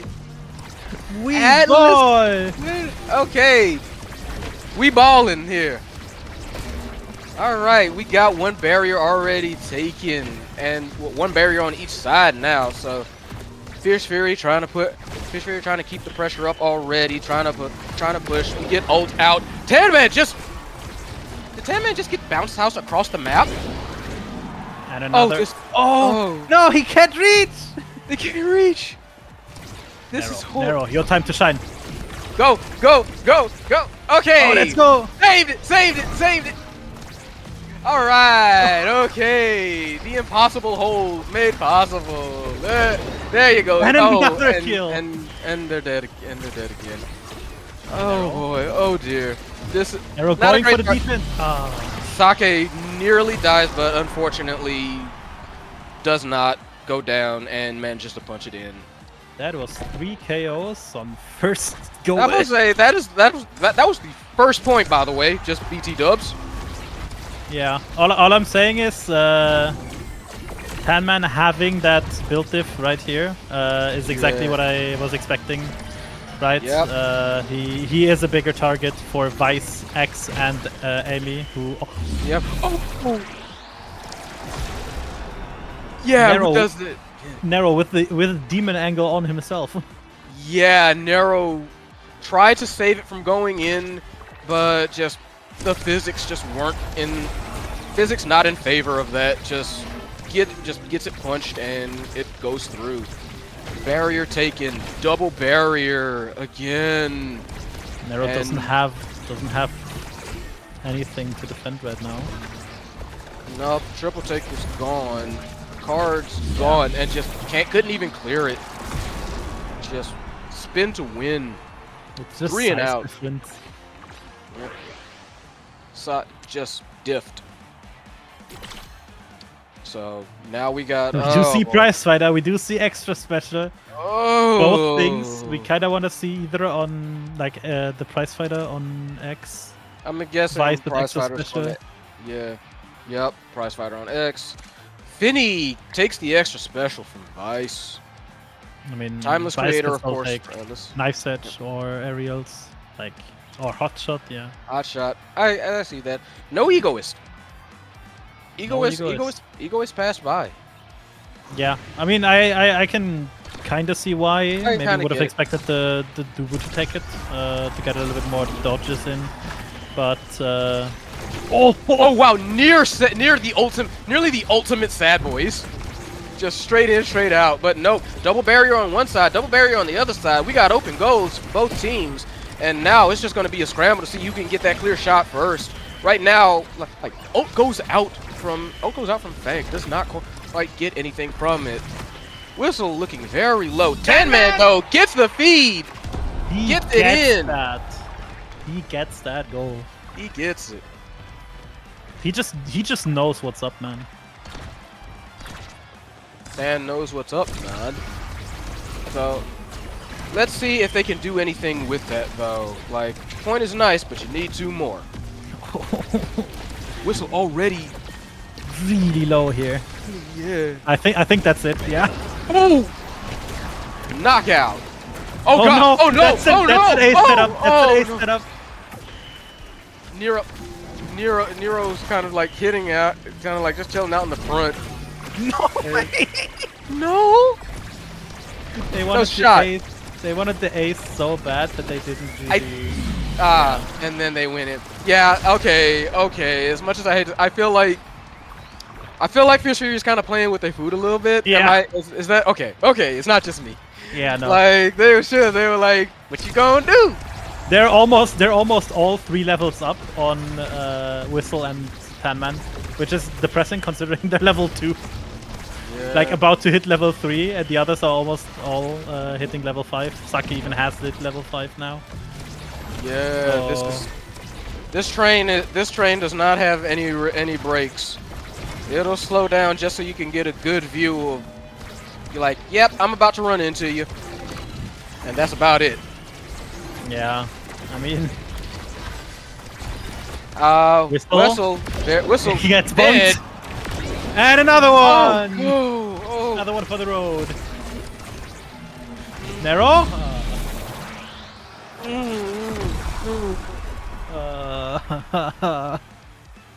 Throw the towel! Throw the damn towel! This is painful to watch, but also really impressive. Yeah, like Fierce Fury are just monsters. And Whistle again. Whistle is already like he saves himself. Saves himself barely. We got to open goals. Open goals for both though. Whistle almost dead again. Whistle, stay alive. Come on now. Triple take help keeps it forward. Tan Man trying to push forward, not quite able to make it in. Law goes out, intercepted by Zarya. This is looking. This is. He wasn't And- even and standing that on goal line. He just got Like, that killed. wasn't the goal. He just decided to put. No. You didn't have to do that. Okay, Sake, really? Sake. I mean, to be fair, Saka didn't do it. Zar killed. Did Zar do it? Neither of y'all need to do that. Ain't nobody here need to do that. This might be cruel and unusual punishment. Come on now. I mean, it is cruel, but also like, It's also the That- game. they deserved it. If they're just better, then they deserve to have fun like that. Honestly, it's not like they're not intentionally not scoring. so no, I'm it's fine. not that. It's just. Youch. It is just a lot of damage. A lot of damage, knowing what to do, when to do it. Disgusting. All right. 3-level lead on both forwards. 2-level lead on goalie. Yep. First go. And Whistle's just almost already gone again. This is Nero as well. Just He got pushed out. saved by corner bug. Yeah. He should have shouldn't died. He should have but died. Nero's just better like that. Oh, but now he doesn't have dodge, so it's actually bad that he didn't die. Oh yeah. This is. Oh, and just. I. Not much to say, honestly. right Yeah, just I. now. Saka does have flip. Like Tofu Fortress time. He waited. I mean, Tell to me be you fair, saw. I mean, to be fair, I would have waited. And there we go with the corner kill. No. No.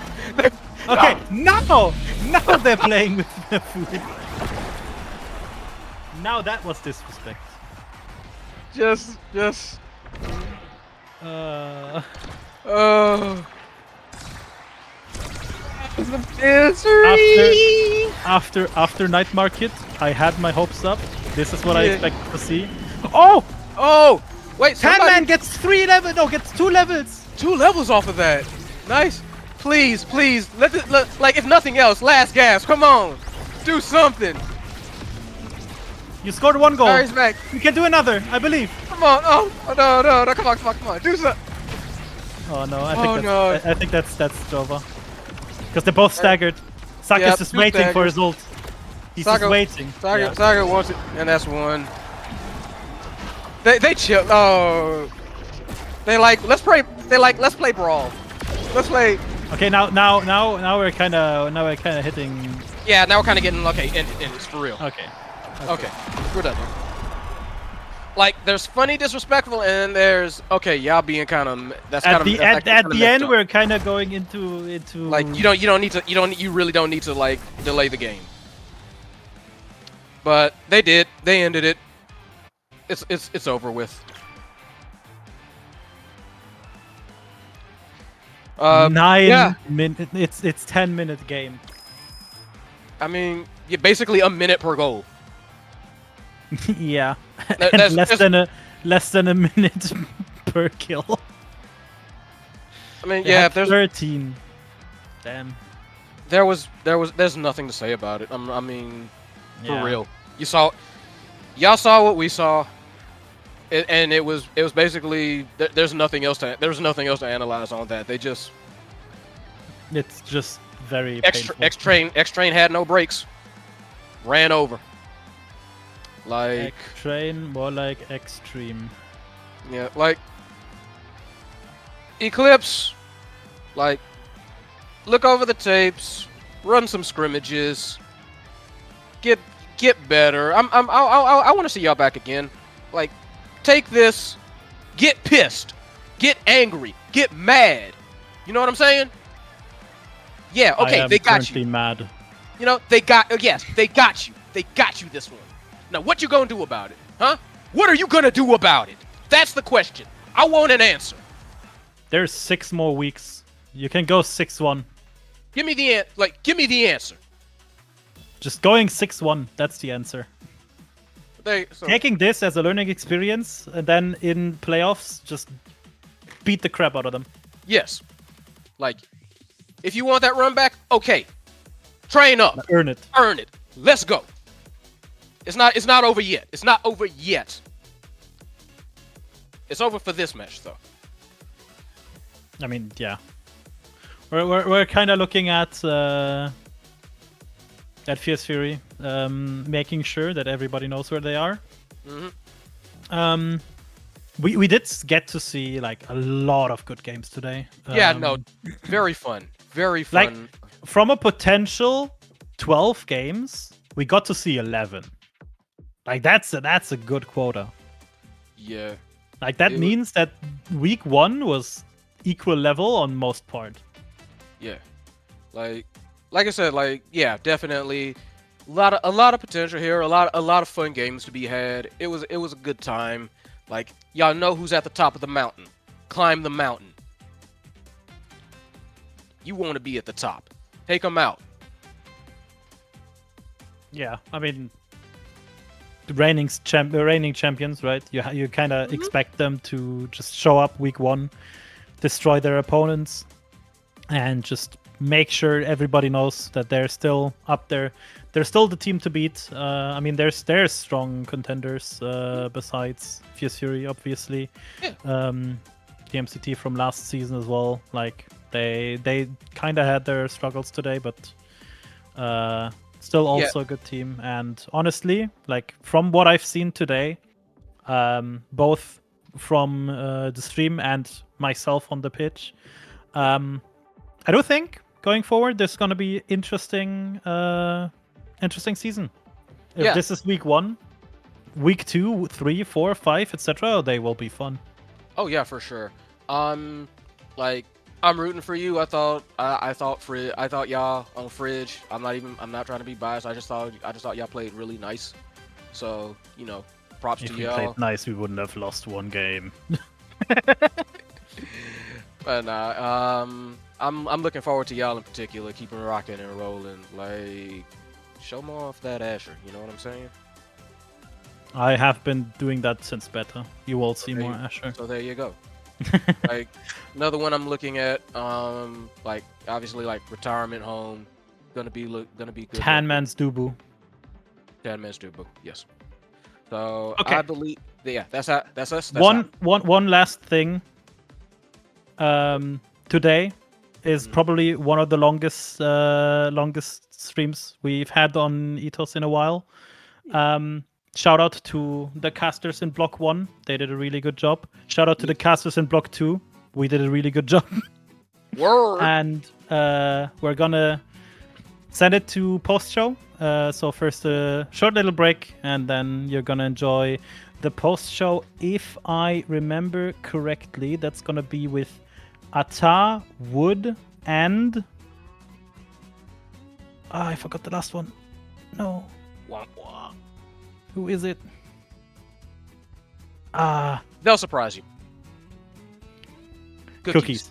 Cookies, cool. So it's Ata, Wood, and Cookies. Cool. There we go. All right. Hope y'all enjoyed it. I know I did. I've been wanting to do EU casting for a while now. Like, y'all was the ones who basically got me interested. You were the ones who, like, vouched for me. And suddenly I've been opened up to, like, a whole new world, a whole new hobby, a whole new thing. So thank you for believing in me. Thank you for, you know, opening me up to this. But enough of our John. Let's go so y'all can hear somebody else talk.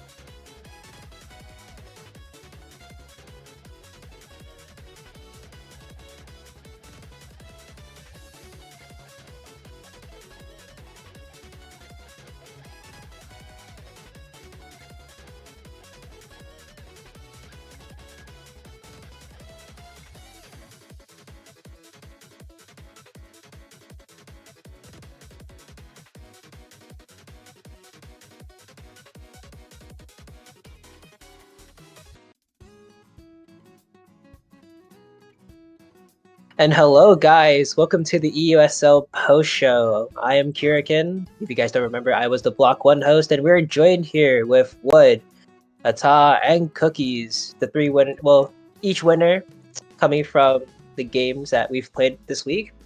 Cookies from TMCT, Ata from the fridge, and Wood from the retirement home. That sounds so wrong. So, I'm old. if you guys don't remember, we had TMCT beat. Ugh, I can't speak. No. Anyways, we had TMCT beat out Tripod Fish 2-1 in a very very close game. We had the Fridge win their rematch against Flames Kittens back in the Oni Village map. We had Retirement Home come back from the dead and take down 3 Germans, and of course, the Fierce Fury game, unfortunately, 2-0. But hey, we got to see a lot of good games this week. So before we go on to next week, let's talk about the games in general. So we're gonna start with Cookies here because we're gonna go through this by teams. Cookies, as the brawler of TMCT, what was your opinion on the other goalie? Like, well, what did you expect going into the matches, and how did your picks on brawler affect it? Well, I mean, I know that Fozzy is a strike shot enjoyer, so I tried to do my picks based on that and just play something with range. That's why I played Rune the first game, because I can just pillar. And yeah, that's why we lost the second game, because I played Julie and I had no way of getting the core, and yeah, I had 20 redirects, so I couldn't do anything. That was my fault. Yeah, I mean, honestly, the second game, the one you played Julie on, I forgot the third game. I think the third game was you on Rasmus, right? Rasmus, Estelle, then actually, I might be trolling. Who knows? I don't know. Then I remember last game. The last game was way too far back in the past. But hey, you guys pulled out 2-1, so your decision making was probably, I'd say, better. Actually, no, it was Atlas. It was the Estelle and the Rasmus, I think, yeah, because the other game was the Asher. I was talking about the first game. It was the only Rampage thing. Yeah, it was the only Rampage game, yeah. And honestly, you guys played really, really well. Comparative to Tripod Fish, you guys kind of held it down. That second game on not Demons, but Gates of Obscura was I guess, would you call it a fluke? Did you guys mess up on character selection there? I think it was just a draft diff. I don't even think we played bad. It was just we had bad draft, so we couldn't really do anything. Yeah, I mean, I can agree that. I think me and Eater were talking about how the Julie wasn't getting any anything whatsoever, and you guys kind of just got diffed by the Atlas Manu. It was Manu Atlas with along with Missile Prop, which couldn't do much. Unfortunate. Yeah, unlucky. Yeah. I'll ask you more questions later, Smile. Now we head on to Ata, goalie of the Fridge. The Fridge pulled out against their rematch against Flames Kittens back in qualifiers, and what do you think, Ata? How did you feel during that entire game? Well, I think this series was very much defined by who got the rune, I think. It's very interesting because somehow we've ended up with Rune as the highest presence character so far. Or yeah, one I'm of the pretty sure. highest. Yeah, he's third highest. And the highest win rate, which is very interesting. But yeah, game 1 honestly was a bit rough. Because Rune is awkward to play on Obscura. Sure you guys played on Obscura, yeah. Yeah. And Erasmus with Rampage is really hard to deal with, at least for me in defense. But my team pulled through on that one. That was very nice. Game 2, I don't know what happened. We had a kitten comp. Didn't really work out. Went kind of horribly, honestly.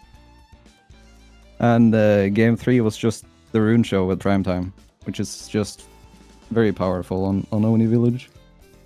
Yeah, the Rune Prime Time as well. I mean, the other team also had crazy picks too. We're gonna talk about the Tycho game specifically. Honestly, did you feel how impressive did you think that Zentara was? Were you messing up on your own accord? Do you have any thoughts about that game in particular, aside from it falling apart instantly, even though you guys are known for your Well, I think you're known for your Mako and your like crazy picks in general on goalie. So Yeah. like, what do you think? Yeah, what do you think fell apart exactly? I think the issue there is Centauro is not like it's not the easiest for like Mako has better matchups than Centauro. It's not a horrible matchup, but when you have Rune backing up with pillars all the time, it becomes very hard to defend. I think the Rune was honestly the bigger issue, but SMG performed pretty well on the Centauro as well, so that didn't help at all in my case. Yeah. Yeah, I think the Rune made it really awkward, and also they were good at not giving me good situations for defending. If that makes sense. Okay. Yeah, it Like does. they avoided playing into my hands, so Yeah. it made it harder for me to deal with. Yeah, I mean, they also had a sub. Like SMG actually probably showed a lot of their hand during that game. Do you think the turnout would have been different if Flame was playing instead of SMG? Because SMG was Flame sub. I think it would have been a very different series if Flame was there, and that's because, well, you know Immaculator likes the Asher, but Flame also really likes the Asher. It would have been a very interesting in the character draft, because there's me and Grim who put a lot of priority on the Rune, and then you have the Asher for both the forwards. So I think it would have been very awkward in character drafts. I think it would have been quite a bit different because of that. I'm not sure which way it would affect the results though, but it would have been interesting if Flame was there for sure. But SMG Yeah. played really well, so Yeah, it makes sense. I mean, I was like in their VC. I was in on Flames VC earlier, and they were like, "Oh well, hopefully when we play again, that Flame would be in it because they weren't housing Flame," which is unfortunate. But you guys did both play really well. Like it was like a pretty good game in general. Smile. All right, and moving on to the retirement home, we have Wood, their goalie. So, how'd you feel about the games? I'm pretty sure you lost the first game, and then you guys brought it back 2-0, right? Yeah, think. I mean, first game I was just like really okay. So the thing is, I've been playing forward a fuck ton, right? So I was not really locked in. I had to lock back in. Play a comfort pick on the second game. I don't know. Like the Luna wasn't really working.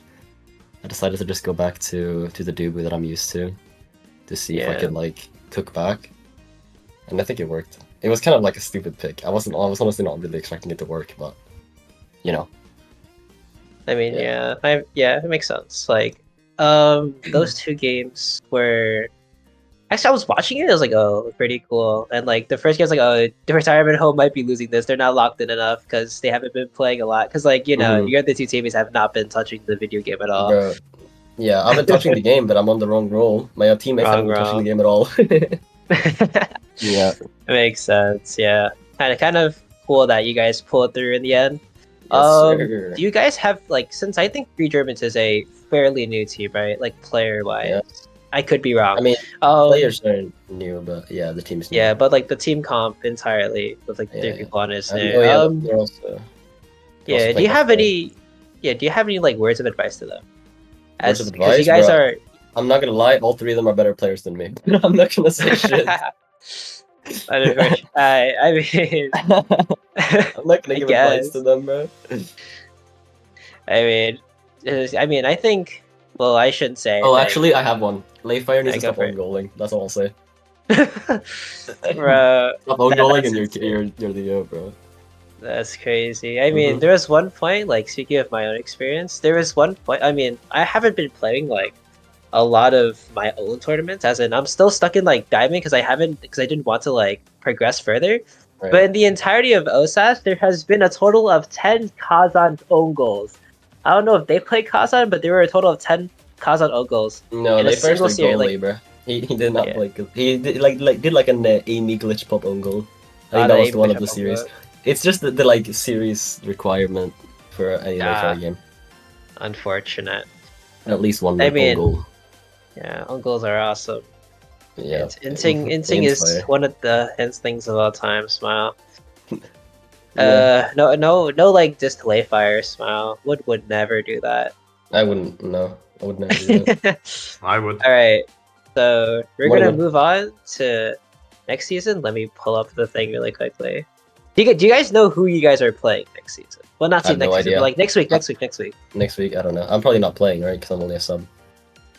So I mean, you guys could. I mean, you could. No, I'm no one's actually really not stopping sure. you. I need to check in with team, bro. Yeah. I don't think I can Please play do. next week, actually. So it would be awkward if Well, I have to.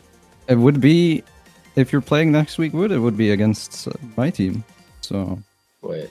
Yeah. Would it would be? I have to at least find that thing because like Yeah, I that would be clicked fun, off of okay. it and then it is on stream. Fire.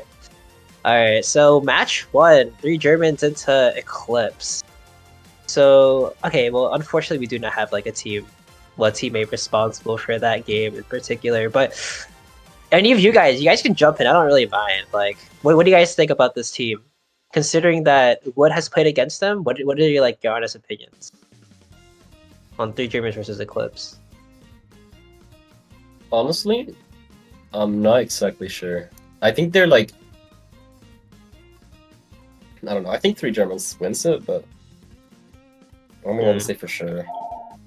Nah, I mean, kind of respectable, really. Like, it's hard to Because, I say mean, because like Eclipse also like have a really high chance of like changing up the roster, right? So it's a bit hard to tell. yeah, that's I- perspective. Yeah, that makes sense. All right, so moving on to match 2, we have the Tripod Fish versus Flameskins. Tripod Fish and Flameskins Ooh. both like actual like good teams. If any of like the people that want to play against that played against them have something to say, you guys can go ahead. I mean, I mean, I played with them in the first qualifier. I was Go ahead. Go ahead. You can like. I mean, I don't know if I have much to say. Like, Grim is okay. No, I do. Grim is my fucking goat. That guy's underrated. That's the number one I thing. agree. Yeah, Grim is so fucking I agree underrated as for well. no reason. I don't think he's underrated though. I think people think he's really good. No, but I think people like forget about him when they're like rating people. I don't know. Well, yeah, because usually teams with the worst players. Yeah, exactly. He needs to get a better team, bro. Like, he needs to stop teaming with me. Yeah, that's true. High key, bro. That's That insane. guy is insane. I would say Grim's like a kind of, he's similar to me in that we're both kind of like specialist players. We have our own Yeah. niches, and when Grim gets like a good start with the Rune or Estelle, he's very scary to go up against. But it used to be like when he gets the Estelle. Now it's the Rune and the Estelle. God, like protect us when we get fucking Grim on every character. He'll be crazy. Yeah, that would be scary indeed. Yeah, he just needs to learn more characters, and he's insanely scary. All right, so okay, one thing to look out for is definitely Grim. What Yeah, about yeah. the side of Tripod Fish? What do you guys think about that one in particular? I think they should beat them easily. Yeah. Their team is really good. As in Tripod Fish beating Flameskins? Yeah. I mean, Tripod Alright. Fish is really good. Yeah. I mean, I played against them today. Like they're Yeah. pretty- Like I don't think Flameskittles wins that. Like, Hmm. it's gonna be tough. All right, I mean, that's up But, to you. yeah. Yo, I'm Flossy's okay my with goat you as well. saying Inspired me to pick the Dubu today. Respectable. Hey, I mean, Psyche, This is on the cards, we do have season 3. We should have a season 3. This is like awesome. Okay, next up, Retirement Home versus the Fridge. What are your thoughts, Sata? What do you think? What's gonna happen? So, I would say, honestly, I'm a bit unsure, like, because the previous members of Packet Loss haven't played that much recently, but they looked really good today, especially in the Taiko game. They looked very strong, both Layla and Zoe. If they have Atsuro playing, it'll probably be harder. I don't think Wood disagrees with that. No, I don't. I'm not even on the game, bro. but I think it's probably favored for Retirement Home, but I think we have a chance to win.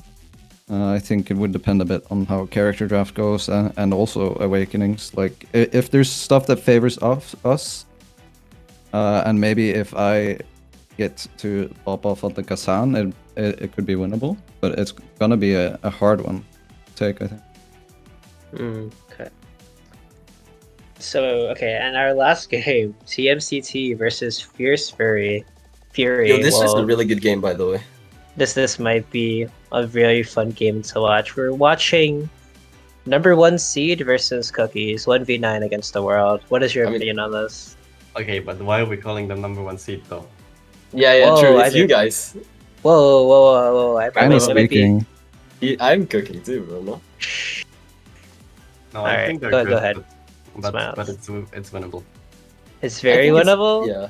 I would love Uh, to see this shit like go to game 3 and shit. I think it Oh, it can. won't. It's a 2-0. Oh shit. Okay, you It's a confident? 2-0. Wow. A lot of I mean, pushing up for Cookies. yeah. I if mean- you guys did go cook, man. You guys are the goods. Yeah, I might pick the rune again. Might pick the rune again. Holy shit. Okay. Okay, I see. Alright. In general, so we have, according to them, we have 3 Germans winning the first game.